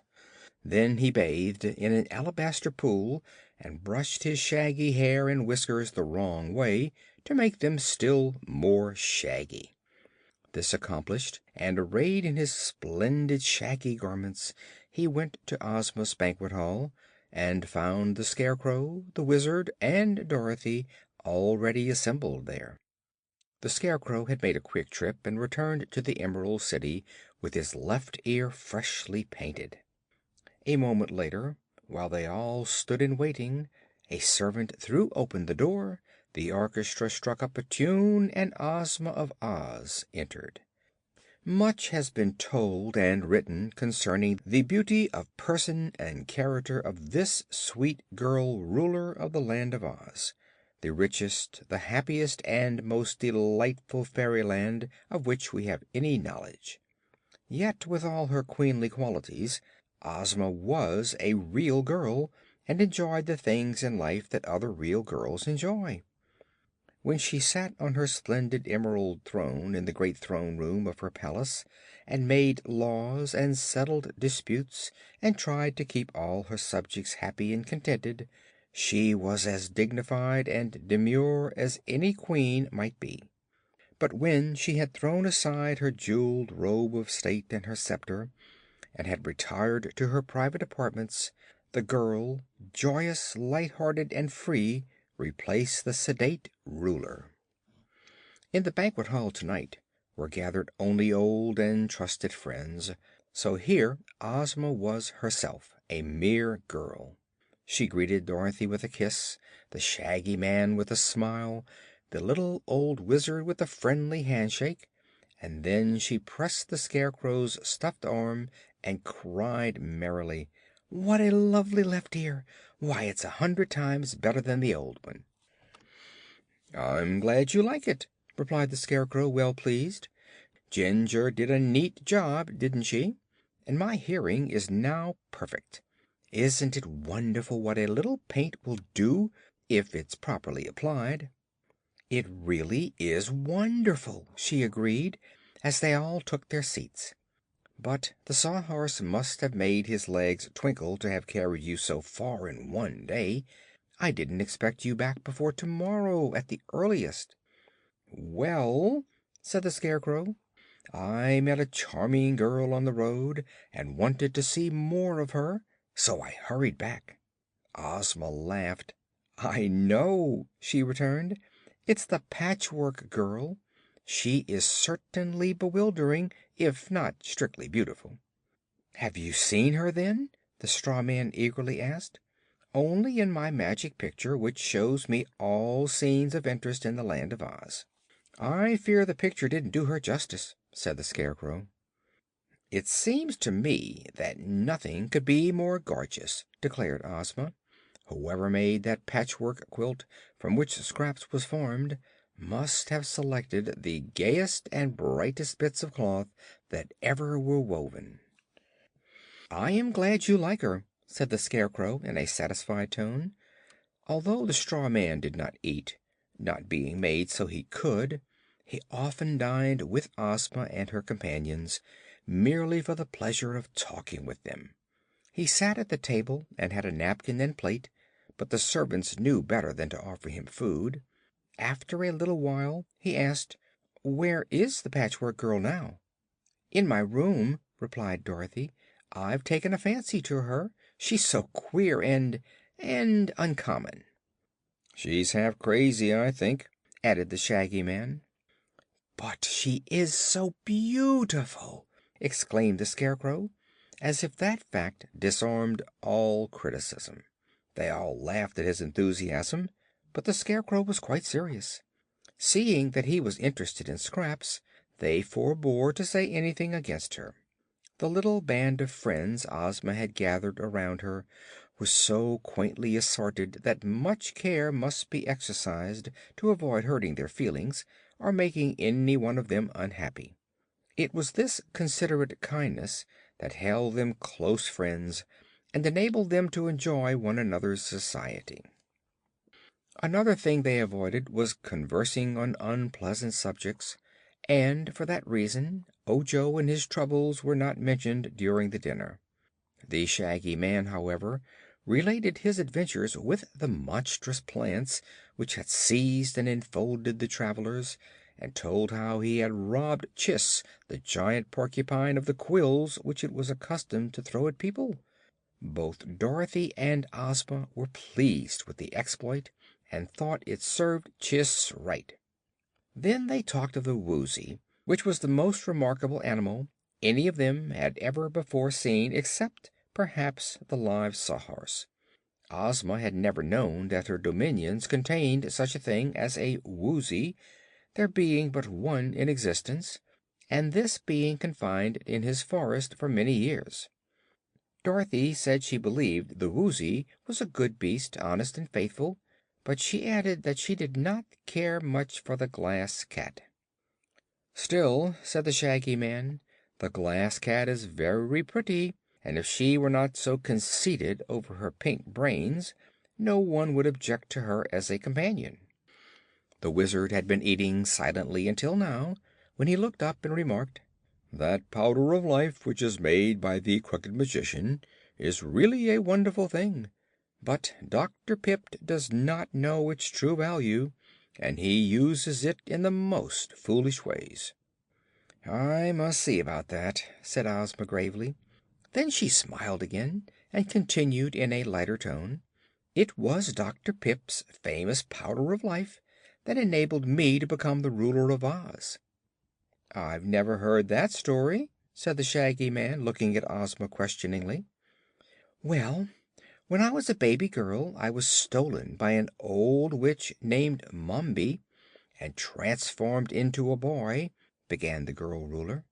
"I did not know who I was, and when I grew big enough to work, the witch made me wait upon her and carry wood for the fire and hoe in the garden. One day she came back from a journey bringing some of the Powder of Life which Dr. Pipt had given her. I made a pumpkin-headed man and set it up in her path to frighten her, for I was fond of fun and hated the witch.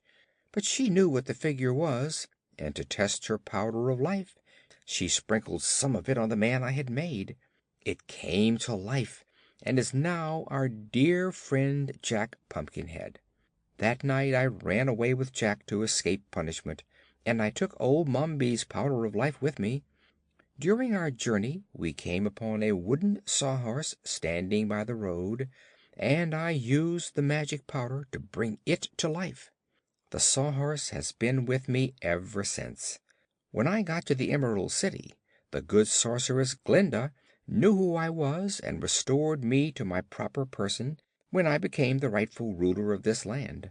So you see, had not old Mombi brought home the powder of life, I might never have run away from her and become Ozma of Oz, nor would we have had Jack Pumpkinhead and the Sawhorse to comfort and amuse us. That story interested the Shaggy Man very much, as well as the others, who had often heard it before. The dinner being now concluded, they all went to Ozma's drawing room, where they passed a pleasant evening before it came time to retire. End of chapter 17.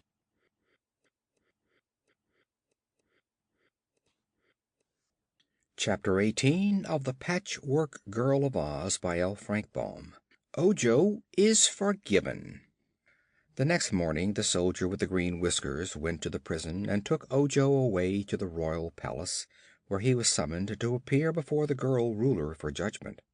Again the soldier put upon the boy the jeweled handcuffs and white prisoner's robe with the peaked top and holes for the eyes. Ojo was so ashamed both of his disgrace and the fault he had committed that he was glad to be covered up in this way, so that people could not see him or know who he was. He followed the soldier with the green whiskers very willingly, anxious that his fate might be decided as soon as possible. The inhabitants of the Emerald City were polite people, and never jeered at the unfortunate, but it was so long since they had seen a prisoner that they cast many curious looks toward the boy, and many of them hurried away to the royal palace to be present during the trial. When Ojo was escorted into the great throne room of the palace, he found hundreds of people assembled there. In the magnificent emerald throne, which sparkled with countless jewels, sat Ozma of Oz in her robe of state, which was embroidered with emeralds and pearls. On her right, but a little lower, was Dorothy, and on her left the Scarecrow.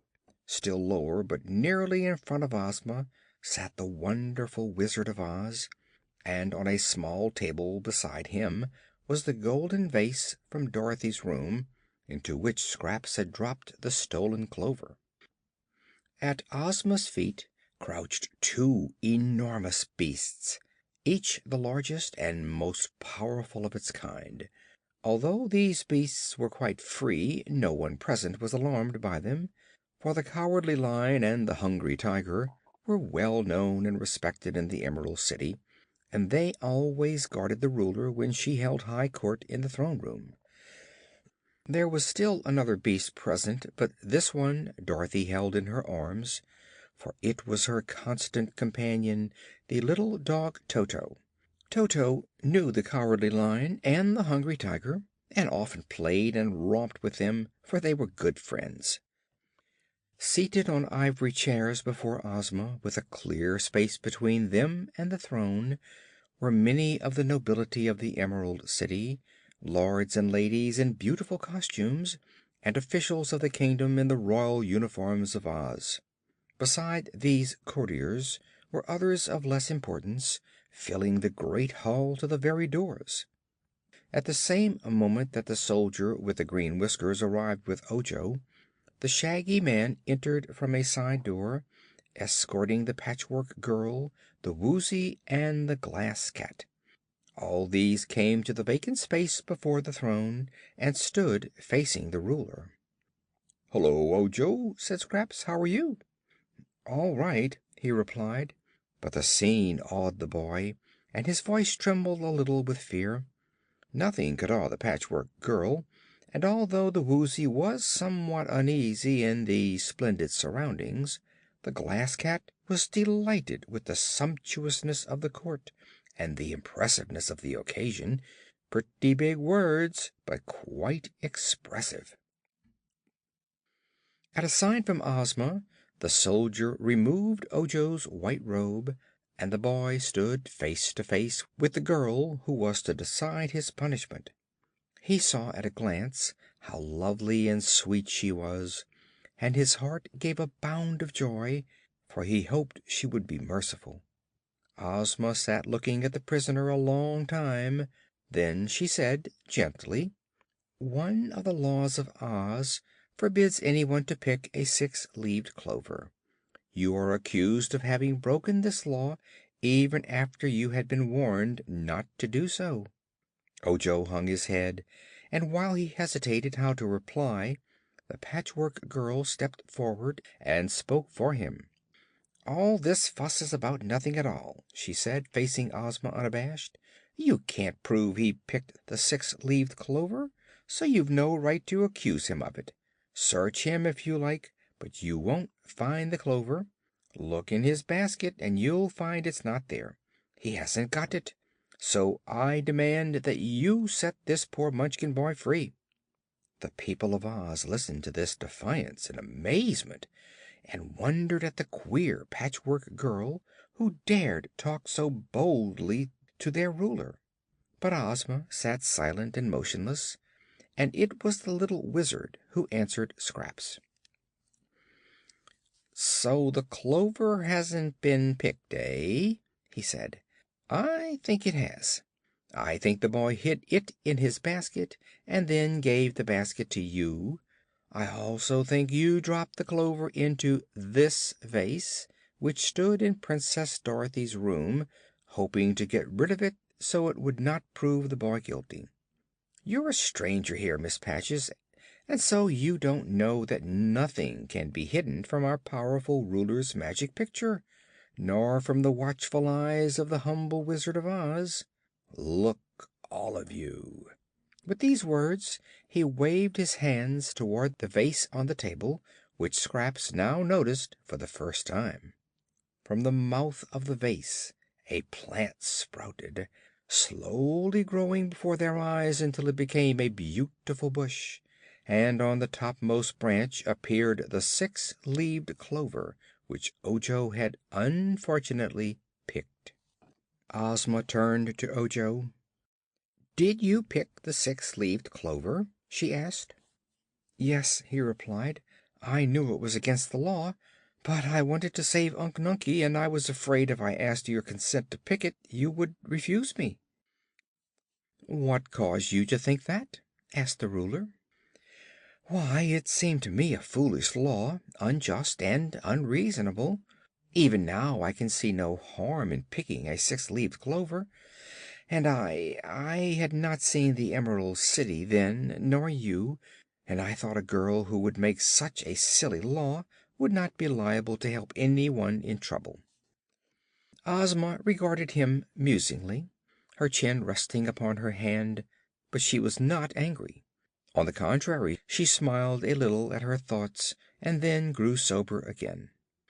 "I suppose a good many laws seem foolish to those people who do not understand them," she said. "But no law is ever made without some purpose, and that purpose is usually to protect all the people and guard their welfare. As you are a stranger, I will explain this law, which to you seems so foolish. Years ago there were many witches and magicians in the Land of Oz, and one of the things they often used in making their magic charms and transformations was a six-leaved clover. These witches and magicians caused so much trouble among my people, often using their powers for evil rather than good, that I decided to forbid anyone to practice magic or sorcery except Glinda the Good and her assistant, the Wizard of Oz, both of whom I can trust to use their arts only to benefit my people and to make them happier. Since I issued that law, the land of Oz has been far more peaceful and quiet. But I learned that some of the witches and magicians were still practicing magic on the sly and using the six-leaved clovers to make their potions and charms. Therefore I made another law forbidding anyone from plucking a six-leaved clover or from gathering other plants and herbs which the witches boil in their kettles to work magic with. That has almost put an end to wicked sorcery in our land, so you see the law was not a foolish one, but wise and just, and in any event it is wrong to disobey a law. Ojo knew she was right, and felt greatly mortified to realize he had acted and spoken so ridiculously. But he raised his head and looked Ozma in the face, saying, "I am sorry I have acted wrongly and broken your law. I did it to save Unc Nunkie, and thought I would not be found out. But I am guilty of this act, and whatever punishment you think I deserve, I will suffer willingly." Ozma smiled more brightly then, and nodded graciously. "You are forgiven," she said, "for although you have committed a serious fault, you are now penitent, and I think you have been punished enough. Soldier, release Ojo the Lucky, and—" "I beg your pardon, I'm Ojo the Unlucky," said the boy. "At this moment you are lucky," said she. "Release him, soldier, and let him go free." The people were glad to hear Ozma's decree, and murmured their approval. As the royal audience was now over, they began to leave the throne room, and soon there were none remaining except Ojo and his friends, and Ozma and her favorites. The girl Ruler now asked Ojo to sit down and tell her all his story, which he did, beginning at the time he had left home in the forest and ending with his arrival at the Emerald City and his arrest. Ozma listened attentively and was thoughtful for some moments after the boy had finished speaking. Then she said: "The Crooked Magician was wrong to make the Glass Cat and the Patchwork Girl, for it was against the law. And if he had not unlawfully kept the bottle of liquid of petrification standing on his shelf, the accident to his wife Margolotte and to Unc Nunkie could not have occurred. I can understand, however, that Ojo, who loves his uncle, will be unhappy unless he can save him. Also, I feel it is wrong to leave these two victims standing as marble statues when they ought to be alive. So I propose we allow Dr. Pipt to make the magic charm which will save them, and that we assist Ojo to find the things he is seeking. What do you think, Wizard?" "That is perhaps the best thing to do," replied the Wizard. "But after the Crooked Magician has restored those poor people to life, you must take away his magic powers." "I will," promised Ozma. "Now tell me, please, what magic things must you find?" continued the Wizard, addressing Ojo. "The 3 hairs from the Woozy's tail I have," said the boy. "That is, I have the Woozy, and the hairs are in his tail. The 6-leaved clover I You may take it and keep it," said Ozma. "That will not be breaking the law, for it is already picked, and the crime of picking it is forgiven." "Thank you!" cried Ojo gratefully. Then he continued: "The next thing I must find is a gill of water from a dark well." The Wizard shook his head. "That," said he, "will be a hard task, but if you travel far enough you may discover it." "I am willing to travel for years if it will save Unc Nunkie," declared Ojo earnestly. "Then you'd better begin your journey at once," advised the Wizard. Dorothy had been listening with interest to this conversation. Now she turned to Ozma and asked: "May I go with Ojo to help him?" "Would you like to?" returned Ozma. "Yes, I know Oz pretty well, but Ojo doesn't know it at all. I'm sorry for his uncle and poor Margolotte, and I'd like to help save them. May I go?" "If you wish to," replied Ozma. "If Dorothy goes, then I must go to take care of her," said the Scarecrow decidedly. "A dark well can only be discovered in some out of the way place, and there may be dangers there." "You have my permission to accompany Dorothy," said Ozma, "and while you are gone I will take care of the Patchwork Girl." "I'll take care of myself," announced Scraps, "for I am going with the Scarecrow and Dorothy. I promised Ojo to help him find the things he wants, and I'll stick to my promise." "Very well," replied Ozma; "but I see no need for Ojo to take the Glass Cat and the Woozy." "I prefer to remain here," said the cat. "I've nearly been nicked half a dozen times already, and if they're going into dangers it's best for me to keep away from them." "Let Jellia Jam keep her till Ojo returns," suggested Dorothy. "We won't need to take the Woozy, either, but he ought to be saved because of the 3 hairs in his tail." "Better take me along," said the Woozy. "My eyes can flash fire, you know, and I can growl a little." "I'm sure you'll be safer here," Ozma decided, and the Woozy made no further objections to the plan. After consulting together they decided that Ojo and his party should leave the very next day to search for the gill of water from a dark well, so they now separated to make preparations for the journey. Ozma gave the Munchkin boy a room in the palace for that night, and the afternoon he passed with Dorothy, getting acquainted, as she said, and receiving advice from the Shaggy Man as to where they must go. The Shaggy Man had wandered in many parts of Oz, and so had Dorothy, for that matter, yet neither of them knew where a dark well was to be found.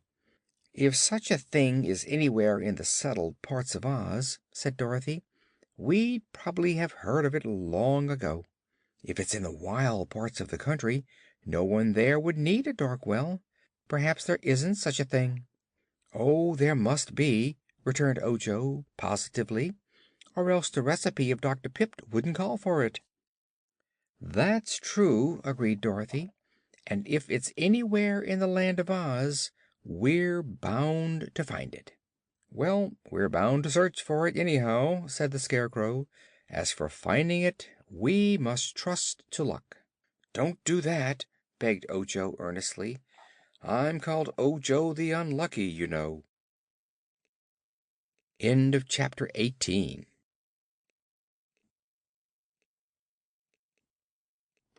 Chapter 19 of the Patchwork Girl of Oz by L. Frank Baum. Trouble with the Tottenhots. A day's journey from the Emerald City brought the little band of adventurers to the home of Jack Pumpkinhead, which was a house formed from the shell of an immense pumpkin. Jack had made it himself and was very proud of it. There was a door and several windows, and through the top was stuck a stovepipe that led from a small stove inside. The door was reached by a flight of 3 steps, and there was a good floor on which was arranged some furniture that was quite comfortable. It is certain that Jack Pumpkinhead might have had a much finer house to live in had he wanted it, for Ozma loved the stupid fellow who had been her earliest companion, but Jack preferred his pumpkin house, as it matched himself very well, and in this he was not stupid after all. The body of this remarkable person was made of wood, branches of trees of various sizes having been used for the purpose. This wooden framework was covered by a red shirt with white spots on it, blue trousers, a yellow vest, a jacket of green and gold, and stout leather shoes. The neck was a sharpened stick, on which the pumpkin head was set, and the eyes, ears, nose and mouth were carved on the skin of the pumpkin, very like a child's jack-o'-lantern. The house of this interesting creation stood in the center of a vast pumpkin field, where the vines grew in profusion and bore pumpkins of extraordinary size, as well as those which were smaller. Some of the pumpkins now ripening on the vines were almost as large as Jack's house, and he told Dorothy he intended to add another pumpkin to his mansion. The travelers were cordially welcomed to this quaint domicile and invited to pass the night there, which they had planned to do. The Patchwork Girl was greatly interested in Jack and examined him admiringly. "You are quite handsome," she said, "but not as really beautiful as the Scarecrow." Jack turned at this to examine the Scarecrow critically, and his old friend slyly winked one painted eye at him. "There is no accounting for tastes," remarked the Pumpkinhead with a sigh. "An old crow once told me I was very fascinating, but of course the bird might have been mistaken. Yet I have noticed that the crows usually avoid the Scarecrow, who is a very honest fellow in his way, but stuffed. I am not stuffed, you will observe. My body is good, solid hickory." "I adore stuffing," said the Patchwork Girl. "Well, as for that, my head is stuffed with pumpkin seeds," declared Jack. "I use them for brains, and when they are fresh I am intellectual. Just now I regret to say my seeds are rattling a bit, so I must soon get another head." "Oh, do you change your head?" asked Ojo. "To be sure. Pumpkins are not permanent, more's the pity, and in time they spoil. That is why I grow such a great field of pumpkins, that I may select a new head whenever necessary." "Who carves the faces on them?" inquired the boy. "I do that myself. I lift off my old head, place it on a table before me, and use the face for a pattern to go by. Sometimes the faces I carve are better than others, more expressive and cheerful, you know, but I think they average very well." Before she had started the journey, Dorothy had packed the knapsack with the things she might need, and this knapsack the Scarecrow carried strapped to his back. The little girl wore a plain gingham dress and a checked sunbonnet, as she knew they were best fitted for travel. Ojo also had brought along his basket, to which Ozma had added a bottle of square meal tablets and some fruit. But Jack Pumpkinhead grew a lot of things in his garden besides pumpkins, so he cooked for them a fine vegetable soup and gave Dorothy, Ojo and Toto, the only ones who found it necessary to eat, a pumpkin pie and some green cheese. For beds they must use the sweet dried grasses which Jack had strewn along one side of the room, but that satisfied Dorothy and Ojo very well. Toto, of course, slept beside his little mistress. The Scarecrow, Scraps, and the Pumpkinhead were tireless and had no need to sleep, so they sat up and talked together all night, but they stayed outside the house, under the bright stars, and talked in low tones so as not to disturb the sleepers. During the conversation the Scarecrow explained their quest for a dark well, and asked Jack's advice where to find it. The Pumpkinhead considered the matter gravely. "That is going to be a difficult task," said he, "and if I were you I'd take any ordinary well and enclose it so as to make it dark." "I fear that wouldn't do," replied the Scarecrow. "The well must be naturally dark, and the water must never have seen the light of day, for otherwise the magic charm might not work at all." "How much of the water do you need?" asked Jack. "A gill." "How much is a gill?" "Why, a gill is a gill, of course," answered the Scarecrow, who did not wish to display his ignorance. "I know!" cried Scraps. "Jack and Jill went up the hill to fetch—" "No, no, that's wrong," interrupted the Scarecrow. "There are two kinds of gills, I think. One is a girl and the other is—" "A gilliflower," said Jack. "No, a measure." "How big a measure?" "Well, I'll ask Dorothy." So next morning they asked Dorothy, and she said: "I just don't know how much a gill is, but I've brought along a gold flask that holds a pint. That's more than a gill, I'm sure, and the Crooked Magician may measure it to suit himself. But the thing that's bothering us most, Jack, is to find the well." Jack gazed around the landscape, for he was standing in the doorway of his house. "This is a flat country, so you won't find any dark wells here," said he. "You must go into the mountains, where rocks and caverns are." "And where is that?" asked Ojo. "In the Quadling Country, which lies south of here," replied the Scarecrow. "I've known all along that we must go to the mountains." "So have I," said Dorothy.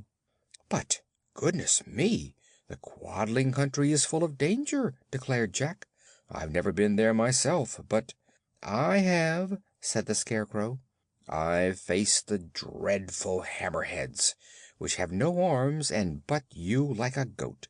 And I've faced the fighting trees, which bend down their branches to pound and whip you, and had many other adventures there."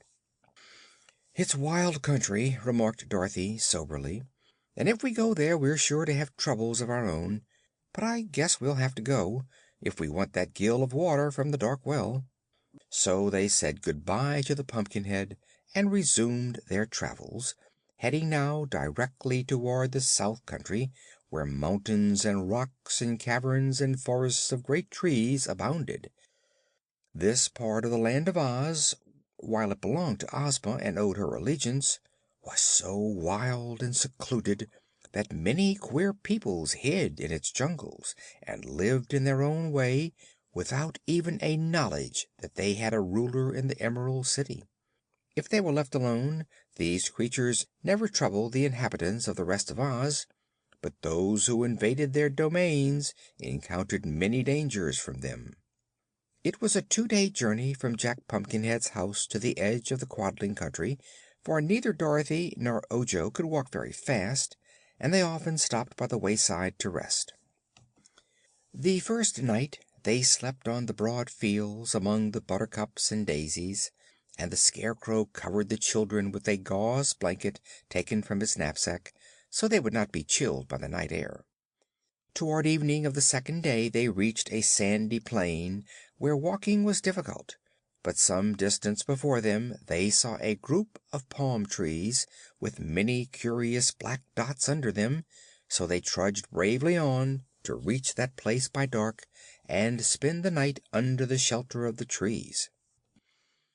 The black dots grew larger as they advanced, and although the light was dim, Dorothy thought they looked like big kettles turned upside down. Just beyond this place a jumble of huge, jagged rocks lay scattered, rising to the mountains behind them. Our travelers preferred to attempt to climb these rocks by daylight, and they realized that for a time this would be their last night on the plains. Twilight had fallen by the time they came to the trees, beneath which were the black circular objects they had marked from a distance.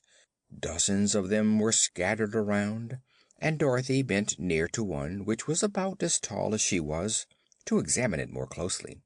As she did so, the top flew open and out popped a dusky creature, rising its length into the air and then plumping down upon the ground just beside the little girl. Another and another popped out of the circular pot-like dwellings, while from all the other black objects came popping more creatures, very like jumping jacks when their boxes are unhooked, until fully 100 stood gathered around our little group of travelers. By this time Dorothy had discovered they were people, tiny and curiously formed, but still people. Their skins were dusky, and their hair stood straight up like wires and was brilliant scarlet in color. Their bodies were bare except for skins fastened around their waists, and they wore bracelets on their ankles and wrists, and necklaces and great pendant earrings. Toto crouched beside his mistress and wailed as if he did not like these strange creatures a bit. Scraps began to mutter something about hoppity poppity jumpity dump, but no one paid any attention to her. Ojo kept close to the Scarecrow, and the Scarecrow kept close to Dorothy, but the little girl turned to the queer creature and asked, "Who are you?" They answered this question all together in a sort of chanting chorus, the words being as follows: "We're the jolly Tottenhots. We do not like the day, but in the night 'tis our delight to gambol, skip, and play. We hate the sun, and from it run. The moon is cool and clear. So on this spot each Tottenhot waits for it to appear, where everyone chock full of fun and full of mischief too. And if you're gay and with us play, we'll do no harm to you." "Glad to meet you, Tottenhots," said the Scarecrow solemnly. "But you mustn't expect us to play with you all night, for we've traveled all day and some of us are tired." "And we never gamble," added the Patchwork Girl. "It's against the law." These remarks were greeted with shouts of laughter by the impish creatures, and one seized the Scarecrow's arm and was astonished to find the straw man whirl around so easily. So the Tottenhot raised the Scarecrow high in the air and tossed him over the heads of the crowd. Someone caught him and tossed him back, and so, with shouts of glee, they continued throwing the Scarecrow here and there as if he had been a basket-ball. Presently another imp seized Scraps and began to throw her about in the same way. They found her a little heavier than the Scarecrow, but still light enough to be tossed like a sofa cushion, and they were enjoying the sport immensely when Dorothy, angry and indignant at the treatment her friends were receiving, rushed among the Tottenhots and began slapping and pushing them until she had rescued the Scarecrow and the Patchwork Girl and held them close on either side of her. Perhaps she would not have accomplished this victory so easily had not Toto helped her, barking and snapping at the bare legs of the imps until they were glad to flee from his attack. As for Ojo, some of the creatures had attempted to toss him also, but finding his body too heavy, they threw him to the ground, and a row of the imps sat on him and held him from assisting Dorothy in her battle. The little brown folks were much surprised at being attacked by the girl and the dog, and one or two who had been slapped hardest began to cry. Then suddenly they gave a shout all together, and disappeared in a flash into their various houses, the tops of which closed with a series of pops that sounded like a bunch of firecrackers being exploded. The adventurers now found themselves alone, and Dorothy asked anxiously, "Is anybody hurt?" "Not me," answered the Scarecrow. "They have given my straw a good shaking up, and taken all the lumps out of it. I am now in splendid condition, and am really obliged to the Tottenhots for their kind treatment." "I feel much the same way," said Scraps. "My cotton stuffing had sagged a good deal with the day's walking, and they've loosened it up until I feel as plump as a sausage. But the play was a little rough, and I'd had quite enough of it when you interfered." "6 of them sat on me," said Ojo, "but as they are so little they didn't hurt me much."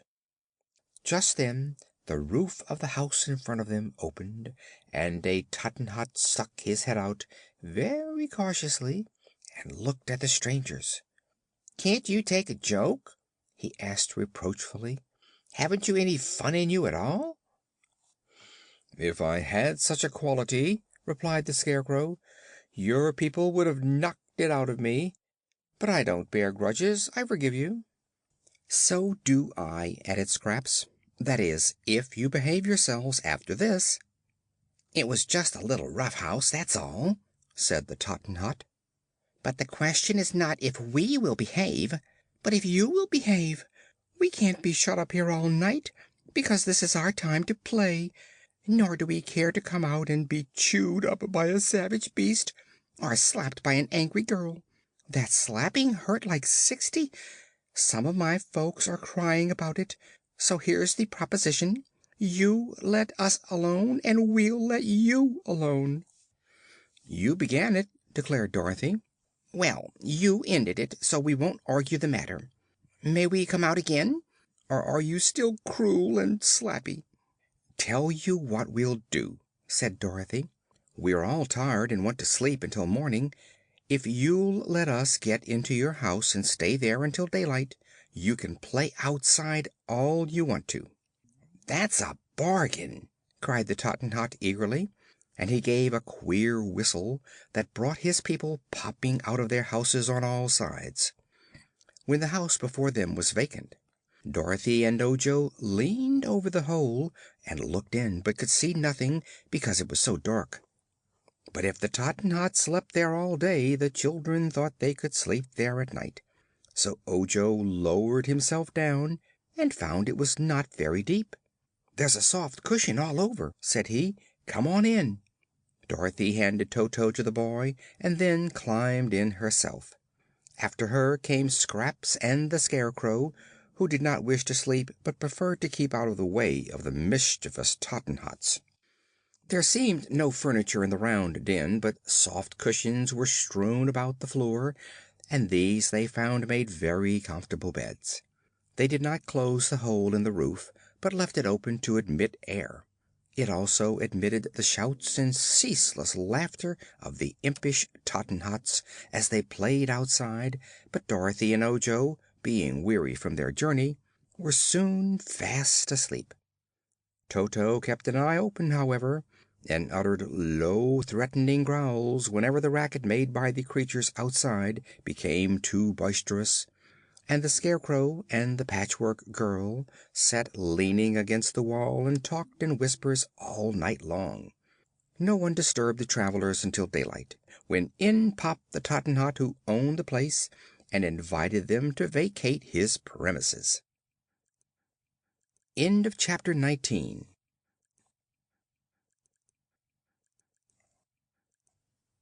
Chapter 20 of The Patchwork Girl of Oz by L. Frank Baum. The Captive Yoop.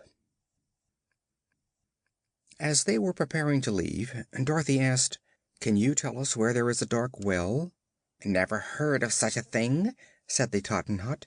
"We live our lives in the dark mostly, and sleep in the daytime, but we've never seen a dark well, or anything like one." "Does anyone live on those mountains beyond here?" asked the Scarecrow. "Lots of people, but you'd better not visit them. We never go there," was the reply. "What are the people like?" Dorothy inquired. "Can't say. We've been told to keep away from the mountain paths, and so we obey. The sandy desert is good enough for us, and we're not disturbed here," declared the Tottenhot. So they left the man snuggling down to sleep in his dusky dwelling, and went out into the sunshine, taking the path that led toward the rocky places. They soon found it hard climbing, for the rocks were uneven and full of sharp points and edges, and now there was no path at all. Clambering here and there among the boulders, they kept steadily on, gradually rising higher and higher, until finally they came to a great rift in a part of the mountain, where the rock seemed to have split in two and left high walls on either side. "Suppose we go this way," suggested Dorothy. "It's much easier walking than to climb over the hills." "How about that sign?" asked Ojo. "What sign?" she inquired. The Munchkin boy pointed to some words painted on the wall of rock beside them, which Dorothy had not noticed. The words read: "Look out for Yoop." The girl eyed this sign a moment and turned to the Scarecrow, asking, "Who is Yoop, or what is Yoop?" The straw man shook his head. Then he looked at Toto, and the dog said, "Woof." "Only way to find out is to go on," said Scraps. This being quite true, they went on. As they proceeded, the walls of rock on either side grew higher and higher. Presently they came upon another sign, which read: "Beware the captive Yoop." "Why, as for that," remarked Dorothy, "if Yoop is a captive, there's no need to beware of him.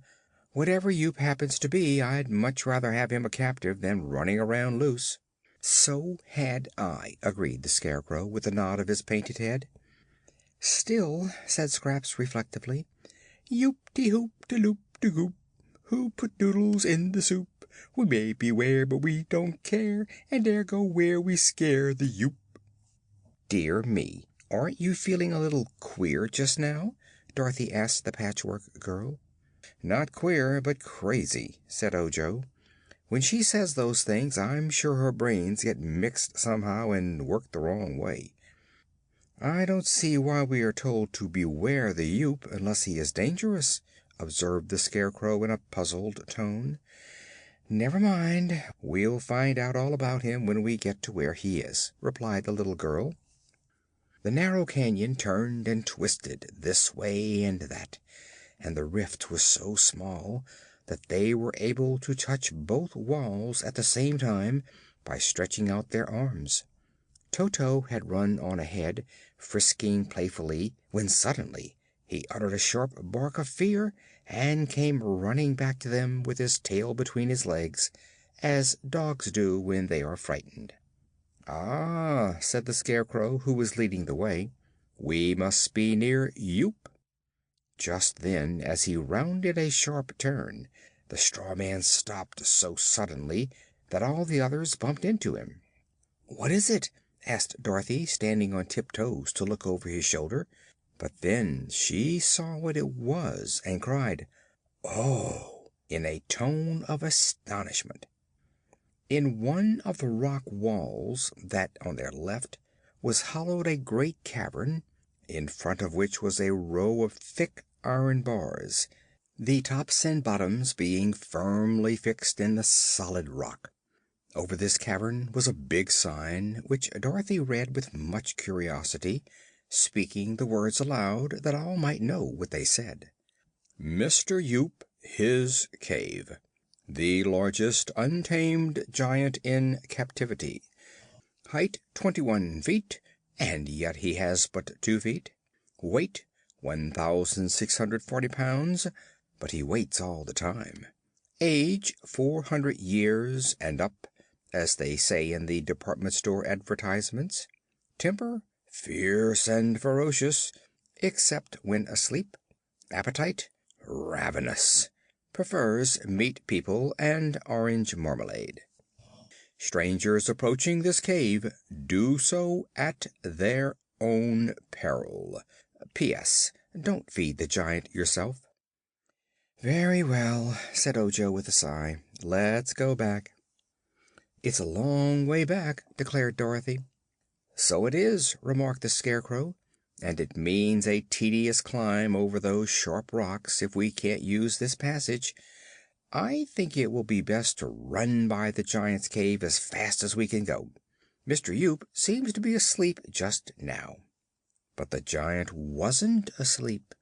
He suddenly appeared at the front of his cavern, seized the iron bars in his great hairy hands, and shook them until they rattled in their sockets. Yoop was so tall that our friends had to tip their heads way back to look into his face, and they noticed he was dressed all in pink velvet, with silver buttons and braid. The giant's boots were of pink leather and had tassels on them, and his hat was decorated with an enormous pink ostrich feather, carefully curled. "Yo ho!" he said in a deep bass voice. "I smell dinner."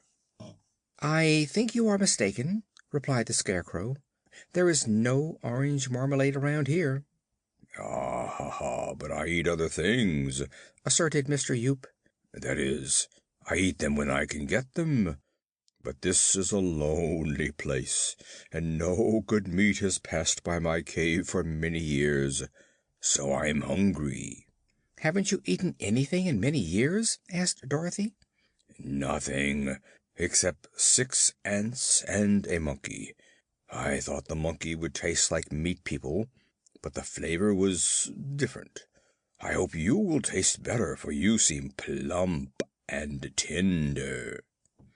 "Oh, I'm not going to be eaten," said Dorothy. "Why not?" "I shall keep out of your way," she answered. "How heartless!" wailed the giant, shaking the bars again.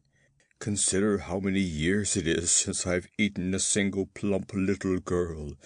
They tell me meat is going up, but if I can manage to catch you, I'm sure it will soon be going down, and I'll catch you if I can."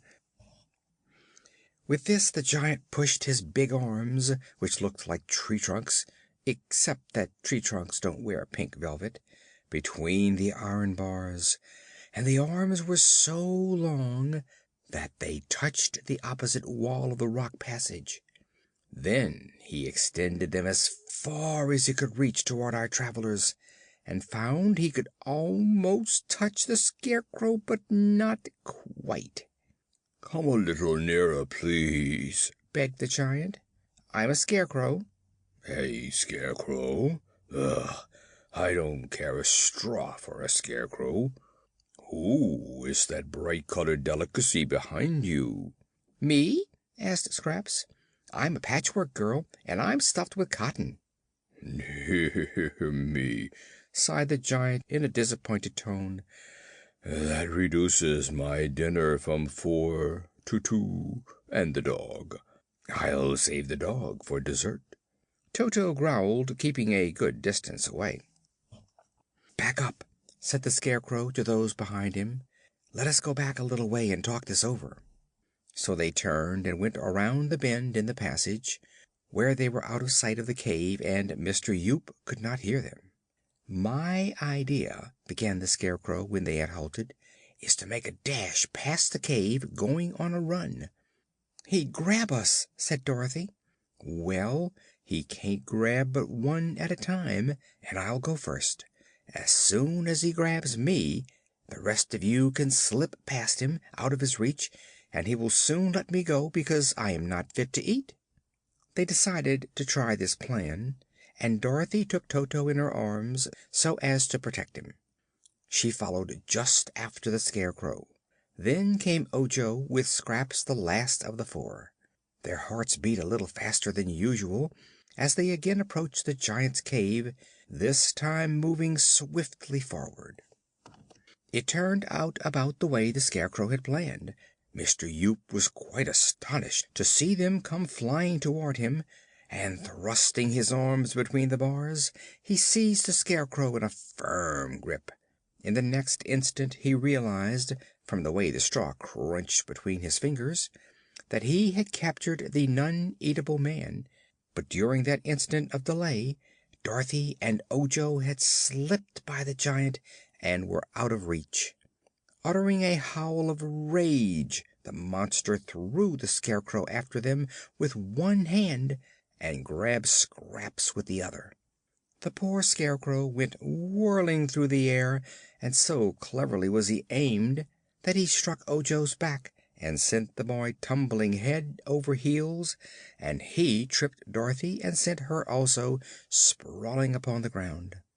Toto flew out of the little girl's arms and landed some distance ahead, and all were so dazed that it was a moment before they could scramble to their feet again. When they did so, they turned to look toward the giant's cave, and at that moment the ferocious Mr. Yoop threw the Patchwork Girl at them. Down went all three again in a heap, with Scraps on top. The giant roared so terribly that for a time they were afraid he had broken loose, but he hadn't. So they sat in the road and looked at one another in a rather bewildered way, and then began to feel glad. "We did it!" exclaimed the Scarecrow with satisfaction. "And now we are free to go on our way." "Mr. Yoop is very impolite," declared Scraps. "He jarred me terribly. It's lucky my stitches are so fine and strong, for otherwise such harsh treatment might rip me up the back." "Allow me to apologize for the giant," said the Scarecrow, raising the Patchwork Girl to her feet and dusting her skirt with his stuffed hands. "Mr. Yoop is a perfect stranger to me, but I fear, from the rude manner in which he has acted, that he is no gentleman." Dorothy and Ojo laughed at this statement, and Toto barked as if he understood the joke, after which they all felt better and resumed the journey in high spirits. "Of course," said the little girl, when they had walked away along the passage, "it was lucky for us the giant was caged, for if he had happened to be loose, he perhaps in that case he wouldn't be hungry any more," said Ojo gravely. End of Chapter 20.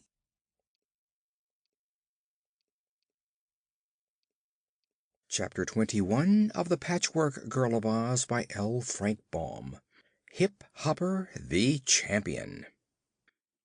They must have had good courage to climb all those rocks, for after getting out of the canyon they encountered more rock hills to be surmounted. Toto could jump from one rock to another quite easily, but the others had to creep and climb with care, so that after a whole day of such work Dorothy and Ojo found themselves very tired. As they gazed upward at the great mass of tumbled rocks that covered the steep incline, Dorothy gave a little groan and said, "That's going to be a terrible hard climb, Scarecrow. I wish we could find the dark well without so much trouble." "Suppose," said Ojo, "you wait here and let me do the climbing, for it's on my account we're searching for the dark well. Then, if I don't find anything, I'll come back and join you." "No," replied the little girl, shaking her head positively. "We'll all go together, for that way we can help each other. If you went alone, something might happen to you, Ojo." So they began the climb, and found it indeed difficult for a way. But presently, in creeping over the big crags, they found a path at their feet, which wound in and out among the masses of rock, and was quite smooth and easy to walk upon. As the path gradually ascended the mountain, although in a roundabout way, they decided to follow it. "This must be the road to the country of the Hoppers," said the Scarecrow. "Who are the Hoppers?" asked Dorothy. "Some people Jack Pumpkinhead told me about," he replied. "I didn't hear him," replied the girl. "No, you were asleep," explained the Scarecrow. "But he told Scraps and me that the Hoppers and the Horners live on this mountain." "He said 'in the mountain,'" declared Scraps, "but of course he meant on it." "Didn't he say what the Hoppers and Horners were like?" inquired Dorothy. "No, he only said they were two separate nations, and that the Horners were the most important." "Well, if we go to their country we'll find out all about 'em," said the girl. "But I've never heard Ozma mention those people, so they can't be very important." "Is this mountain in the Land of Oz?" asked Scraps. "'Course it is," answered Dorothy. "It's in the South Country of the Quadlings. When one comes to the edge of Oz in any direction, there is nothing more to be seen at all. Once you could see sandy desert all around Oz, but now it's different, and no other people can see us, any more than we can see them." "If the mountain is under Ozma's rule, why doesn't she know about the Hoppers and the Horners?" Ojo asked. "Why, it's a fairyland," explained Dorothy, "and lots of queer people live in places so tucked away that those in the Emerald City never even heard of 'em. In the middle of the country it's different, but when you get around the edges you're sure to run into strange little corners that surprise you. I know, for I've traveled in Oz a good deal, and so has the Scarecrow." "Yes," admitted the straw man, "I've been considerable of a traveler in my time, and I like to explore strange places. I find I learn much more by traveling than by staying at home." During this conversation they had been walking up the steep pathway, and now found themselves well up on the mountain. They could see nothing around them, for the rocks beside their path were higher than their heads. Nor could they see far in front of them, because the path was so crooked. But suddenly they stopped, because the path ended and there was no place to go. Ahead was a big rock lying against the side of the mountain, and this blocked the way completely. "There wouldn't be a path, though, if it didn't go somewhere," said the Scarecrow, wrinkling his forehead in deep thought. "This is somewhere, isn't it?" asked the Patchwork Girl, laughing at the bewildered looks of the others. "The path is locked, the way is blocked, yet here we've innocently flocked. And now we're here, it's rather queer. There's no front door that can be knocked." "Please don't, Scraps," said Ojo. "You make me nervous." "Well," said Dorothy, "I'm glad of a little rest, for that's a dreadful steep path." As she spoke, she leaned against the edge of the big rock that stood in their way.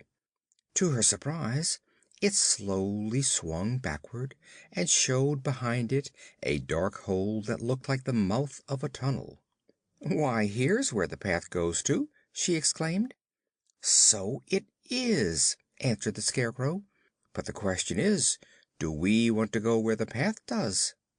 "It's underground, right inside the mountain," said Ojo, peering into the dark hole. "Perhaps there's a well there, and if there is, it's sure to be a dark one." "Why, that's true enough!" cried Dorothy with eagerness. "Let's go in, Scarecrow, 'cause if others have gone, we're pretty safe to go too." Toto looked in and barked, but he did not venture to enter until the Scarecrow had bravely gone first. Scraps followed closely after the straw man, and then Ojo and Dorothy timidly stepped inside the tunnel. As soon as all of them had passed the big rock, it slowly turned and filled up the opening again, but now they were no longer in the dark, for a soft rosy light enabled them to see around them quite distinctly. It was only a passage wide enough for two of them to walk abreast, with Toto in between them, and it had a high arched roof. They could not see where the light which flooded the place so pleasantly came from, for there were no lamps anywhere visible. The passage ran straight for a little way and then made a bend to the right and another sharp turn to the left, after which it went straight again. But there were no side passages, so they could not lose their way. After proceeding some distance, Toto, who had gone on ahead, began to bark loudly. They ran around a bend to see what was the matter, and found a man sitting on the floor of the passage and leaning his back against the wall. He had probably been asleep before Toto's barks roused him, for he was now rubbing his eyes and staring at the little dog with all his might. There was something about this man that Toto objected to, and when he slowly rose to his foot, they saw what it was. He had but one leg, set just below the middle of his round, fat body, but it was a stout leg and had a broad, flat foot at the bottom of it, on which the man seemed to stand very well. He had never had but this one leg, which looked something like a pedestal, and when Toto ran up and made a grab at the man's ankle, he hopped first one way and then another in a very active manner, looking so frightened that Scraps laughed aloud.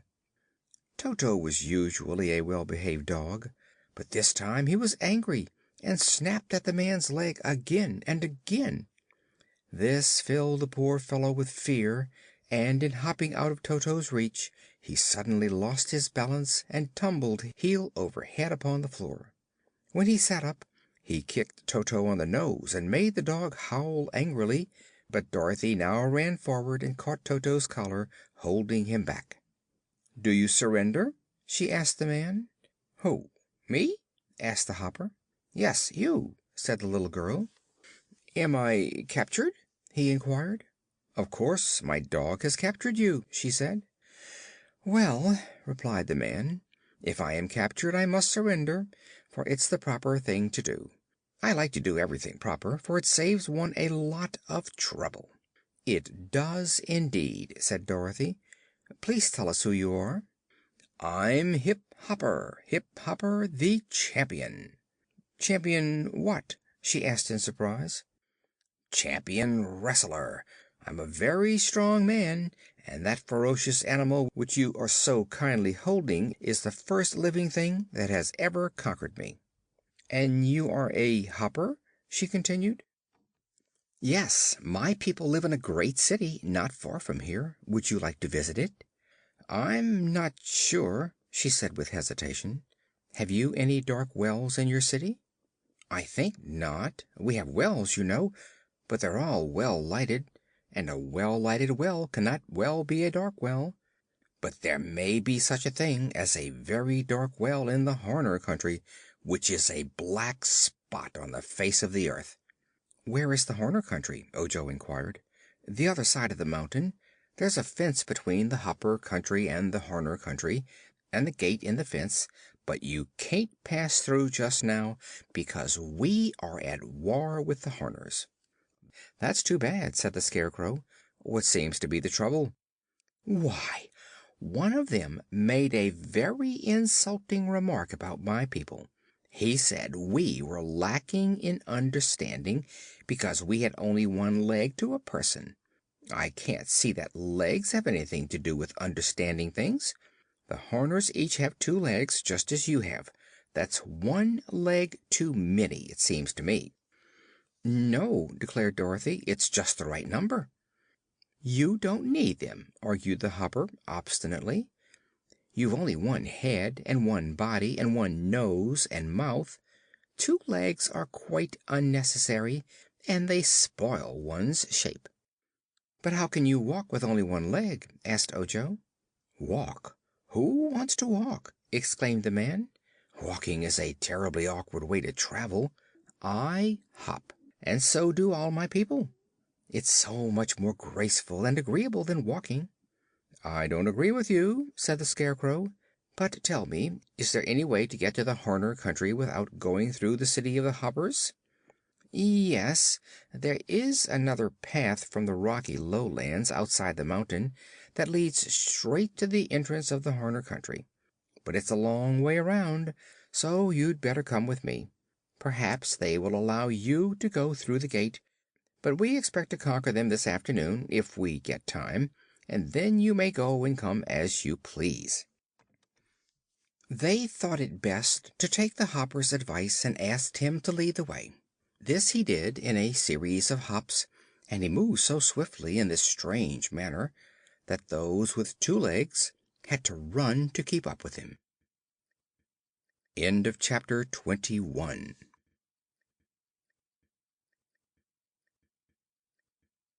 Chapter 22 of the Patchwork Girl of Oz by L. Frank Baum. The Joking Horners. It was not long before they left the passage and came to a great cave, so high that it must have reached nearly to the top of the mountain within which it lay. It was a magnificent cave, illumined by the soft, invisible light, so that everything in it could be plainly seen.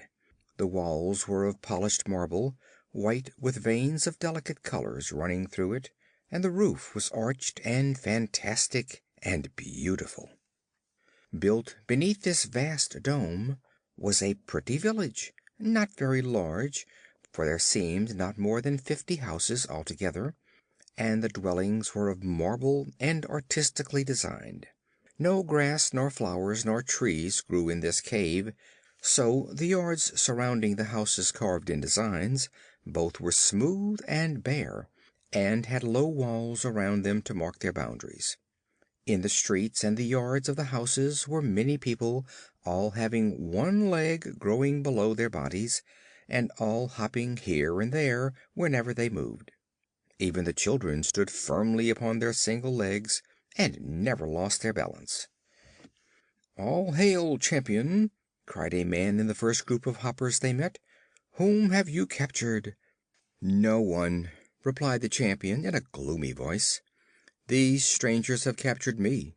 "Then," said another, "we will rescue you and capture them, for we are greater in number." "No," answered the Champion, "I can't allow it. I've surrendered, and it isn't polite to capture those you've surrendered to." "Never mind that," said Dorothy. "We will give you your liberty and set you free." "Really?" asked the Champion in joyous tones. "Yes," said the little girl. "Your people may need you to help conquer the Horners." At this all the Hoppers looked downcast and sad. Several more had joined the group by this time, and quite a crowd of curious men, women and children surrounded the strangers. "This war with our neighbor is a terrible thing," remarked one of the women. "Someone is almost sure to get hurt." "Why do you say that, madam?" inquired the Scarecrow. "Because the horns of our enemies are sharp, and in battle they will try to stick those horns into our warriors," she replied. "How many horns do the Horners have?" asked Dorothy. "Each has one horn in the center of his forehead," was the answer. "Oh, then they're unicorns," declared the Scarecrow. "No, they're Horners. We never go to war with them if we can help it, on account of their dangerous horns." But this insult was so great and so unprovoked that our brave men decided to fight in order to be revenged," said the woman. "What weapons do you fight with?" the Scarecrow asked. "We have no weapons," explained the Champion. "Whenever we fight the Horners, our plan is to push them back, for our arms are longer than theirs." "Then you are better armed," said Scraps. "Yes, but they have those terrible horns, and unless we are careful they prick us with the points," returned the Champion with a shudder. "That makes war with them dangerous, and a dangerous war cannot be a pleasant one." "I see very clearly," remarked the Scarecrow, "that you are going to have trouble in conquering those Horners unless we help you." "Oh!" cried the Hoppers in a chorus. "Can you help us? Please do! We will be greatly obliged. It would please us very much." And by these exclamations the Scarecrow knew that his speech had met with favor. "How far is it to the Horner Country?" he asked. "Why, it's just the other side of the fence," they answered, and the Champion added, "Come with me, please, and I'll show you the Horners." So they followed the Champion and several others through the streets, and just beyond the village came to a very high picket fence, built all of marble, which seemed to divide the great cave into two equal parts. But the part inhabited by the Horners was in no way as grand in appearance as that of the Hoppers. Instead of being marble, the walls and roof were of dull gray rock, and the square houses were plainly made of the same material. But in extent the city was much larger than that of the Hoppers, and the streets were thronged with numerous people who busied themselves in various ways. Looking through the open pickets of the fence, our friends watched the Horners, who did not know they were being watched by strangers, and found them very unusual in appearance. They were little folks in size, and had bodies round as balls, and short legs and arms. Their heads were round, too, and they had long pointed ears, and a horn set in the center of the forehead. The horns did not seem very terrible, for they were not more than 6 inches long, but they were ivory white and sharp pointed, and no wonder the Hoppers feared them. The skins of the Horners were light brown, but they wore snow white robes and were barefooted. Dorothy thought the most striking thing about them was their hair, which grew in 3 distinct colors on each and every head: red, yellow and green. The red was at the bottom and sometimes hung over their eyes. Then came a broad circle of yellow, and the green was at the top and formed a brush-shaped topknot. None of the Horners were yet aware of the presence of strangers, who watched the little brown people for a time, and then went to the big gate in the center of the dividing fence. It was locked on both sides, and over the latch was a sign reading, "War is declared." "Can't we go through?" asked Dorothy. "Not now," answered the Champion. "I think," said the Scarecrow, "that if I could talk with those Horners they would apologize to you, and then there would be no need to fight." "Can't you talk from this side?" asked the Champion. "Not so well," answered the Scarecrow. "Do you suppose you could throw me over that fence? It's high, but I am very light." "We can try it," said the Hopper. "I am perhaps the strongest man in my country, so I'll undertake to do the throwing, but I won't promise you will land on your feet." "No matter about that," returned the Scarecrow. "Just toss me over and I'll be satisfied." So the Champion picked up the Scarecrow and balanced him a moment to see how much he weighed, and then with all his strength tossed him high into the air. Perhaps if the Scarecrow had been a trifle heavier he would have been easier to throw, and would have gone a greater distance, but as it was, instead of going over the fence, he landed just on top of it, and one of the sharp pickets caught him in the middle of his back and held him fast prisoner. Had he been face downward, the Scarecrow might have managed to free himself, but lying on his back on the picket, his hands waved in the air of the Horner country, while his feet kicked the air of the Hopper country, so there he was. "Are you hurt?" called the Patchwork Girl anxiously. "Course not," said Dorothy. "But if he wiggles that way he may tear his clothes. How can we get him down, Mr. Champion?" The Champion shook his head. "I don't know," he confessed. "If he could scare Horners as well as he does crows, it might be a good idea to leave him there." "This is terrible," said Ojo, almost ready to cry. "I suppose it's because I am Ojo the Unlucky that everyone who tries to help me gets into trouble." "You are lucky to have anyone to help you," declared Dorothy. "But don't worry, we'll rescue the Scarecrow somehow." "I know how," announced Scraps. "Here, Mr. Champion, just throw me up to the Scarecrow. I'm nearly as light as he is, and when I'm on top the fence I'll pull our friend off the picket and toss him down to you." "All right," said the Champion, and he picked up the Patchwork Girl and threw her in the same manner he had the Scarecrow. He must have used more strength this time, however, for Scraps sailed far over the top of the fence, and without being able to grab the Scarecrow at all, tumbled to the ground in the Horner country, where her stuffed body knocked over 2 men and a woman, and made a crowd that had collected there run like rabbits to get away from her. Seeing the next moment that she was harmless, the people slowly returned and gathered around the Patchwork Girl, regarding her with astonishment. One of them wore a jeweled star in his hair, just above his horn, and this seemed a person of importance. He spoke for the rest of his people, who treated him with great respect. "Who are you, unknown being?" he asked. "Scraps," she said, rising to her feet and patting her cotton wadding smooth where it had bunched up. "And where did you come from?" he continued. "Over the fence. Don't be silly. There's no other place I could have come from," she replied. He looked at her thoughtfully. "You are not a hopper," said he, "for you have 2 legs. They're not very well shaped, but they are 2 in number. And that strange creature on top the fence, why doesn't he stop kicking? Must be your brother or father or son, for he also has 2 legs." "You must have been to visit the wise donkey," said Scraps, laughing so merrily that the crowd smiled with her in sympathy. "But that reminds me, Captain or King, I am Chief of the Horners, and my name is Jack." "Of course, little Jack Horner. I might have known it.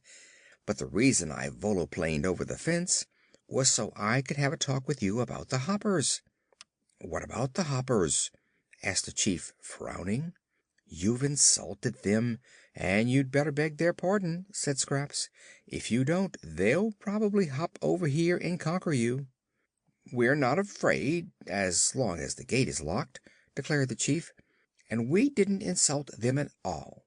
One of us made a joke that the stupid Hoppers couldn't see." The Chief smiled as he said this, and the smile made his face look quite jolly. "What was the joke?" asked Scraps. "A Horner said they have less understanding than we, because they've only 1 leg. You see the point, don't you? If you stand on your legs and your legs are under you, then then your legs are your understanding." My, but that's a fine joke. But the stupid Hoppers couldn't see it. They couldn't see that with only 1 leg they must have less understanding them than we who have 2 legs. The Chief wiped the tears of laughter from his eyes with the bottom hem of his white robe, and all the other Horners wiped their eyes on their robes, for they had laughed just as heartily as their Chief at the absurd joke. "Then," said Scraps, "their understanding of the understanding you meant led to the misunderstanding." "Exactly. So there's no need for us to apologize," returned the Chief. "No need for an apology, perhaps, but much need for an explanation," said Scraps decidedly. "You don't want war, do you?" "Not if we can help it," admitted Jack Horner. "The question is, who's going to explain the joke to the Horners? You know it spoils any joke to be obliged to explain it, and this is the best joke I ever heard." "Who made the joke?" asked Scraps. "Diksey Horner. He is working in the mines just now, but he'll be home before long. Suppose we wait and talk with him about it. Maybe he'll be willing to explain his joke to the Hoppers." "All right," said Scraps. "I'll wait, if Diksey isn't too long." "No, he's short. He's shorter than I am. Say, that's a better joke than Diksey's. He won't be too long because he's short. Hee hee hee ho." The other Horners, who were standing by, roared with laughter and seemed to like their Chief's joke as much as he did. Scraps thought it was odd that they could be so easily amused, but decided there could be little harm in people who laughed so merrily. End of chapter 22.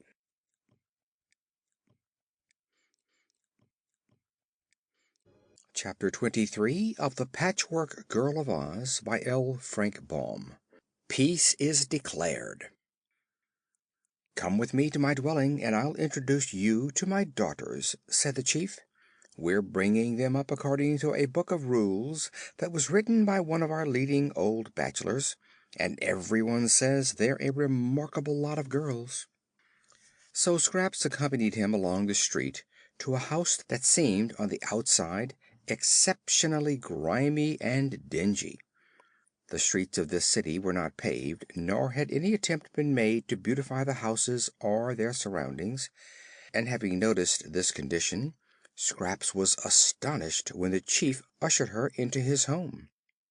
Here was nothing grimy or faded, indeed.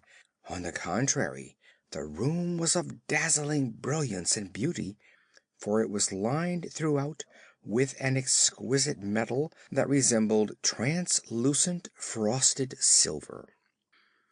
The surface of this metal was highly ornamented in raised designs representing men, animals, flowers and trees, and from the metal itself radiated the soft light which flooded the room.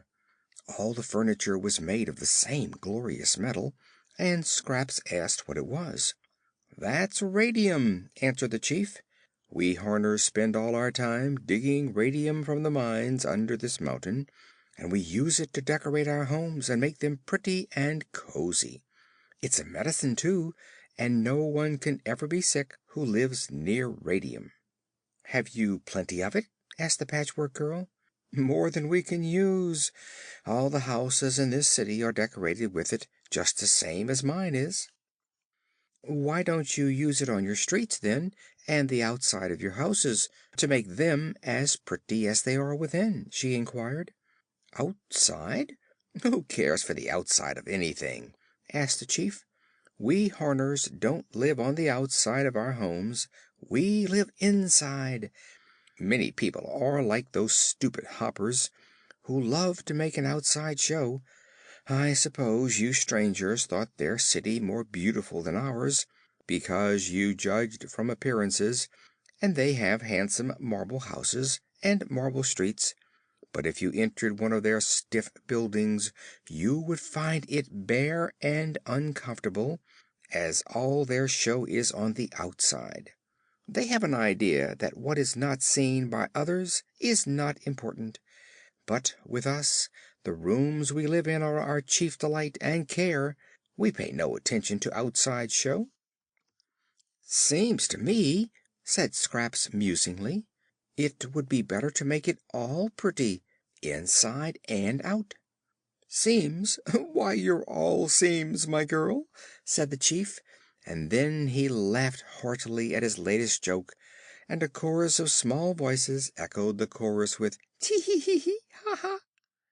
Scraps turned around and found a row of girls seated in radium chairs ranged along one wall of the room. There were 19 of them, by actual count, and they were of all sizes, from a tiny child to one almost a grown woman. All were neatly dressed in spotless white robes, and had brown skins, horns on their foreheads, and 3-colored hair. "These," said the chief, "are my sweet daughters.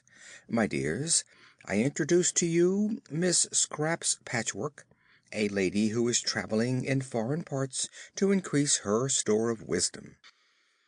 The 19 Horner girls all arose and made a polite curtsy, after which they resumed their seats and rearranged their robes properly.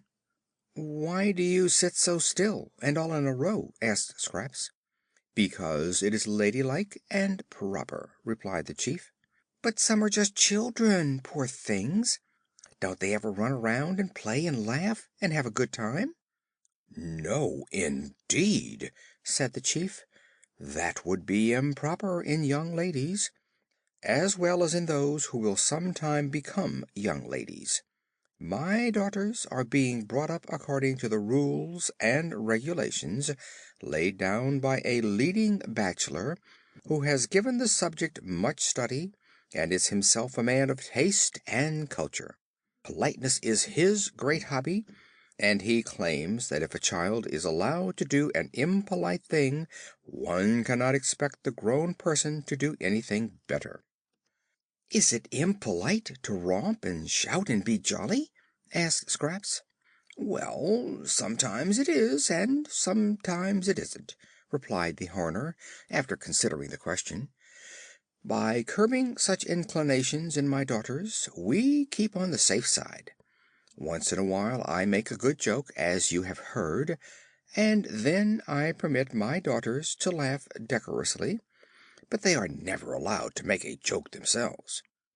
"That old bachelor who made the rules ought to be skinned alive," declared Scraps, and would have said more on the subject had not the door opened to admit a little Horner man whom the chief introduced as Diksey. "What's up, Chief?" asked Diksey, winking 19 times at the 19 girls, who demurely cast down their eyes because their father was looking. The chief told the man that his joke had not been understood by the dull Hoppers, who had become so angry that they had declared war. So the only way to avoid a terrible battle was to explain the joke so they could understand it. "All right," replied Diksey, who seemed a good-natured man.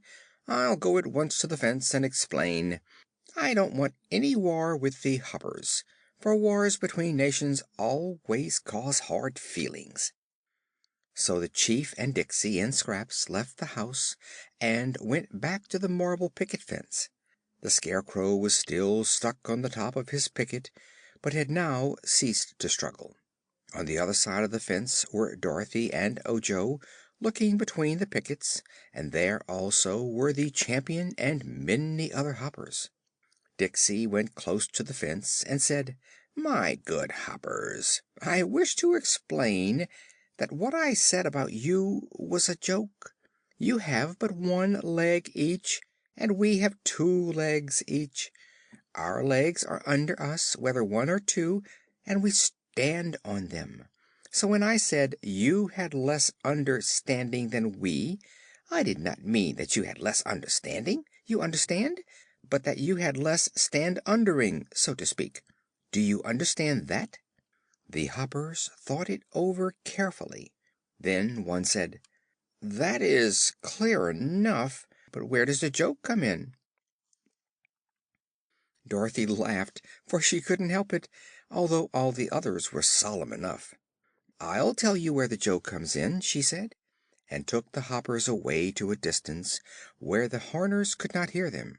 "You know," she then explained, "those neighbors of yours are not very bright, poor things, and what they think is a joke isn't a joke at all. It's true, don't you see?" "True that we have less understanding?" asked the Champion.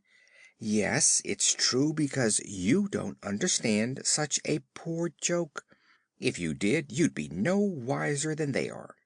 "Ah, yes, of course," they answered, looking very wise. "So I'll tell you what to do," continued Dorothy. "Laugh at their poor joke and tell 'em it's pretty good for a Horner. Then they won't dare say you have less understanding, because you understand as much as they do." The Hoppers looked at one another questioningly, and blinked their eyes, and tried to think what it all meant, but they couldn't figure it out.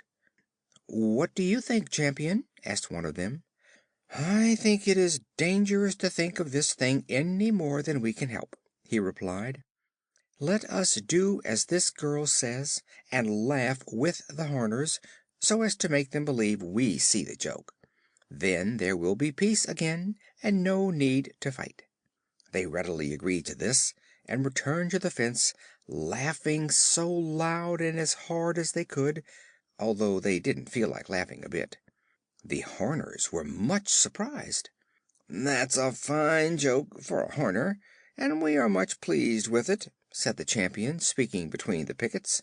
"But please don't do it again." "I won't," promised Diksey. "If I think of another such joke, I'll try to forget it." "Good!" cried the Chief Horner. "The war is over and peace is declared." There was much joyful shouting on both sides of the fence, and the gate was unlocked and thrown wide open, so that Scraps was able to rejoin her friends. "What about the Scarecrow?" she asked Dorothy. "We must get him down, somehow or other," was the reply. "Perhaps the Horners can find a way," suggested Ojo. So they all went through the gate, and Dorothy asked the Chief Horner how they could get the Scarecrow off the fence. The Chief didn't know how, but Diksey said: "A ladder's the thing." "Have you one?" asked Dorothy. "To be sure. We use ladders in our mines," said he. Then he ran away to get the ladder, and while he was gone the Horners gathered around and welcomed the strangers to their country, for through them a great war had been avoided. In a little while Diksey came back with a tall ladder, which he placed against the fence. Ojo at once climbed to the top of the ladder, and Dorothy went about halfway up, and Scraps stood at the foot of it. Toto ran around it and barked. Then Ojo pulled the Scarecrow away from the picket and passed him down to Dorothy, who in turn lowered him to the Patchwork Girl. As soon as he was on his feet and standing on solid ground, the Scarecrow said: "Much obliged. I feel much better. I'm not stuck on that picket any more." The Horners began to laugh, thinking this was a joke, but the Scarecrow shook himself and patted his straw a little, and said to Dorothy: "Is there much of a hole in my back?" The little girl examined him carefully. "There's quite a hole," she said, "but I've got a needle and thread in the knapsack, and I'll sew you up again." "Do so," he begged earnestly, and again the Hoppers laughed, to the Scarecrow's great annoyance. While Dorothy was sewing up the hole in the straw man's back, Scraps examined the other parts of him. "One of his legs is ripped, too!" she exclaimed. "Oh!" cried little Diksey, "that's bad. Give him the needle and thread and let him mend his ways." "Ha ha ha!" laughed the Chief, and the other Horners at once roared with laughter. "What's funny?" inquired the Scarecrow, sternly. "Don't you see?" asked Diksey, who had laughed even harder than the others. "That's a joke. It's by odds the best joke I ever made. You walk with your legs, and so that's the way you walk, and your legs are the ways. See? So when you mend your legs, you mend your ways. Ho, ho, ho, hee, hee, hee. I'd no idea I could make such a fine joke." "Just wonderful!" echoed the Chief. "How do you manage to do it, Diksey?" "I don't know," said Diksey modestly. "Perhaps it's the radium, but I rather think it's my splendid intellect." "If you don't quit it," the Scarecrow told him, "there'll be a worse war than the one you've escaped from." Ojo had been deep in thought, and now he asked the Chief: "Is there a dark well in any part of your country?" "A dark well? None that I ever heard of," was the answer. "Oh, yes," said Dixie, who overheard the boy's question. "There's a very dark well down in my radium mine." "Is there any water in it?" Ojo eagerly asked. "Can't say. I've never looked to see, but we can find out." So as soon as the Scarecrow was mended, they decided to go with Dixie to the mine. When Dorothy had patted the straw man into shape again, he declared he felt as good as new and equal to further adventures. "Still," said he, "I prefer not to do picket duty again. High life doesn't seem to agree with my constitution." And then they hurried away to escape the laughter of the Horners, who thought this was another joke. End of chapter 23.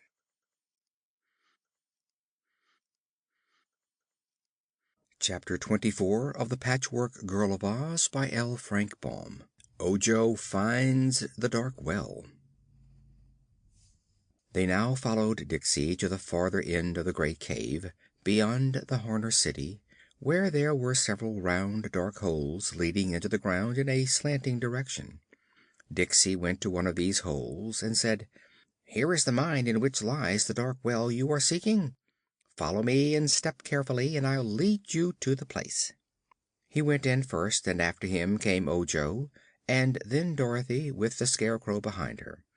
The Patchwork Girl entered last of all, for Toto kept close beside his little mistress. A few steps beyond the mouth of the opening it was pitch dark. "You won't lose your way, though," said the Horner, "for there's only one way to go. The mine's mine, and I know every step of the way." "How's that for a joke, eh?" "The mine's mine." Then he chuckled gleefully as they followed him silently down the steep slant. The hole was just big enough to permit them to walk upright, although the Scarecrow, being much taller than the party, often had to bend his head to keep from hitting the top. The floor of the tunnel was difficult to walk upon, because it had been worn smooth as glass, and pretty soon Scraps, who was some distance behind the others, slipped and fell head foremost. At once she began to slide downward so swiftly that when she came to the Scarecrow she knocked him off his feet and sent him tumbling against Dorothy, who tripped up Ojo. The boy fell against the Horner, so that all went tumbling down the slide in a regular mix-up, unable to see where they were going because of the darkness. Fortunately, when they reached the bottom, the Scarecrow and Scraps were in front, and the others bumped against them so that no one was hurt. They found themselves in a vast cave, which was dimly lighted by the tiny grains of radium that lay scattered among the loose rocks. "Now," said Dixie, when they had all regained their feet, "I will show you where the dark well is. This is a big place, but if we hold fast to each other we won't get lost." They took hold of hands, and the Horner led them into a dark corner, where he halted. "Be careful," said he warningly. "The well is at your feet." "All right," replied Ojo, and kneeling down he felt in the well with his hand and found that it contained a quantity of water. "Where's the gold flask, Dorothy?" he asked, and the little girl handed him the flask, which she had brought with her. Ojo knelt again and, by feeling carefully in the dark, managed to fill the flask with the unseen water that was in the well. Then he screwed the top of the flask firmly in place and put the precious water in his pocket. "All right," he said again in a glad voice. "Now we can go back."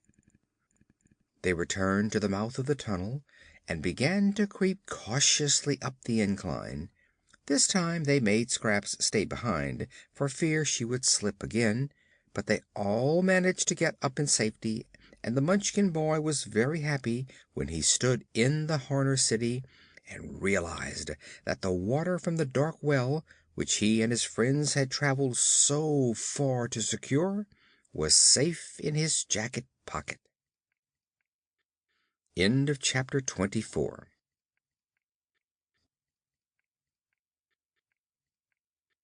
Chapter 25 of The Patchwork Girl of Oz by L. Frank Baum. they bribe the lazy quadling. "Now," said Dorothy, as they stood on the mountain path, having left behind them the cave in which dwelt the Hoppers and the Horners, "I think we must find a road into the country of the Winkies, for there is where Ojo wants to go next." "Is there such a road?" asked the Scarecrow.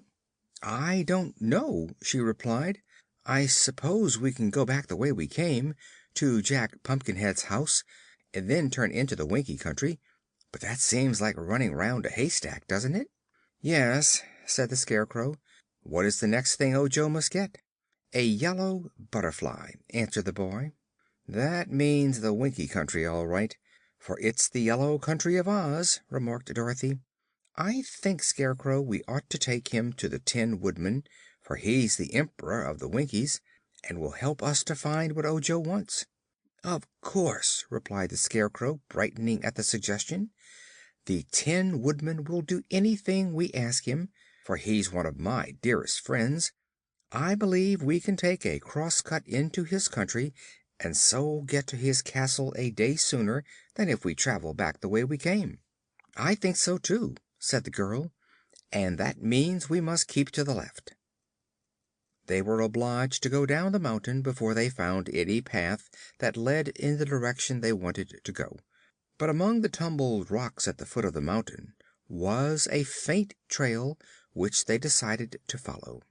2 or 3 hours' walk along this trail brought them to a clear, level country, where there were a few farms and some scattered houses, but they knew they were still in the country of the Quadlings, because everything had a bright red color.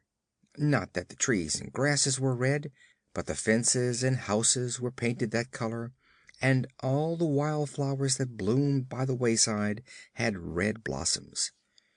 This part of the Quadling Country seemed peaceful and prosperous, if rather lonely, and the road was more distinct and easier to follow. But just as they were congratulating themselves upon the progress they had made, they came upon a broad river which swept along between high banks, and here the road ended, and there was no bridge of any sort to allow them to cross. "This is queer," mused Dorothy, looking at the water reflectively. "Why should there be any road if the river stops everyone walking along it?" "Wow!" said Toto, gazing earnestly into her face. "That's the best answer you'll get," declared the Scarecrow with his comical smile, "for no one knows any more than Toto about this road." Said Scraps: "Every time I see a river I have chills that make me shiver, for never can I forget all the water's very wet. If my patches get a soak, it will be a sorry joke, so to swim I'll never try till I find the water dry." "Try to control yourself, Scraps," said Ojo. "You're getting crazy again. No one intends to swim that river." "No," decided Dorothy. "We couldn't swim it if we tried. It's too big a river and the water moves awful fast." "There ought to be a ferryman with a boat," said the Scarecrow, "but I don't see any." "Couldn't we make a raft?" suggested Ojo. "There's nothing to make one of," answered Dorothy. "Wow!" said Toto again, and Dorothy saw he was looking along the bank of the river. "Why, he sees a house over there!" cried the little girl. "I wonder we didn't notice it ourselves. Let's go and ask the people how to get 'cross the river." A quarter of a mile along the bank stood a small, round house, painted bright red, and as it was on their side of the river they hurried toward it. A chubby little man, dressed all in red, came out to greet them, and with him were 2 children, also in red costumes. The man's eyes were big and staring as he examined the Scarecrow and the Patchwork Girl, and the children shyly hid behind him and peeked timidly at Toto. "Do you live here, my good man?" said the Scarecrow. "I think I do, mighty Magician," replied the Quadling, bowing low; "but whether I'm awake or dreaming I can't be positive, so I'm not sure where I live. If you'll kindly pinch me I'll find out all about it." "You're awake," said Dorothy, "and this is no magician, but just a Scarecrow." "But he's alive," protested the man, "and he oughtn't to be, you know. And that other dreadful person, the girl who was all patches, seems to be alive, too." "Very much so," declared Scraps, making a face at him. "But that isn't your affair, you know." "I've a right to be surprised, haven't I?" asked the man meekly. "I'm not sure. But anyhow, you've no right to say I'm dreadful. The Scarecrow, who is a gentleman of great wisdom, thinks I'm beautiful," retorted Scraps. "Never mind all that," said Dorothy. "Tell us, good Quadling, how can we get across the river?" "I don't know," replied the Quadling. "Don't you ever cross it?" asked the girl. "Never." "Don't travelers cross it?" "Not to my knowledge," said he. They were much surprised to hear this, and the man added, "It's a pretty big river, and the current is strong. I know a man who lives on the opposite bank, for I've seen him there a good many years, but we've never spoken because neither of us has ever crossed over."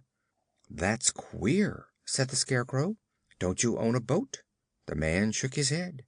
"Nor a raft?" "Where does the river go to?" asked Dorothy. "That way," answered the man, pointing with one hand. "It goes into the country of the Winkies, which is ruled by the Tin Emperor, who must be a mighty magician because he's all made of tin and yet he's alive. And that way," pointing with the other hand, "the river runs between two mountains where dangerous people dwell." The Scarecrow looked at the water before them.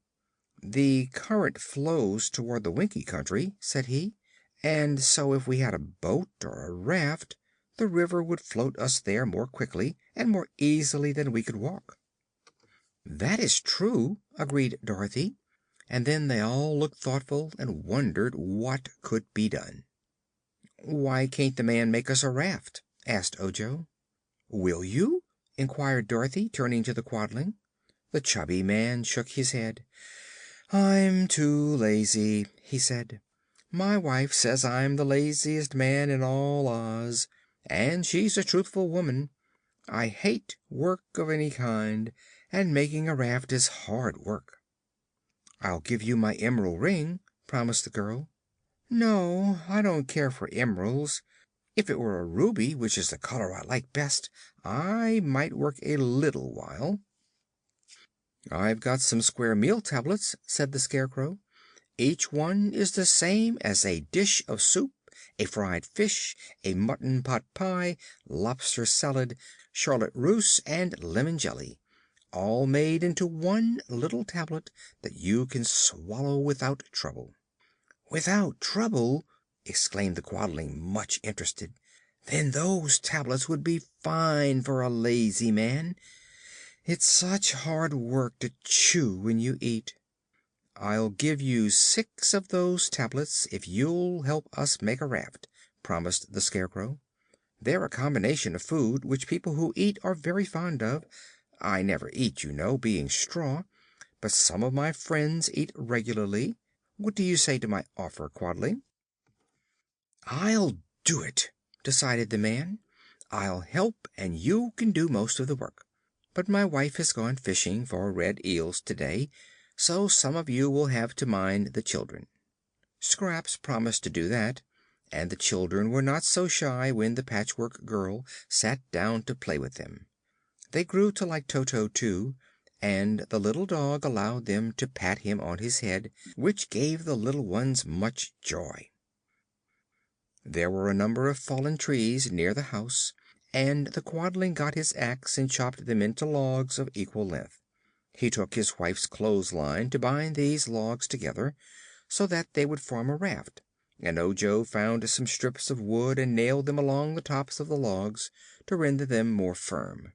The Scarecrow and Dorothy helped roll the logs together and carry the strips of wood, but it took so long to make the raft that evening came just as it was finished, and with evening the Quadling's wife returned from her fishing.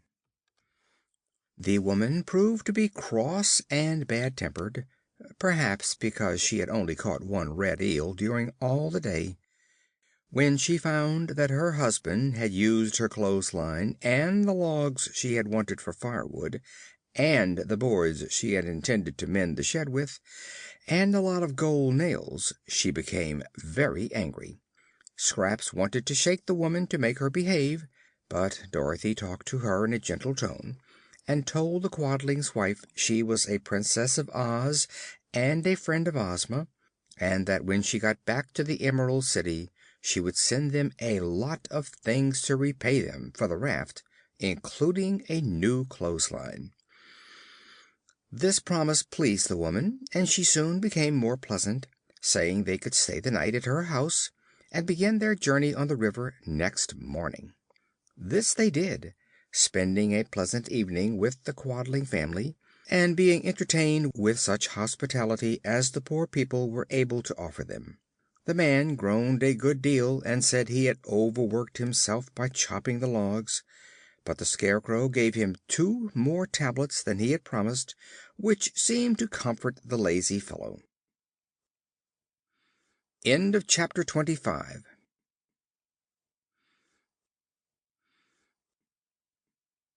Chapter 26 of the Patchwork Girl of Oz by L. Frank Baum. The Trick River. Next morning they pushed the raft into the water and all got aboard.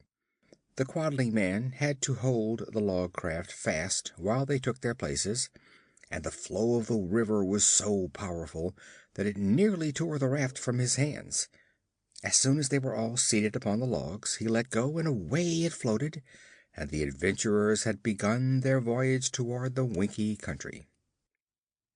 The little house of the Quadlings was out of sight almost before they had cried their good-byes, and the Scarecrow said in a pleased voice, "It won't take us long to get to the Winkie Country at this rate." They had floated several miles down the stream and were enjoying the ride when suddenly the craft slowed up, stopped short, and then began to float back the way it had come. "Why, what's wrong?" asked Dorothy in astonishment, but they were all just as bewildered as she was, and at first no one could answer the question. Soon, however, they realized the truth, that the current of the river had reversed, and the water was now flowing in the opposite direction, toward the mountains. They began to recognize the scenes they had passed, and by they came in sight of the little house of the Quadlings again. The man was standing on the river bank, and he called to them, "How do you do? Glad to see you again. I forgot to tell you that the river changes its direction every little while. Sometimes it flows one way and sometimes the other." They had no time to answer him, for the raft was swept past the house and a long distance on the other side of it. "We're going just the way we don't want to go," said Dorothy, "and I guess the best thing we can do is to get to land before we're carried any farther." But they could not get to land. They had no oars, not even a pole to guide the raft with. The logs which bore them floated in the middle of the stream and were held fast in that position by the strong current. So they sat still and waited, and while they were wondering what could be done, the raft slowed down, stopped, and began drifting the other way, in the direction it had first followed. After a time they repassed the Quadling house, and the man was still standing on the bank. He cried out to them, "Good day! Glad to see you again. I expect I shall see you a good many times as you go by, unless you happen to swim ashore." By that time they had left him behind and were headed once more straight toward the Winkie Country. "This is pretty hard luck," said Ojo in a discouraged voice.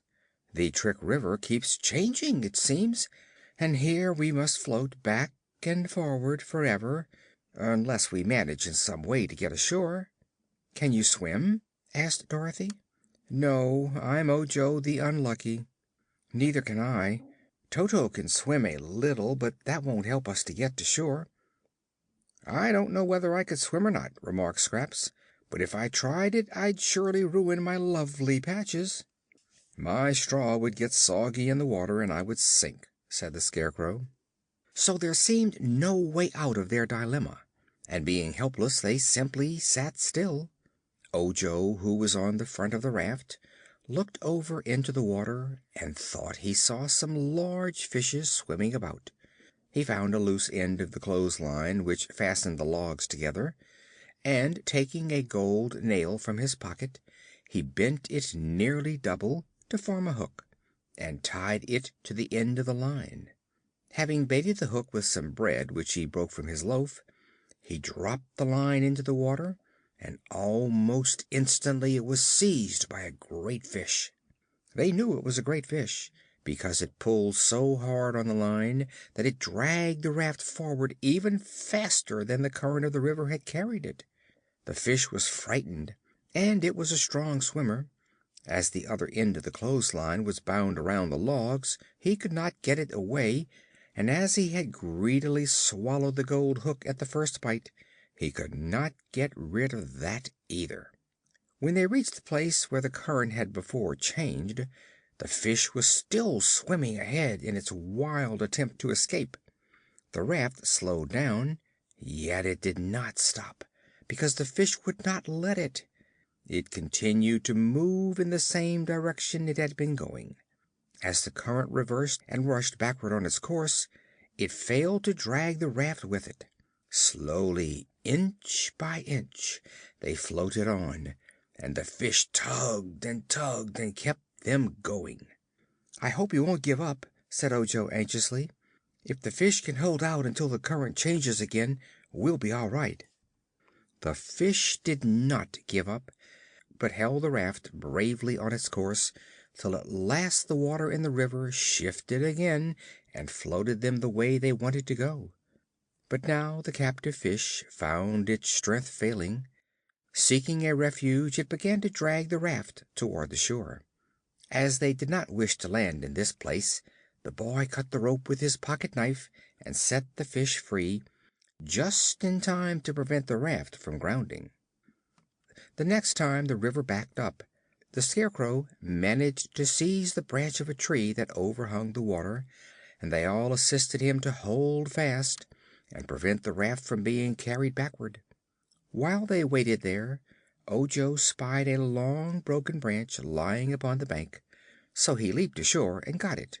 When he had stripped off the side shoots, he believed he could use the branch as a pole to guide the raft in case of emergencies. They clung to the tree until they found the water flowing the right way, when they let go and permitted the raft to resume its voyage. In spite of these pauses, they were really making good progress toward the Winkie Country, and having found a way to conquer the adverse current, their spirits rose considerably.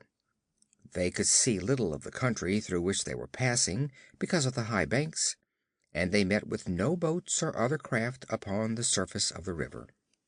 Once more the Trick River reversed its current, but this time the Scarecrow was on guard and used the pole to push the raft toward a big rock which lay in the water. He believed the rock would prevent their floating backward with the current, and so it did. They clung to this anchorage until the water resumed its proper direction, when they allowed the raft to drift on. Floating around a bend, they saw ahead a high bank of water extending across the entire river, and toward this they were being irresistibly carried. There being no way to arrest the progress of the raft, they clung fast to the logs and let the river sweep them on.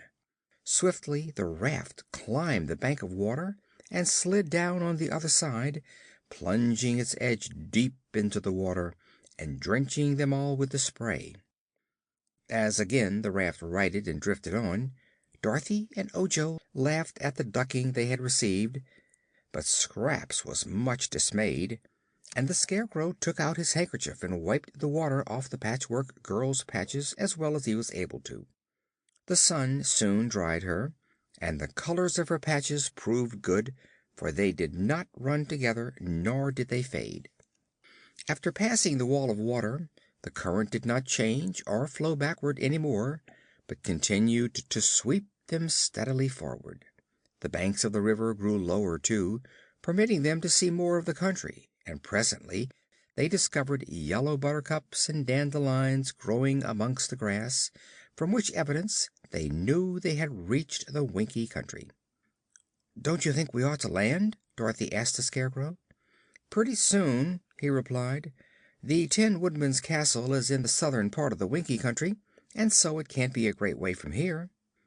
Fearing they might drift too far, Dorothy and Ojo now stood up and raised the Scarecrow in their arms as high as they could, thus allowing him a good view of the country.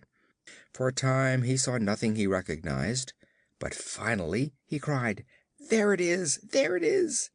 "What?" asked Dorothy. "The Tin Woodman's tin castle.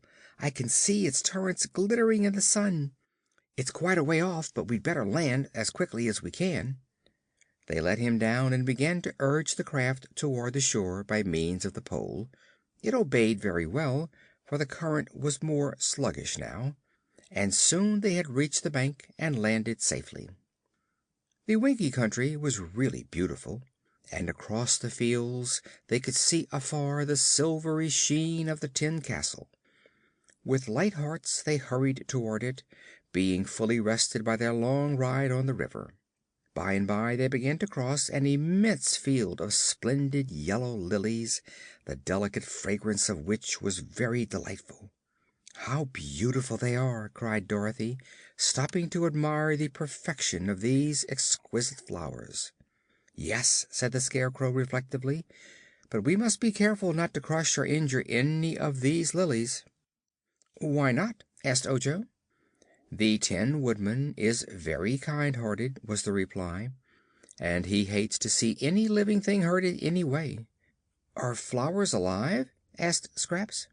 "Yes, of course, and these flowers belong to the Tin Woodman, so in order not to offend him we must not tread on a single blossom." "Once," said Dorothy, "the Tin Woodman stepped on a beetle and killed the little creature. That made him very unhappy, and he cried until his tears rusted his joints so he couldn't move 'em." "What did he do then?" asked Ojo. "Put oil on them until the joints worked smooth again." "Oh!" exclaimed the boy, as if a great discovery had flashed across his mind. But he did not tell anybody what the discovery was, and kept the idea to himself. It was a long walk, but a pleasant one, and they did not mind it a bit. Late in the afternoon they drew near to the wonderful tin castle of the Emperor of the Winkies, and Ojo and Scraps, who had never seen it before, were filled with amazement. Tin abounded in the Winkie Country, and the Winkies were said to be the most skillful tinsmiths in all the world. So the Tin Woodman had employed them in building his magnificent castle, which was all of tin, from the ground to the tallest turret, and so brightly polished that it glittered in the sun's rays more gorgeously than silver. Around the grounds of the castle ran a tin wall, with tin gates, but the gates stood wide open because the Emperor had no enemies to disturb him. When they entered the spacious grounds our travelers found more to admire.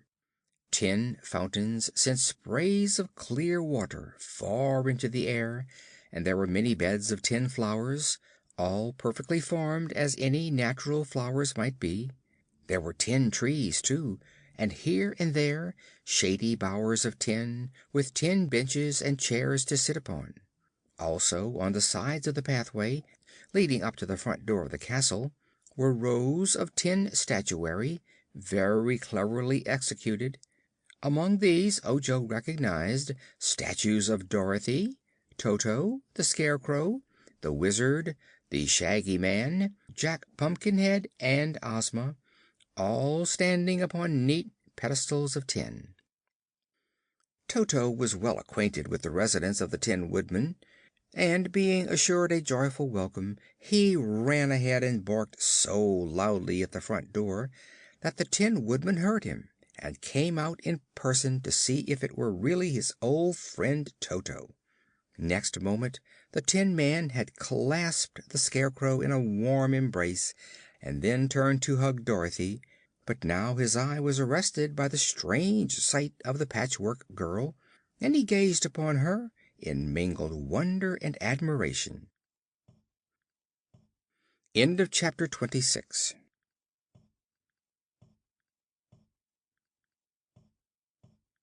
Chapter 27 of The Patchwork Girl of Oz by L. Frank Baum.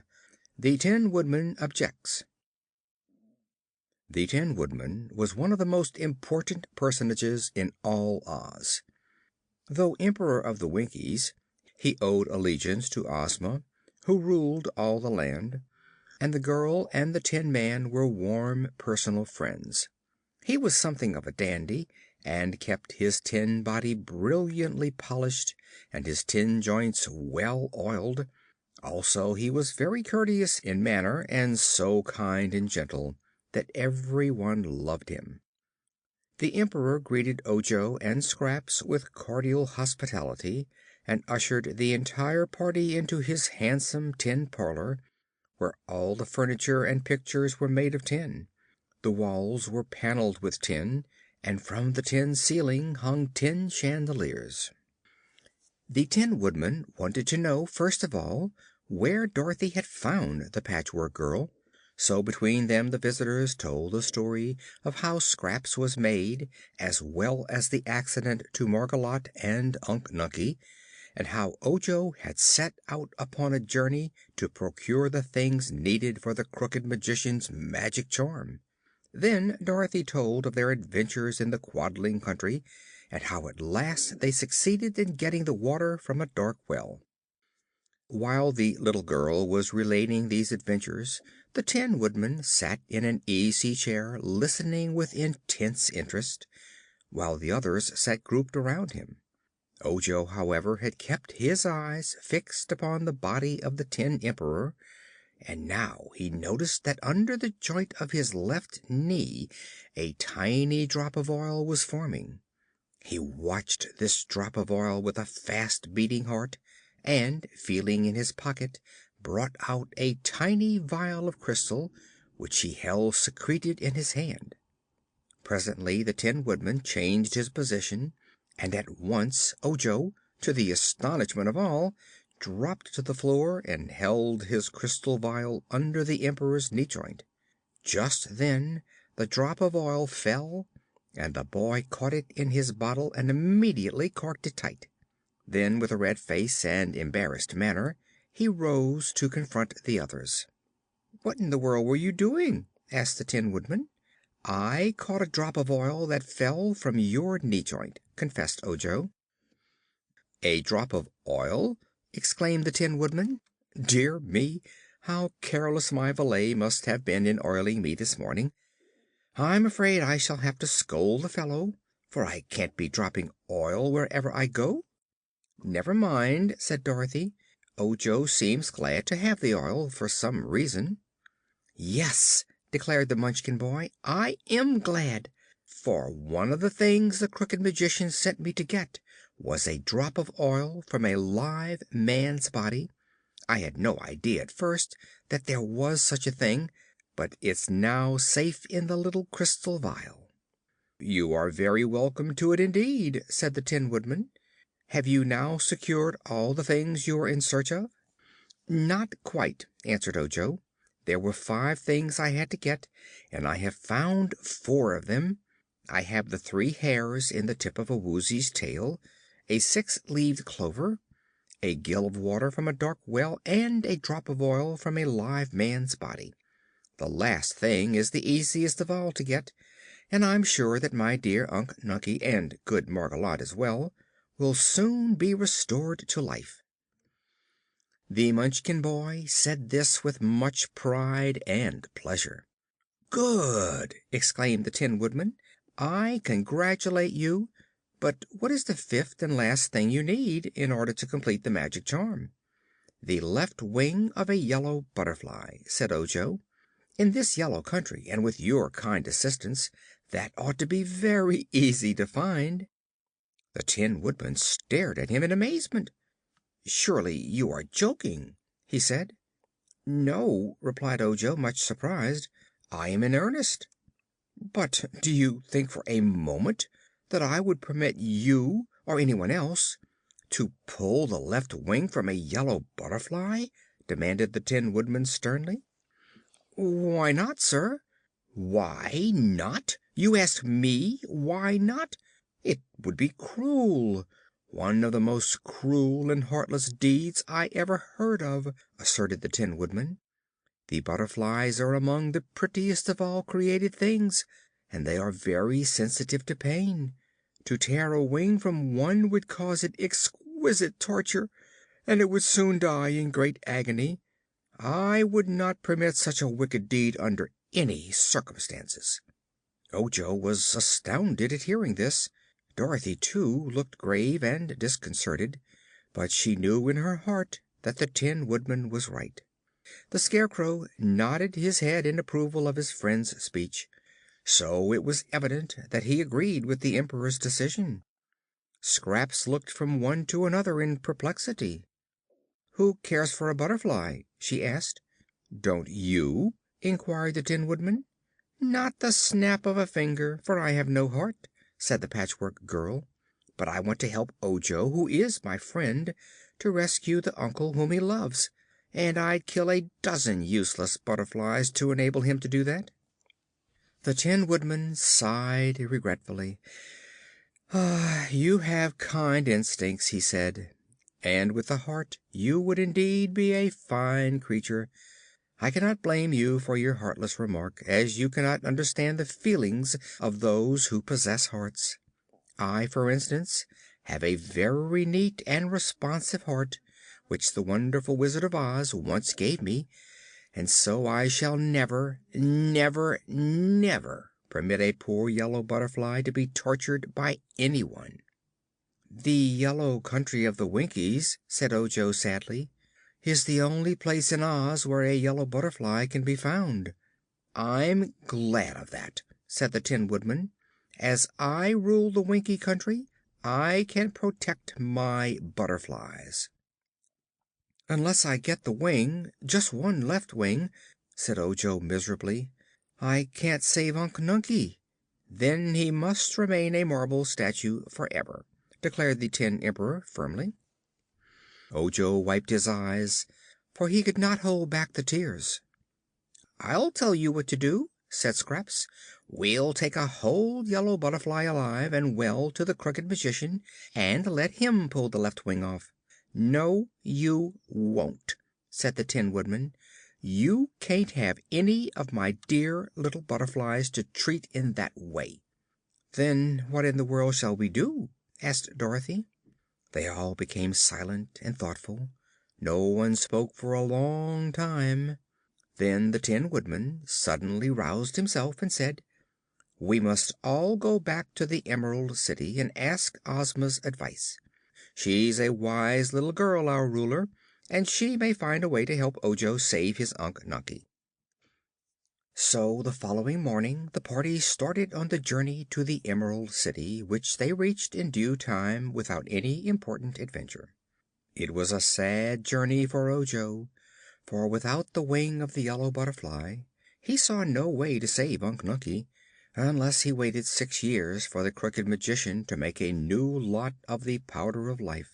The boy was utterly discouraged, and as he walked along he groaned aloud. "Is anything hurting you?" inquired the Tin Woodman in a kindly tone, for the Emperor was with the party. "I'm Ojo the Unlucky," replied the boy. "I might have known I would fail in anything I tried to do." "Why are you Ojo the Unlucky?" asked the Tin Man. "Because I was born on a Friday." "Friday is not unlucky," declared the Emperor. "It's just one of the 7 days. Do you suppose all the world becomes unlucky 1/7 of the time?"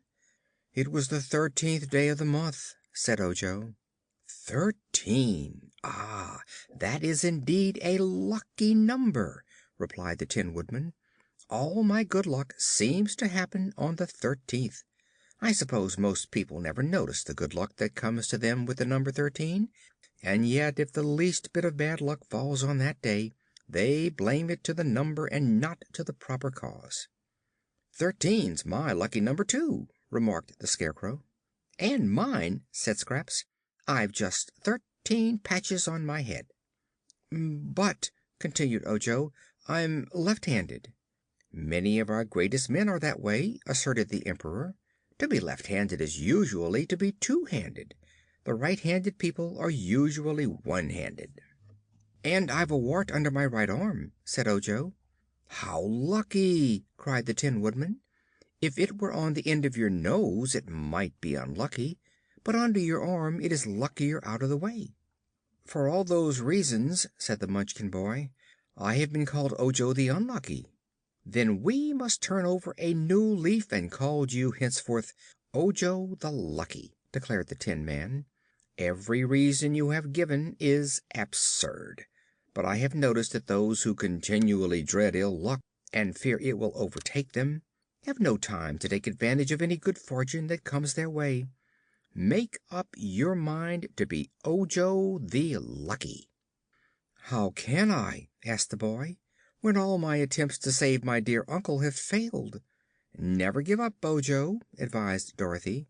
"No one ever knows what's going to happen next."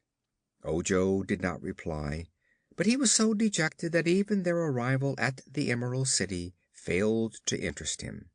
The people joyfully cheered the appearance of the Tin Woodman, the Scarecrow and Dorothy, who were all three general favorites, and on entering the royal palace word came to them from Ozma that she would at once grant them an audience.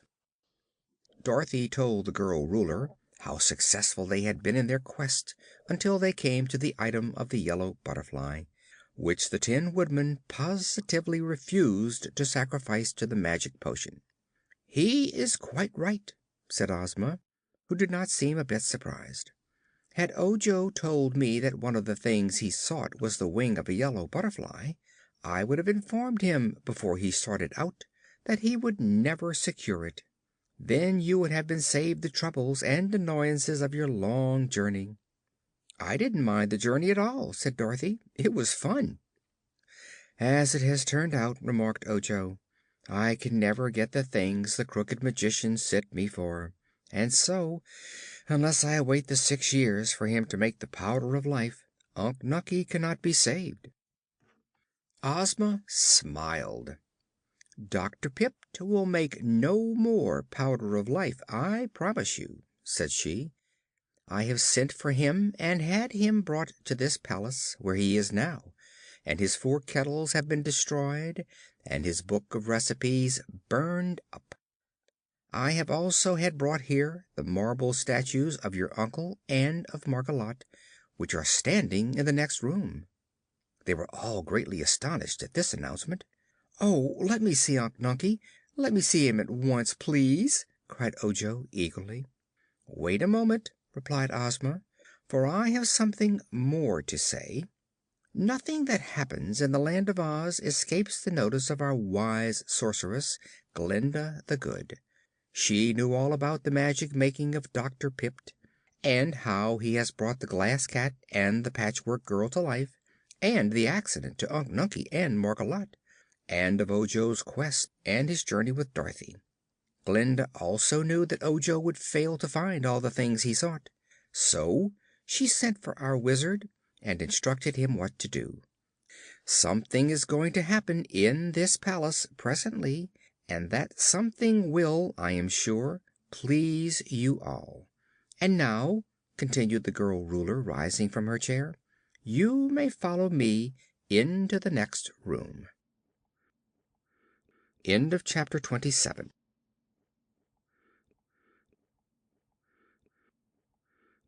Chapter 28 of The Patchwork Girl of Oz by L. Frank Baum. The Wonderful Wizard of Oz. When Ojo entered the room he ran quickly to the statue of Unc Nunkie and kissed the marble face affectionately. "I did my best, Unc Nunkie," he said with a sob, "but it was no use." Then he drew back and looked around the room, and the sight of the assembled company quite amazed him. Aside from the marble statues of Unc Nunkie and Margolotte, the Glass Cat was there, curled up on a rug, And the woozy was there, sitting on its square hind legs and looking on the scene with solemn interest. And there was the Shaggy Man, in a suit of shaggy pea green satin, and at a table sat the little Wizard, looking quite important and as if he knew much more than he cared to tell. Last of all, Dr. Pipt was there, and the Crooked Magician sat humped up in a chair, seeming very dejected, but keeping his eyes fixed on the lifeless form of his wife Margolotte, whom he fondly loved, but whom he now feared was lost to him forever. Ozma took a chair which Jellia Jamb wheeled forward for the Ruler, and back of her stood the Scarecrow, the Tin Woodman and Dorothy, as well as the Cowardly Lion and the Hungry Tiger. The Wizard now arose and made a low bow to Ozma, and another less deferent bow to the assembled company. "Ladies and gentlemen and beasts," he said, "I beg to announce that our gracious Ruler has permitted me to obey the commands of the great Sorceress Glinda the Good, whose humble assistant I am proud to be. We have discovered that the Crooked Magician has been indulging in his magical arts contrary to law, and therefore, by royal edict, I hereby deprive him of all power to work magic in the future. He is no longer a Crooked Magician, but a simple Munchkin. He is no longer even crooked, but a man like other men." As he pronounced these words, the Wizard waved his hand toward Dr. Pipt, and instantly every crooked limb straightened out and became perfect. The former magician, with a cry of joy, sprang to his feet, looked at himself in wonder, and then fell back in his chair and watched the Wizard with fascinated interest. "The Glass Cat, which Dr. Pipt lawlessly made," continued the Wizard, "is a pretty cat, but its pink brains made it so conceited that it was a disagreeable companion to everyone. So the other day I took away the pink brains and replaced them with transparent ones, and now the Glass Cat is so modest and well behaved that Ozma has decided to keep her in the palace as a pet." "I thank you," said the cat in a soft voice. "The Woozy has proved himself a good Woozy and a faithful friend," the Wizard went on, "so we will send him to the Royal Menagerie, where he will have good care and plenty to eat all his life." "Much obliged," said the Woozy. "That beats being fenced up in a lonely forest and starved." "As for the Patchwork Girl," resumed the Wizard, "she is so remarkable in appearance, and so clever and good tempered, that our gracious Ruler intends to preserve her carefully, as one of the curiosities of the curious Land of Oz. Scraps may live in the palace, or wherever she pleases, and be nobody's servant but her own." "That's all right," said Scraps. "We have all been interested in Ojo," the little Wizard continued, "because his love for his unfortunate uncle has led him bravely to face all sorts of dangers, in order that he might rescue him. The Munchkin boy has a loyal and generous heart, and has done his best to restore Unc Nunkie to life. He has failed, but there are others more powerful than the Crooked Magician, and there are more ways than Dr. Pipt knew of to destroy the charm of the Liquid of Petrifaction. Glinda the Good has told me of one way, and you shall now learn how great is the knowledge and power of our peerless Sorcerer." As he said this, the Wizard advanced to the statue of Margolotte and made a magic pass, at the same time muttering a magic word that none could hear distinctly. At once the woman moved, turned her head wonderingly this way and that, to note all who stood before her, and, seeing Dr. Pipt, ran forward and threw herself into her husband's outstretched arms. Then the Wizard made the magic pass and spoke the magic word before the statue of Unc Nunkie. The old Munchkin immediately came to life, and with a low bow to the Wizard said "Thanks." But now Ojo rushed up and threw his arms joyfully about his uncle, And the old man hugged his little nephew tenderly and stroked his hair and wiped away the boy's tears with a handkerchief, for Ojo was crying from pure happiness. Ozma came forward to congratulate them. "I have given to you, my dear Ojo and Unc Nunkie, a nice house just outside the walls of the Emerald City," she said, "and there you shall make your future home and be under my